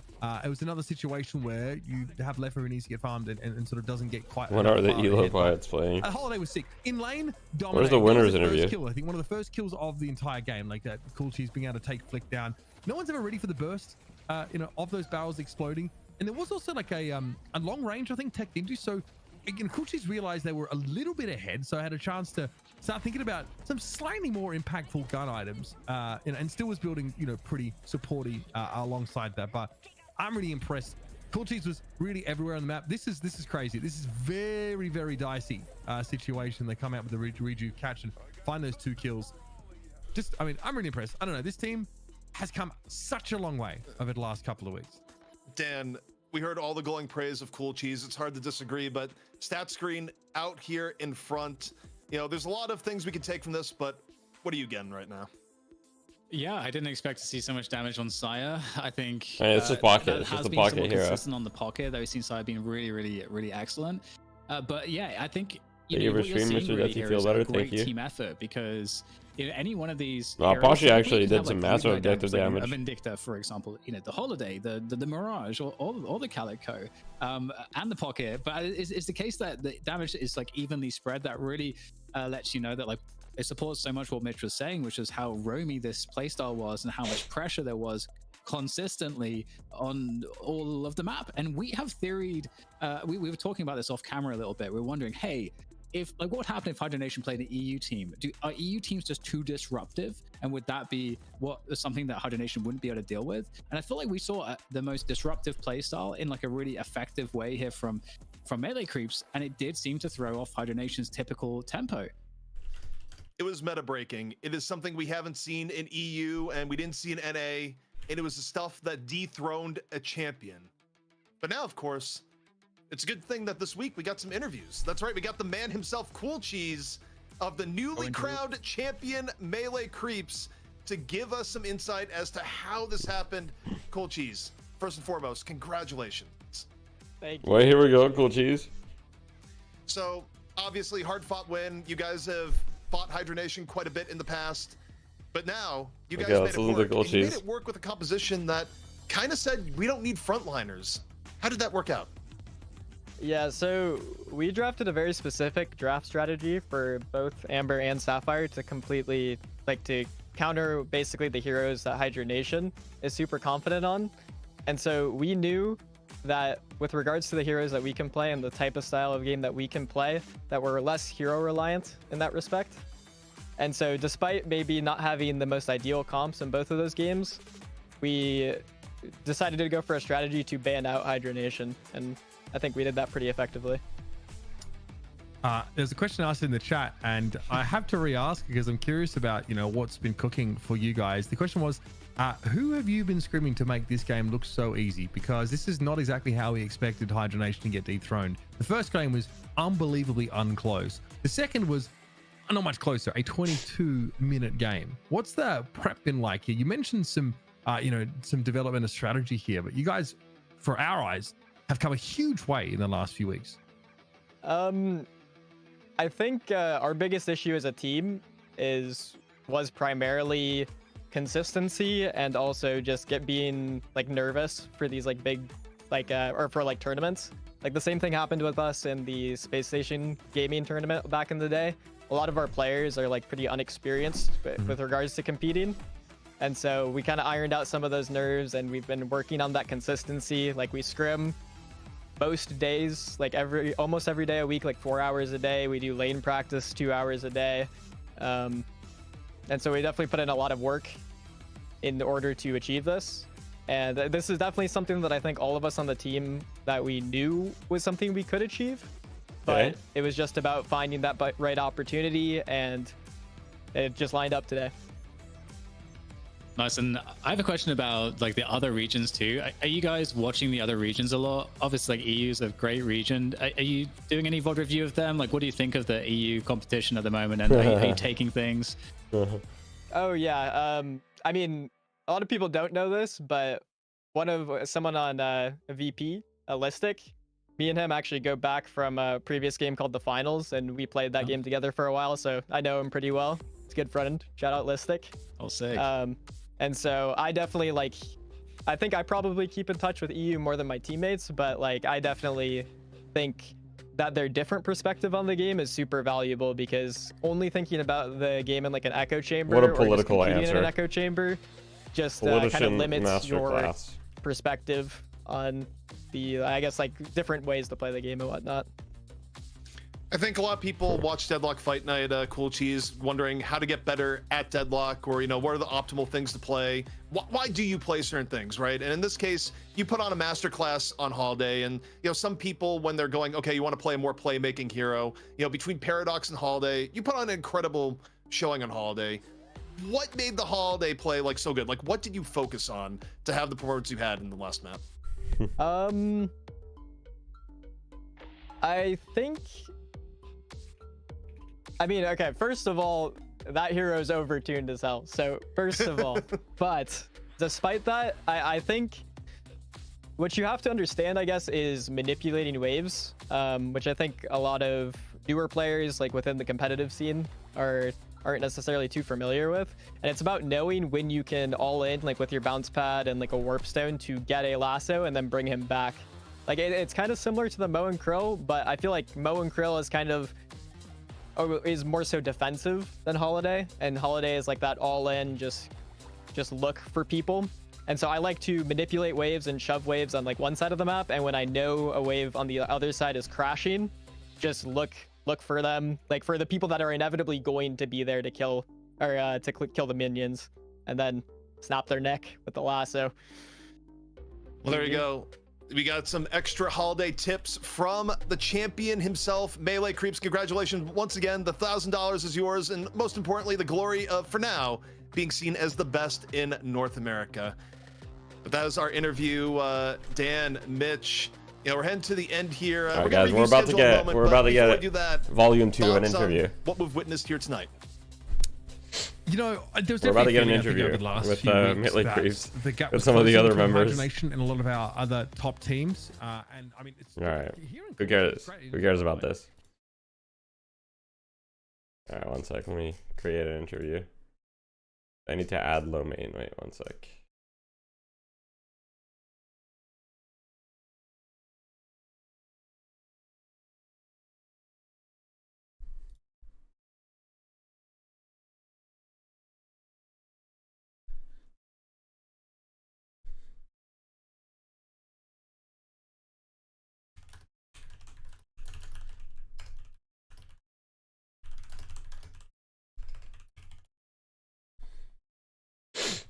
Why not exclusive? True.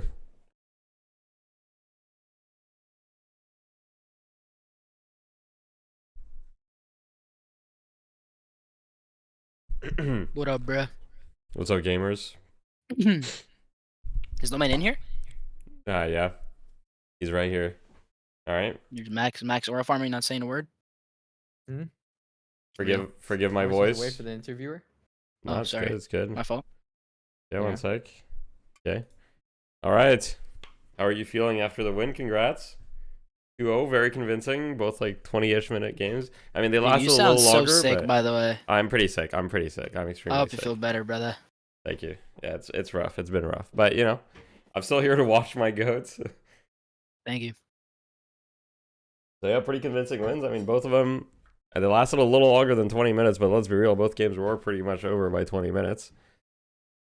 So, first of all, I didn't really see, obviously, you guys don't really stream scrims or anything, so I didn't really get to keep up to date. Is that kind of how your scrims went with Hydronation, or Oh, how would God, your no, scrims we got go? fucked. Oh, okay. We played 2 games and we lost the first one in about 20 minutes, and then in the second one they like mental boomed or something, so we won in like 16 or 17 minutes. It was mostly because they just stopped playing. And in that same scrim, after we ended, as we were ending the game, Flick called us noobs. So and last week when we lost to them, he said GG easy. So Right. obviously, you know, I had to type a little bit to the guy, and you know, like no harm, no foul, really, like no grudges or anything. But yeah, I mean, he said what he said, so I had to say something too. Not really the kind of guy to like let that shit go. So yeah. Right. Makes sense. Mostly though, our recent scrim blocks, I just want to say this, most of our recent scrim blocks have been actually with B&B, Big and Brolic. Hacking or not, those guys have made us better players, so yeah. Yeah. That's fair. We also had a scrim block, but we haven't been able to scrim recently much. We scrimmed like Sunday, you know? That was good. What was I gonna say?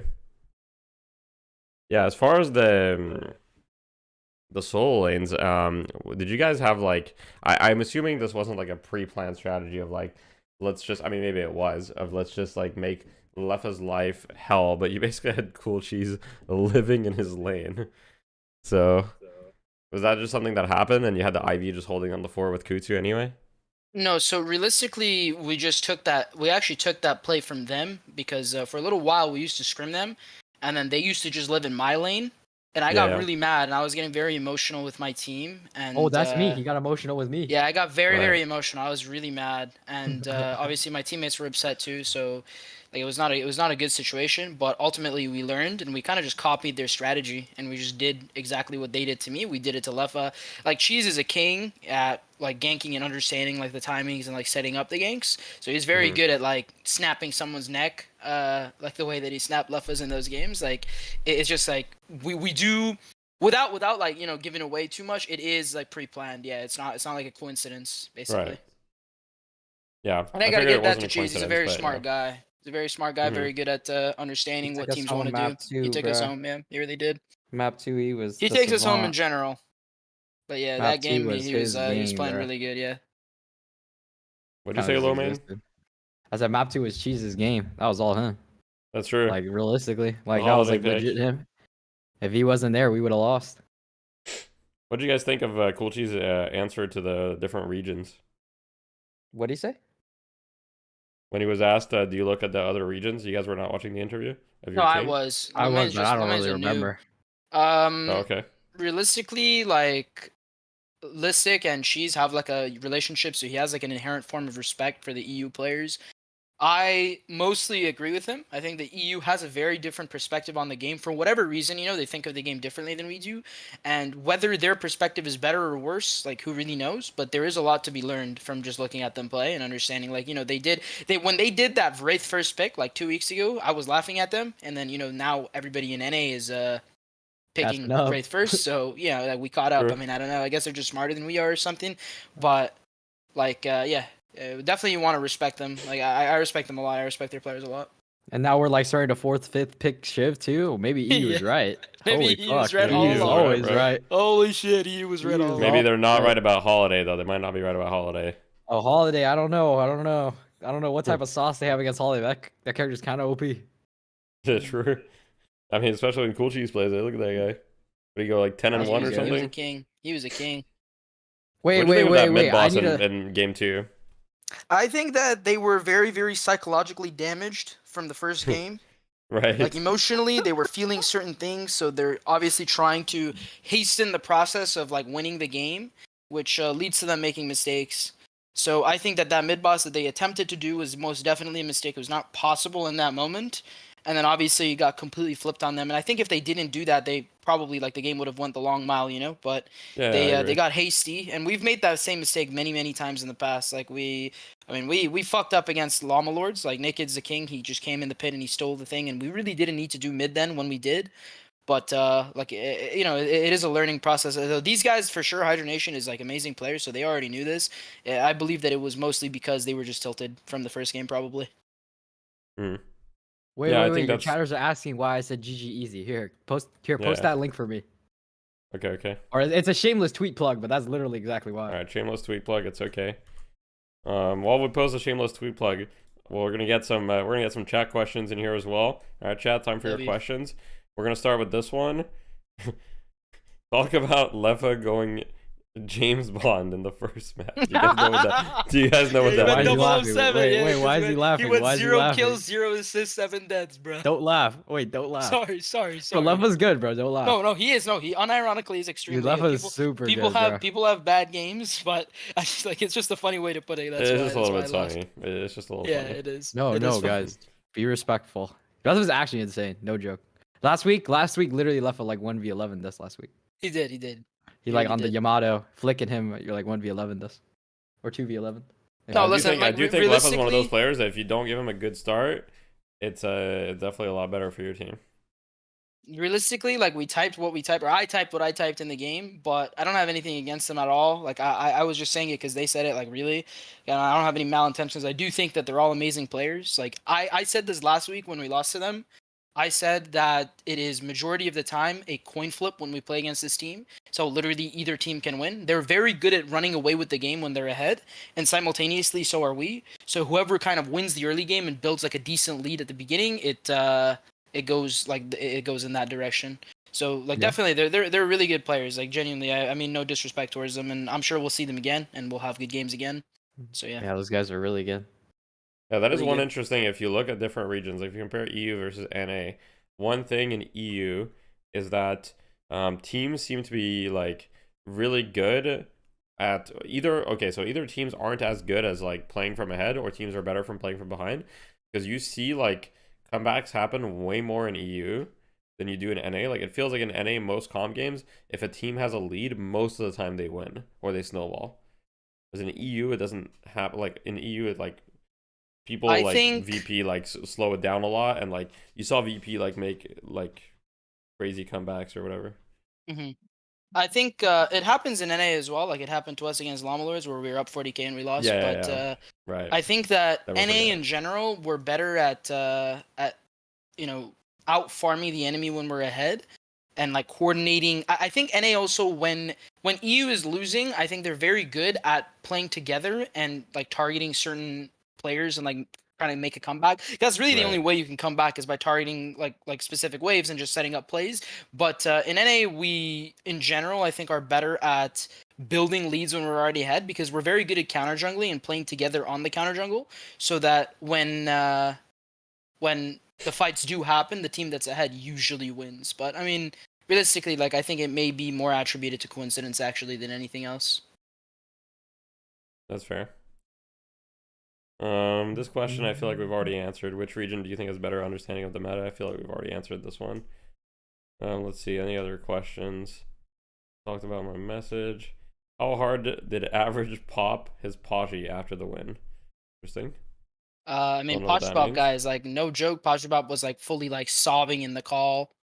Like he was like fully like we're just exposing? Nah, I mean like men cry. He's a fucking man. He cried because we won. He's very passionate about the game. Like this means a lot to him. In the past, like our team, you know, we've tried to stick together. Like we have kind of like a blood pact within our teammates. And we have like immense respect for each other, of course, but there has been like conflict, obviously. Nobody likes losing. So for us to get this big win, I think more than anything, it shows us that we can perform in tournaments. And I can really understand why Pasha would cry, because he's a king and he did everything in his power. And I mean, he deserves it. He fucking deserves the win. He deserves to fucking cry about the win. He can do whatever he wants. He could pop as many Pashas as he wants. Sure. So I definitely popped a Pashi to answer the question. Sorry. Yeah. Definitely hard popped. Hard popped, definitely. How disciplined were the comms as the second win started to get closer? You kind of start freaking out. I mean, when you're 50 ahead, you just freak out. You're like, you know, the game's over.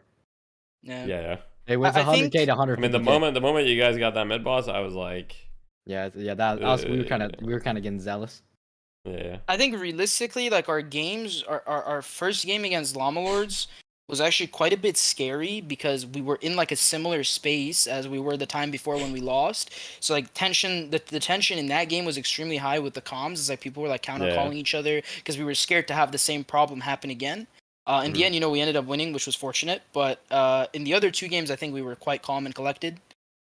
So that's for the most part we were calm and collected. But of course, you know, in certain situations, like we were like freaking out a little bit. Yeah.